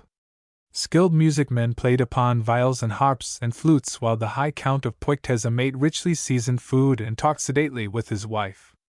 They had not fared thus when Manuel had just come from herding swine, and Niafer was a servant trudging on her mistress' errands, and when these two had eaten very gratefully the Portun's bread and cheese. They had not any need to be heartened with rare wines when they endured so many perils upon Vredex and in Dun Vlechland because of their love for each other. For these two had once loved marvelously. Now minstrels everywhere made songs about their all-conquering love, which had derided death, and nobody denied that, even now, these two got on together amicably. But tonight Dame Niafer was fretted, because the pastry cook was young Rurik's cousin, and was, she feared, as likely as not to fling off in a huff on account of Dom Manuel's having strangled the clerk. "Well, then do you raise the fellow's wages?" said Count Manuel. "That is easily said, and is exactly like a man." "Why, Manuel, you surely know that then the meat cook and the butler, too, would be demanding more, and that there would be no end to it." "But, my dear, the boy was talking mad blasphemy, and was for cutting my throat with a great horn-handled knife." "Of course that was very wrong of him," said Dame Niafer comfortably. "And not for an instant, Manuel, am I defending his conduct, as I trust you quite understand. But even so, if you had stopped for a moment to think how hard it is to replace a servant nowadays, and how unreliable is the best of them, I believe you would have seen how completely we are at their mercy." Then she told him all about her second waiting woman, while Manuel said, "Yes, and I never heard the like, and you were perfectly right, my dear," and so on, and all the while appeared to be thinking about something else in the back of his mind. 36. Excursions from content. Thereafter Count Manuel could not long remain away from the window through which Rurik had climbed with a lantern, and through which Rurik had returned insanely blaspheming against law and order. The outlook from this window was somewhat curious. Through the two other windows of Aegis, set side by side with this one, and in appearance similar to it in all respects, the view remained always unchanged, and just such as it was from the third window so long as you looked through the thick clear glass. But when the third window of Aegis was opened, all the sunlit summer world that you had seen through the thick clear glass was gone quite away, and you looked out into a limitless grey twilight wherein not anything was certainly discernible, and the air smelt of spring. It was a curious experience for Count Manuel, thus to regard through the clear glass his prospering domains and all the rewards of his famous endeavors, and then find them vanished as soon as the third window was opened. It was curious, and very interesting, but such occurrences make people dubious about things in which, as everybody knows, it is wisdom's part to believe implicitly. Now the second day after Rurik had died, the season now being June, Count Manuel stood at the three windows, and saw in the avenue of poplars his wife, Dame Niafer, walking hand in hand with little Melisande. Niafer, despite her lameness, was a fine figure of a woman, so long as he viewed Niafer through the closed window of Aegis. Dom Manuel looked contentedly enough upon the wife who was the reward of his toil and suffering in Dun Vlechland, and the child who was the reward of his amiability and shrewdness in dealing with the stork. All seemed well so long as he regarded them through the closed third window. His hand trembled somewhat as he now opened this window, to face grey sweetly scented nothingness.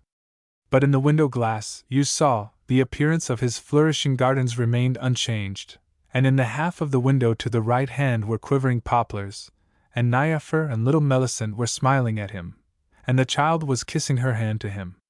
All about this swinging half of the window was nothingness. He, leaning out, and partly closing this half of the window, could see that behind the amiable picture was nothingness. It was only in the old glass of Aegis that his wife and child appeared to live and move. Dom Manuel laughed shortly. "Ha, then," says he, "that tedious dear nagging woman and that priceless snub-nosed brat may not be real. They may be merely happy and prosaic imaginings, hiding the night which alone is real. To consider this possibility is troubling. It makes for even greater loneliness. None the less, I know that I am real, and certainly the grayness before me is real. Well, no matter what befell Rurik yonder, it must be that in this grayness there is some other being who is real and dissatisfied. I must go to seek this being, for here I become as a drugged person among sedate and comfortable dreams which are made doubly weariful by my old master's whispering of that knowledge which was my father's father's.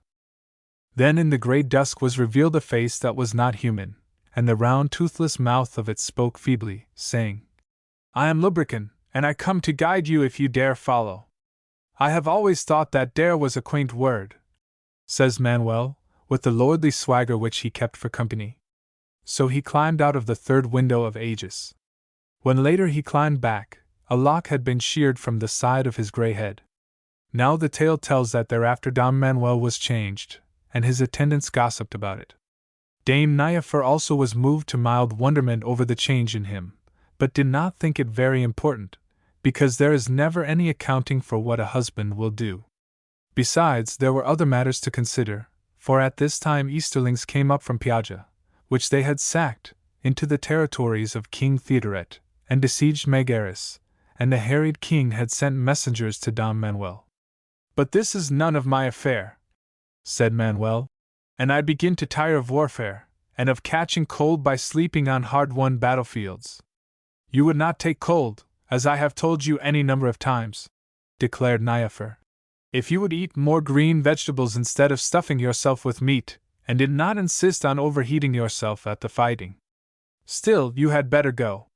My dear, I shall do nothing of the sort. Yes, you had better go, for these Easterlings are notorious pagans. Now other persons have been pagans once upon a time, dear Snip. A great many things are much worse, Manuel, says Niafer, with that dark implication before which Don Manuel always fidgeted, because there was no telling what it might mean. Yes, these Easterlings are quite notorious pagans, and King Theodoret has at least the grace to call himself a Christian, and besides, it will give me a chance to get your rooms turned out and thoroughly cleaned. So Manuel, as was his custom, did what Niafer thought best. Manuel summoned his vassals, and brought together his 9 lords of the Fellowship of the Silver Stallion, and without making any stir with horns and clarions, came so swiftly and secretly under cover of night upon the heathen Easterlings that never was seen such slaughter and sorrow and destruction as Don Manuel wrought upon those tall pagans before he sat down to breakfast. He attacked from Sannazaro. The survivors therefore fled, having no choice, through the fields east of Megaris. Manuel followed, and slew them in the open. The realm was thus rescued from dire peril, and Manuel was detained for a while in Megaris, by the ensuing banquets and religious services and the executions of the prisoners and the nonsense of the king's sister. For this romantic and very pretty girl had set King Theodoret to pestering Manuel with magniloquent offers of what Theodoret would do and give if only the rescuer of Megaris would put aside his ugly crippled wife and marry the king's lovely sister. Manuel laughed at him. Some say that Manuel and the king's sister dispensed with marriage. Others accuse Don Manuel of exhibiting a countenance not very well suited to his exalted estate. It is certain, in any event, that he by and by returned into Poictesum, with a cold in his head to be sure, but with fresh glory and much plunder and 2 new fiefs to his credit, and at Storicen Don Manuel found that his rooms had been thoroughly cleaned and set in such perfect order that he could lay hands upon none of his belongings, and that the pastry cook had left. It simply shows you, says Dame Niafer, and all I have to say is that now I hope you are satisfied. Manuel laughed without merriment. Everything is in a conspiracy to satisfy me in these sleek times, and it is that which chiefly plagues me. He chucked Niafer under the chin, and told her she should be thinking of what a famous husband she had nowadays, instead of bothering about pastry cooks. Then he fell to asking little Millicent about how much she had missed father while father was away, and he dutifully kissed the 2 other children, and he duly admired the additions to Emmerich's vocabulary during father's absence. And afterward he went alone into the room of Aegis. Thereafter he was used to spend more and more hours in the room of Aegis, and the change in Count Manuel was more and more talked about. And the summer passed, and whether or no Count Manuel had, as some declared, contracted unholy alliances, there was no denying that all prospered with Count Manuel, and he was everywhere esteemed the most lucky and the least scrupulous rogue alive. But very certainly he was changed. 37. Opinions of Hinzelmann. Now the tale tells that on Michaelmas morning little Melisande, being in a quiet mood that time, sat with her doll in the tall chair by the third window of Aegis while her father wrote at his big table. He was pausing between phrases to think and to bite at his thumbnail, and he was so intent upon this letter to Pope Innocent that he did not notice the slow opening of the third window, and Melisande had been in conference with the queer small boy for some while before Dom Manuel looked up abstractedly toward them. Then Manuel seemed perturbed, and he called Melisande to him, and she obediently scrambled into her father's lap. There was silence in the room of Aegis. The queer small boy sat leaning back in the chair which little Melisande had just left.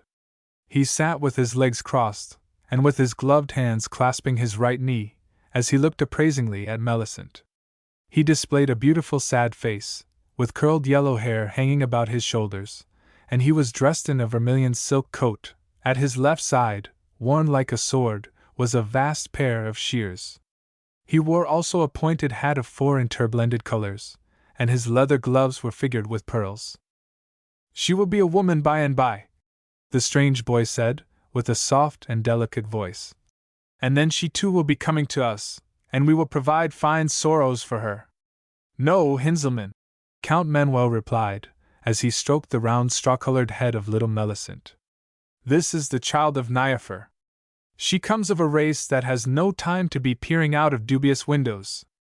It is your child too, Count Manuel. Therefore she too, between now and her burial, will be wanting to be made free of my sister Suskin's kingdom, as you have been made free of it, at a price. Oh, very certainly you have paid little as yet save the 1 lock of your grey hair, but in time you will pay the other price which Suskin demands.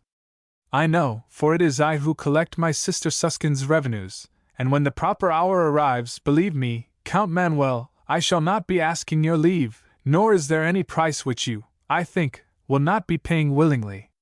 That is probable. For Suskind is wise and strange, and the grave beauty of her youth is the fulfillment of an old hope. Life had become a tedious matter of much money and much bloodshed, but she has restored to me the gold and crimson of dawn. So, do you very greatly love my sister Suskind? Says Hinzelmann, smiling rather sadly. She is my heart's delight, and the desire of my desire.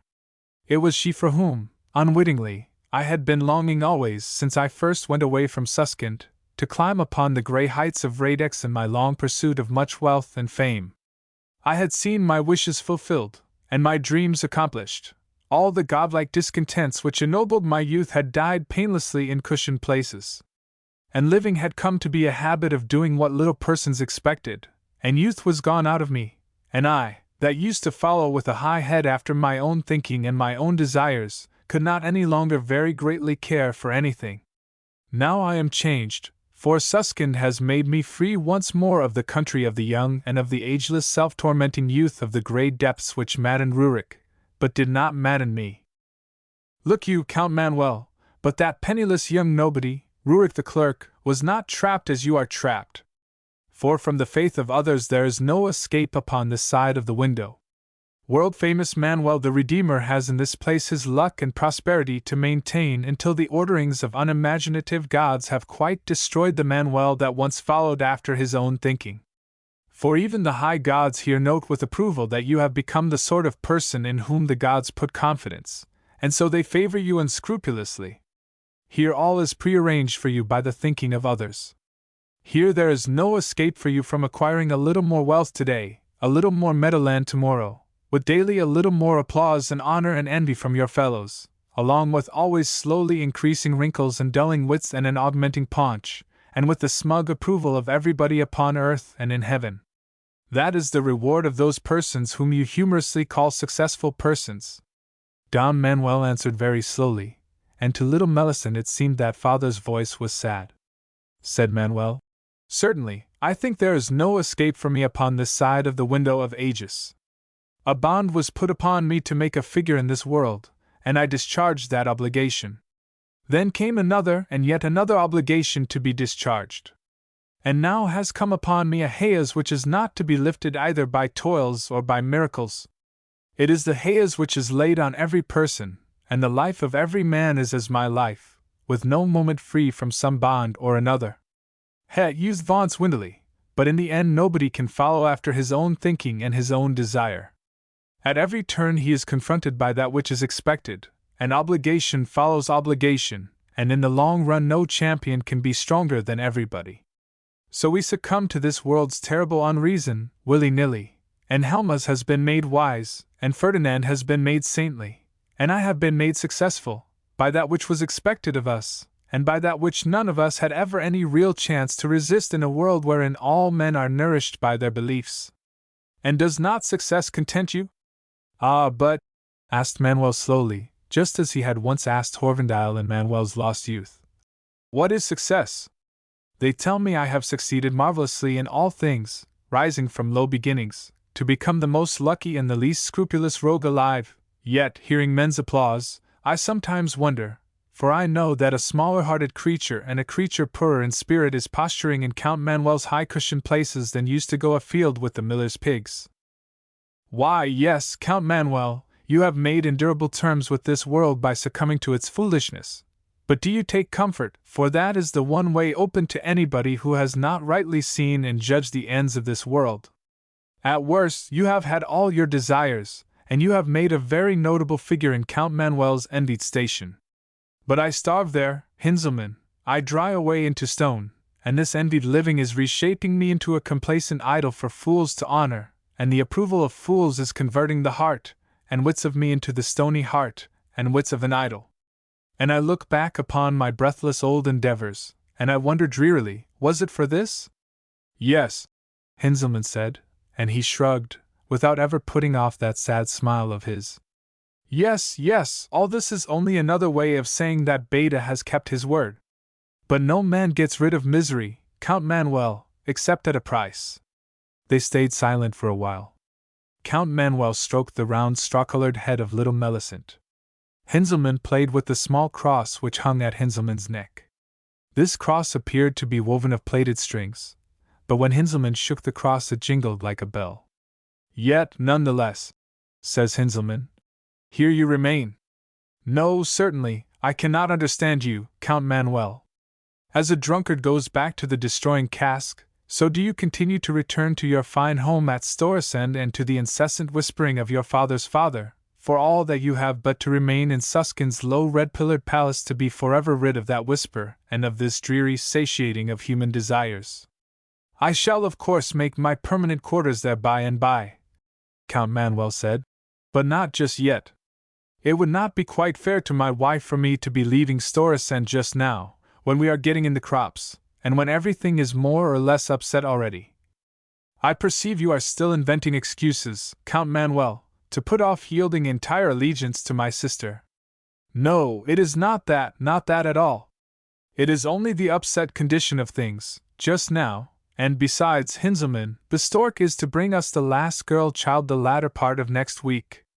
We are to call her Atar, and I would like to have a sight of her, of course. In fact, I am compelled to stay through mere civility, inasmuch as the Queen of Philistia is sending the very famous St. Halmendis especially to christen this baby. And it would be, Hinzelmann, the height of rudeness for me to be leaving home, just now, as though I wanted to avoid his visit. Hinzelmann still smiled rather sadly. Last month you could not come to us because your wife was just then outworn with standing in the hot kitchen and stewing jams and marmalades. Dom Manuel, will you come when the baby is delivered and this saint has been attended to and all the crops are in? Well, but Hinzelmann, within a week or two we shall be brewing this year's ale, and I have always more or less seen to that. Still Hinzelmann smiled sadly. He pointed with his small gloved hand toward Millicent. And what about your other enslavement, to this child here?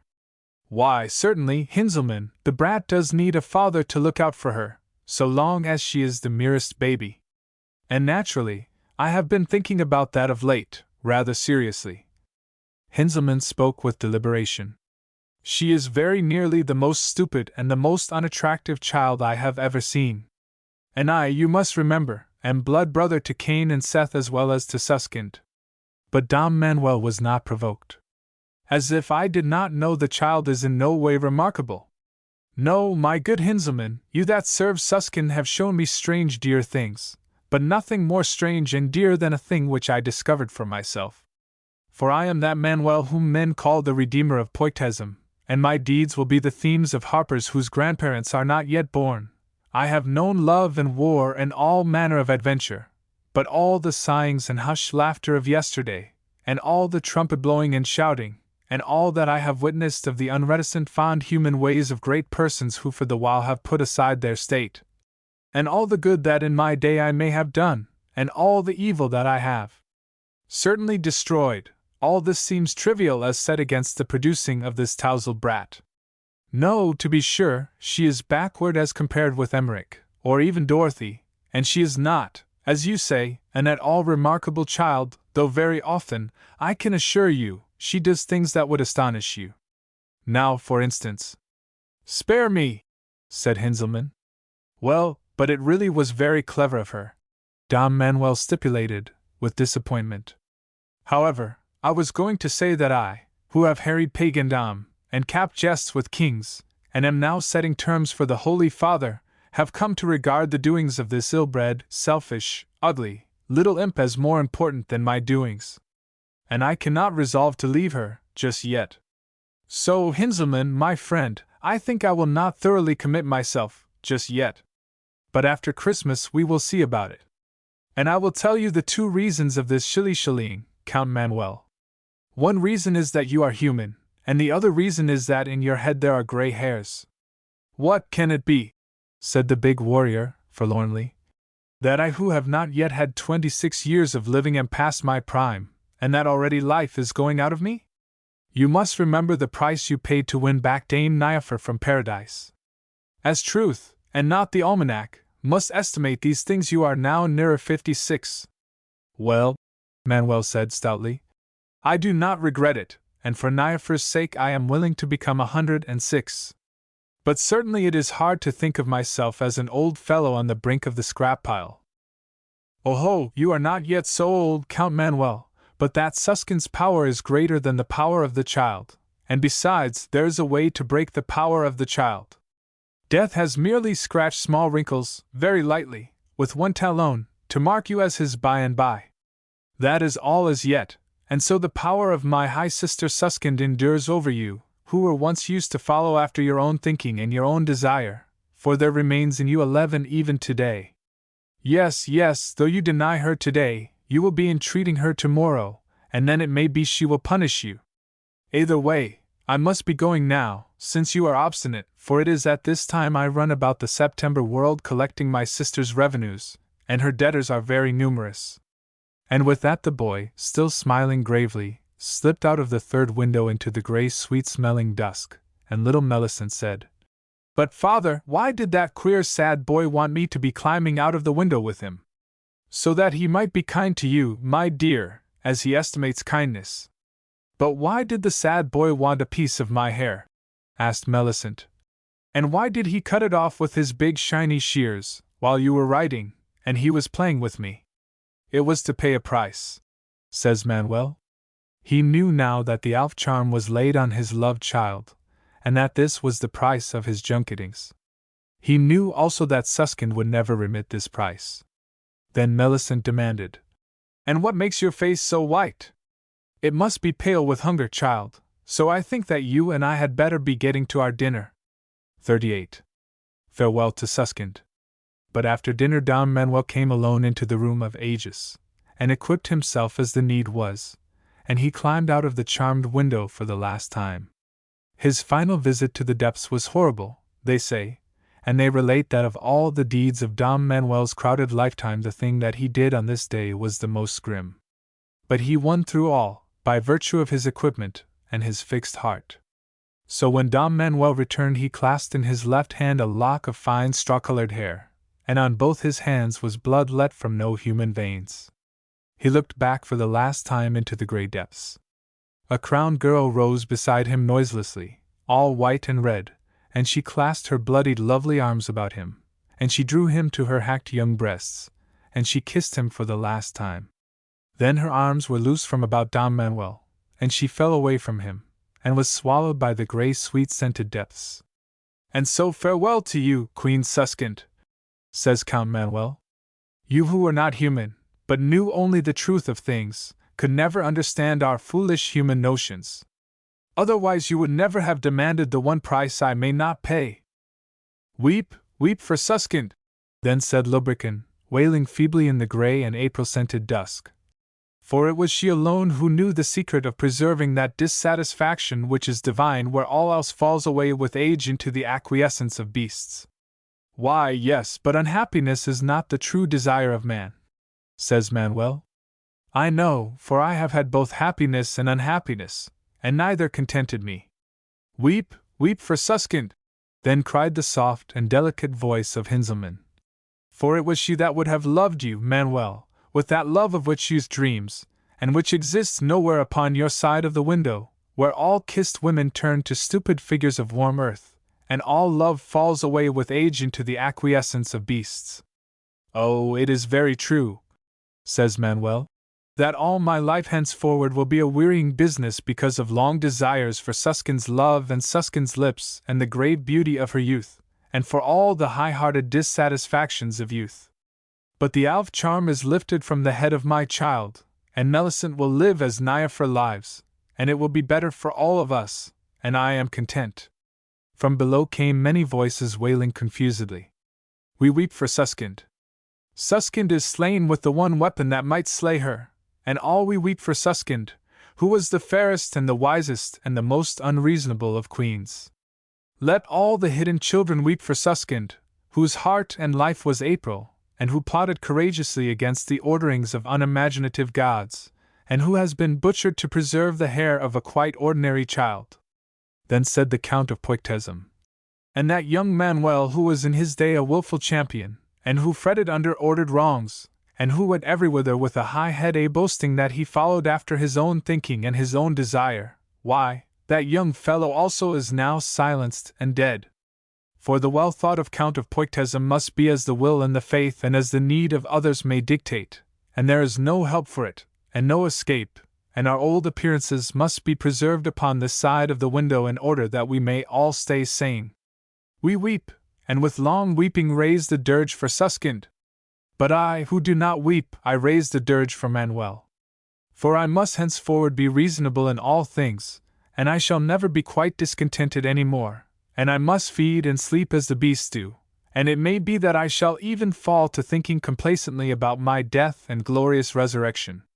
Yes, yes, all this is certain, and I may not ever go traveling everywhither to see the ends of this world and judge them, and the desire to do so no longer moves in me, for there is a cloud about my goings, and there is a whispering which follows me, and I too fall away into the acquiescence of beasts. Meanwhile no hair of the child's head has been injured, and I am content. Let all the hidden children, and all else that lives except the tall grey son of Oriander, whose blood is harsh sea water, weep for Suskind. Suskind is dead, that was unstained by human sin and unredeemed by Christ's dear blood, and youth has perished from the world. Oh, let us weep, for all the world grows chill and grey as Oriander's son. And Oriander too is dead, as I well know that slew him in my hour. Now my hour passes, and I pass with it, to make way for the needs of my children, as he perforce made way for me. And in time these children, and their children after them, pass thus, and always age must be in one mode or another slain by youth. Now why this should be so, I cannot guess, nor do I see that much good comes of it, nor do I find that in myself which warrants any confidences from the most high controlling gods. But I am certain that no hair of the child's head has been injured, and I am certain that I am content. Thus speaking, the old fellow closed the window. And within the moment little Melisande came to molest him, and she was unusually dirty and disheveled, for she had been rolling on the terrace pavement, and had broken half the fastenings from her clothing, and Dom Manuel wiped her nose rather forlornly. Of a sudden he laughed, and kissed her. And Count Manuel said he must send for masons to wall up the third window of Aegis, so that it might not ever be opened any more in Count Manuel's day for him to breathe through it the dim sweet-scented air of spring. 39. The passing of Manuel. Then as Dom Manuel turned from the window of ages, it seemed that young Horvendile had opened the door yonder, and after an instant's pensive staring at Dom Manuel, had gone away. This happened, if it happened at all, so furtively and quickly that Count Manuel could not be sure of it, but he could entertain no doubt as to the other person who was confronting him. There was not any telling how this lean stranger had come into the private apartments of the Count of Poictesum, nor was there any need for Manuel to wonder over the management of this intrusion, for the new arrival was not, after all, an entire stranger to Dom Manuel. So Manuel said nothing, as he stood there stroking the round straw-colored head of little Millicent.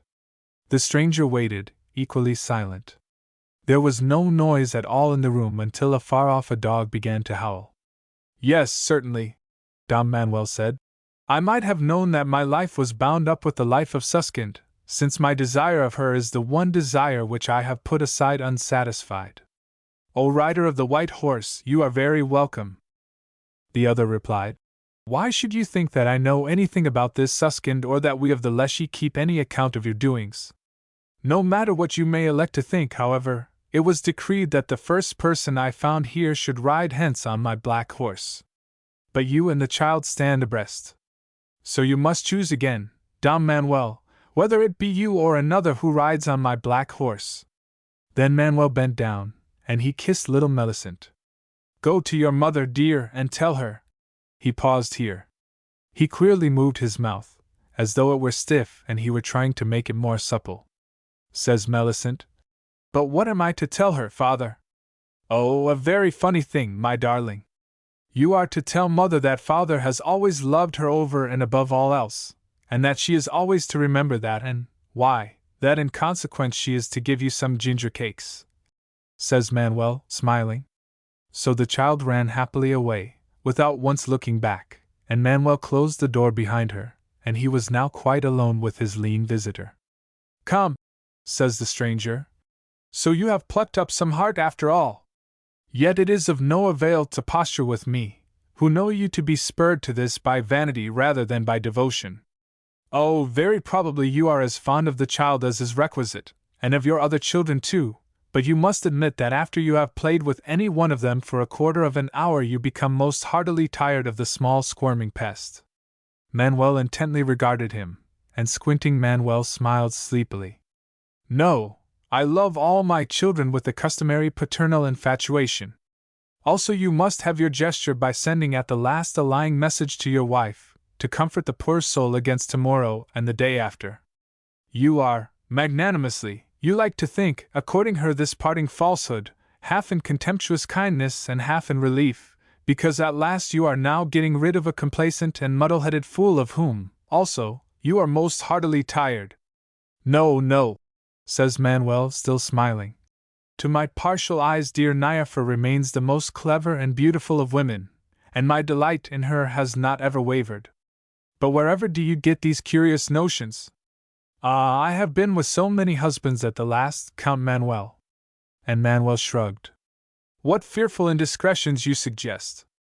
"No, friend, that sort of thing has an ill sound, and they should have remembered that even at the last there is the bond of silence. Come, Count Manuel, you are a queer, cool fellow, and you have worn these masks and attitudes with tolerable success, as your world goes. But you are now bound for a diversely ordered world, a world in which your handsome wrappings are not to the purpose." "Well, I do not know how that may be," replies Count Manuel, "but at all events there is a decency in these things and an indecency, and I shall never of my own free will expose the naked soul of Manuel to anybody.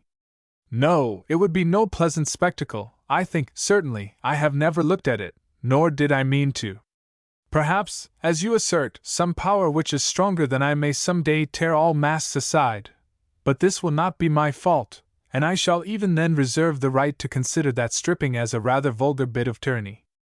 Meanwhile I must, of necessity, adhere to my own sense of decorum, and not to that of anybody else, not even to the wide experience of 1 inch. Count Manuel bowed. "Who is, in a manner of speaking, my guest?" "Oh, as always, you posture very tolerably, and men in general will acclaim you as successful in your life. But do you look back? For the hour has come, Count Manuel, for you to confess, as all persons confess at my arrival, that you have faltered between one desire and another, not ever knowing truly what you desired, and not ever being content with any desire when it was accomplished. Softly, friend! For I am forced to gather from your wild way of talking that you of the Leshy indeed do not keep any record of our human doings. The stranger raised what he had of eyebrows.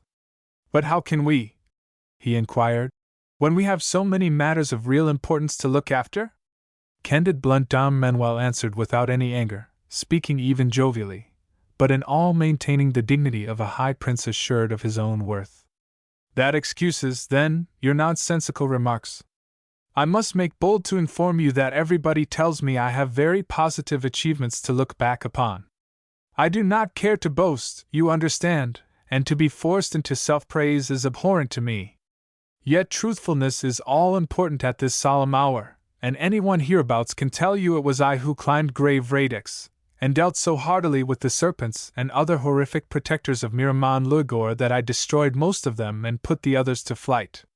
Thereafter men narrate how I made my own terms with the terrified magician, according him his forfeited life in exchange for a promise to live henceforward more respectfully and to serve under me in the war which I was already planning against the Northmen.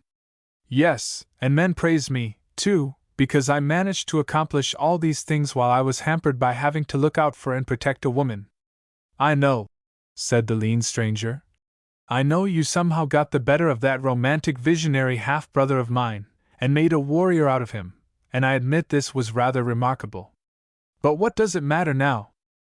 Then they will tell you it was I that wisely reasoned with King Helmas until I turned him from folly, and I that with holy arguments converted King Ferdinand from his wickedness. I restored the magic to the robe of the Apsarazes when but for me its magic would have been lost irrevocably. I conquered Frides, that woman of strange deeds, and single-handed I fought against her sporns and calcars and other terrors of antiquity, slaying, to be accurate, 782 of them. I also conquered the misery of earth, whom some called Beta, and others Krukina, and yet others Mimir, after a very notable battle which we fought with enchanted swords for a whole month without ever pausing for rest. I went intrepidly into the paradise of the heathen, and routed all its terrific warders, and so fetched hence the woman whom I desired. Thus, friend, did I repurchase that heroic and unchanging love which exists between my wife and me. Yes, said the stranger. Why, that too is very remarkable. But what does it matter now? For it is of common report among men that nothing has ever been able to withstand Dom Manuel. Thus it was natural enough, men say, that, when the lewd and evil god whom nowadays so many adore as Sesphra of the dreams was for establishing his power by making an alliance with me, I should have driven him howling and terrified into the heart of a great fire. For myself, I say nothing, but when the very gods run away from a champion there is some adequate reason, and of this exploit, and of all these exploits, and of many other exploits, equally incredible and equally well vouched for, all person hereabouts will tell you. As to the prodigies of valor which I performed in redeeming Poictesum from the oppression of the Northmen, you will find documentary evidence in those 3 epic poems, just to your left there, which commemorate my feats in this campaign. Nobody disputes this campaign also may have been remarkable, and certainly I do not dispute it, for I cannot see that these doings matter a button's worth in my business with you, and besides I never argue. And no more do I.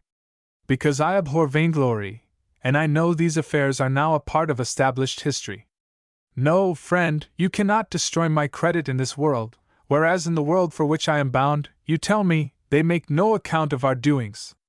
So, whether or not I did these things, I shall always retain, in this world and in the next, the credit for them, without any need to resort to distasteful boasting.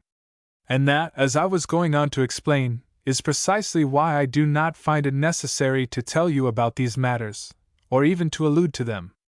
Oh, doubtless, it is something to have excelled all your fellows in so many ways, the stranger conceded, with a sort of grudging respect. But I repeat, what does it matter now?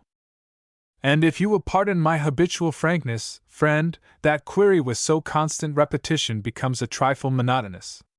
No, it does not dishearten me, I am past that. No, I once opened a window, the more clearly to appraise the most dear rewards of my endeavors.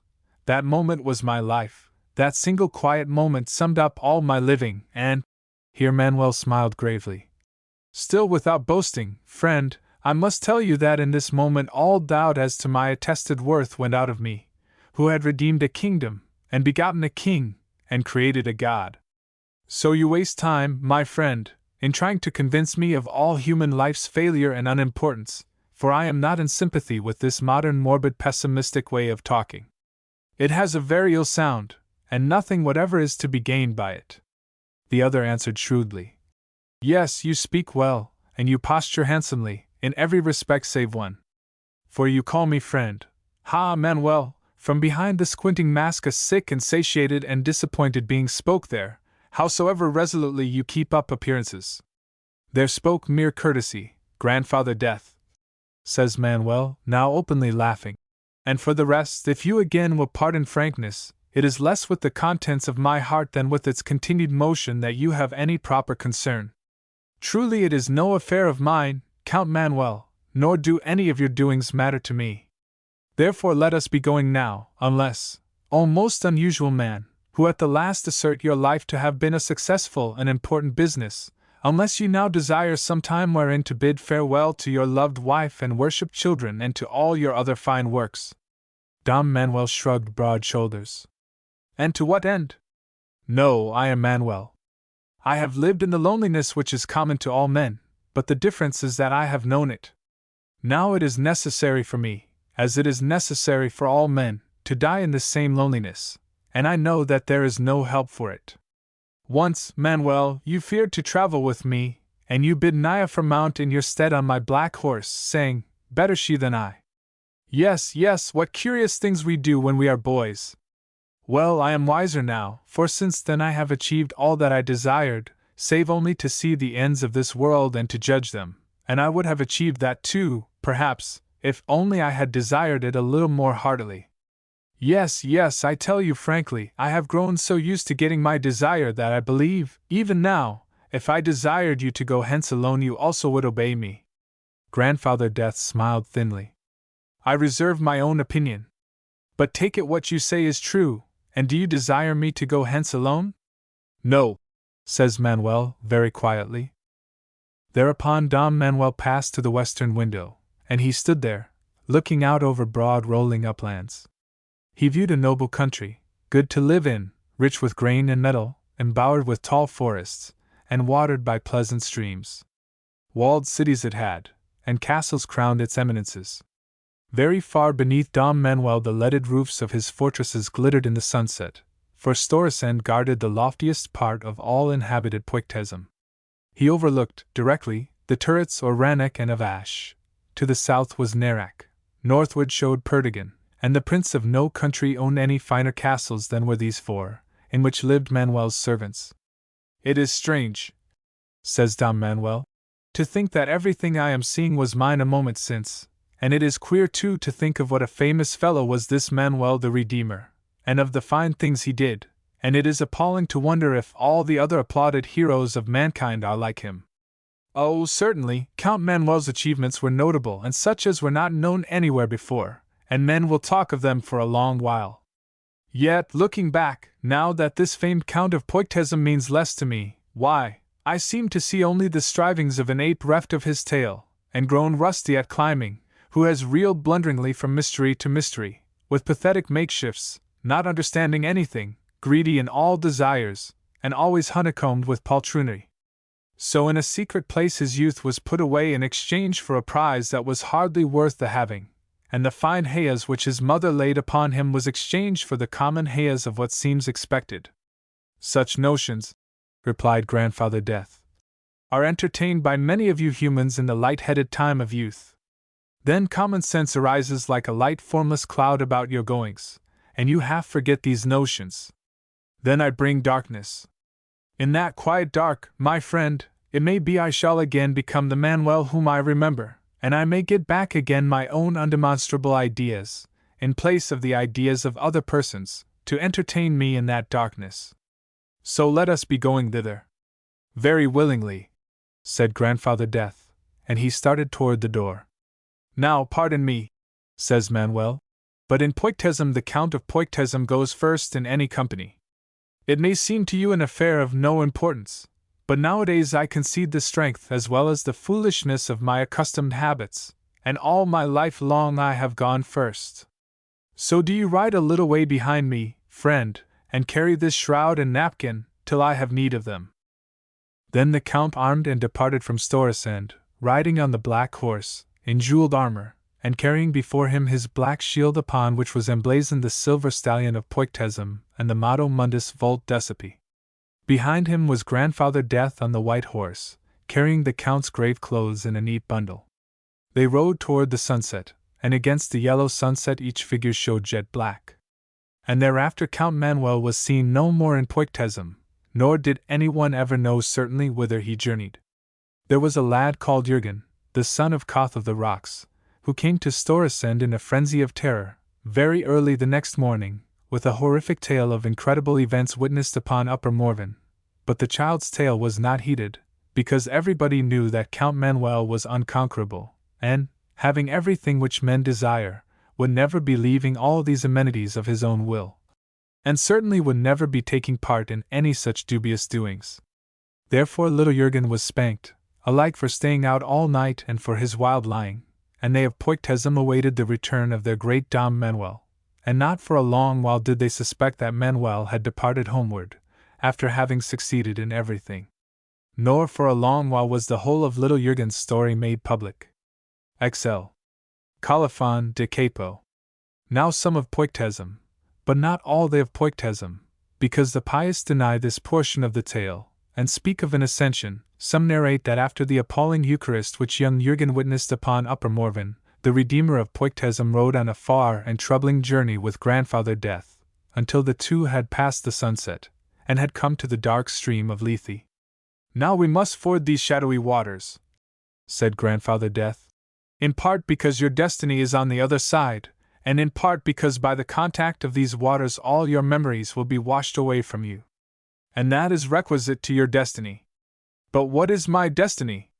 It is that of all loving creatures, Count Manuel. If you have been yourself you cannot reasonably be punished, but if you have been somebody else you will find that this is not permitted. That is a dark saying, only too well suited to this doubtful place, and I do not understand you. No, replied Grandfather Death. But that does not matter. Then the black horse and the white horse entered the water, and they passed over, and the swine of Eubuleus were waiting for them, but these were not yet untethered. So in the moment which remained Dom Manuel looked backward and downward, and he saw that Grandfather Death had spoken truly. For all the memories of Manuel's life had been washed away from him, so that these memories were left adrift and submerged in the shadowy waters of Lethe. Drowned there was the wise countenance of Helmas, and the face of St. Ferdinand with a tarnished halo about it, and the puzzled features of Horvendal, and glowing birds and glistening images and the shimmering designs of Miramon thronged there confusedly, and among them went with moving jaws a head of sleek white clay.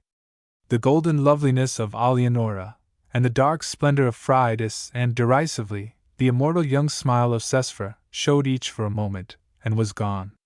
Then Niaphor's eyes displayed their mildly wondering disapproval for the last time, and the small faces of children that in the end were hers and not Manuel's passed with her, and the shine of armor, and a tossing heave of jaunty banners, and gleaming castle turrets, and all the brilliancies and colors that Manuel had known and loved anywhere, save only the clear red and white of Suskin's face, seemed to be passing incoherently through the still waters, like bright broken wreckage which an undercurrent was sweeping away. And Manuel sighed, almost as if in relief. So this, he said, this is the preposterous end of him who was everywhere esteemed the most lucky and the least scrupulous rogue of his day. Yes, yes, replied Grandfather Death, as slowly he untethered one by one the swine of Eubuleus. Yes, it is indeed the end, since all your life is passing away there, to be beheld by your old eyes alone, for the last time. Thus I see nothing there but ordinary water, and I wonder what it is you find in that dark pool to keep you staring so. I do not very certainly know, said Manuel, but a little more and more mistily now, I seem to see drowned there all the loves and the desires and the adventures I had when I wore another body than this dilapidated gray body I now wear. And yet it is a deceiving water, for there, where it should reflect the remnants of the old fellow that is I, it shows, instead, the face of a young boy who is used to following after his own thinking and his own desires.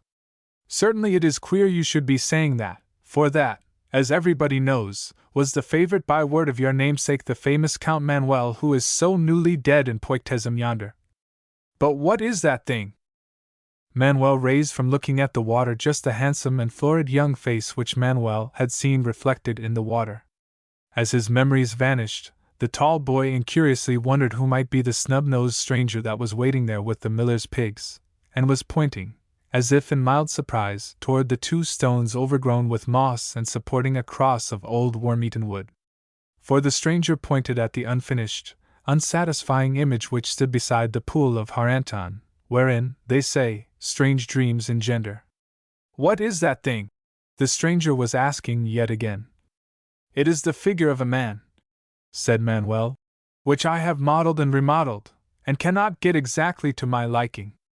So it is necessary that I keep laboring at it, until the figure is to my thinking and my desire. Thus it was in the old days. Explicit,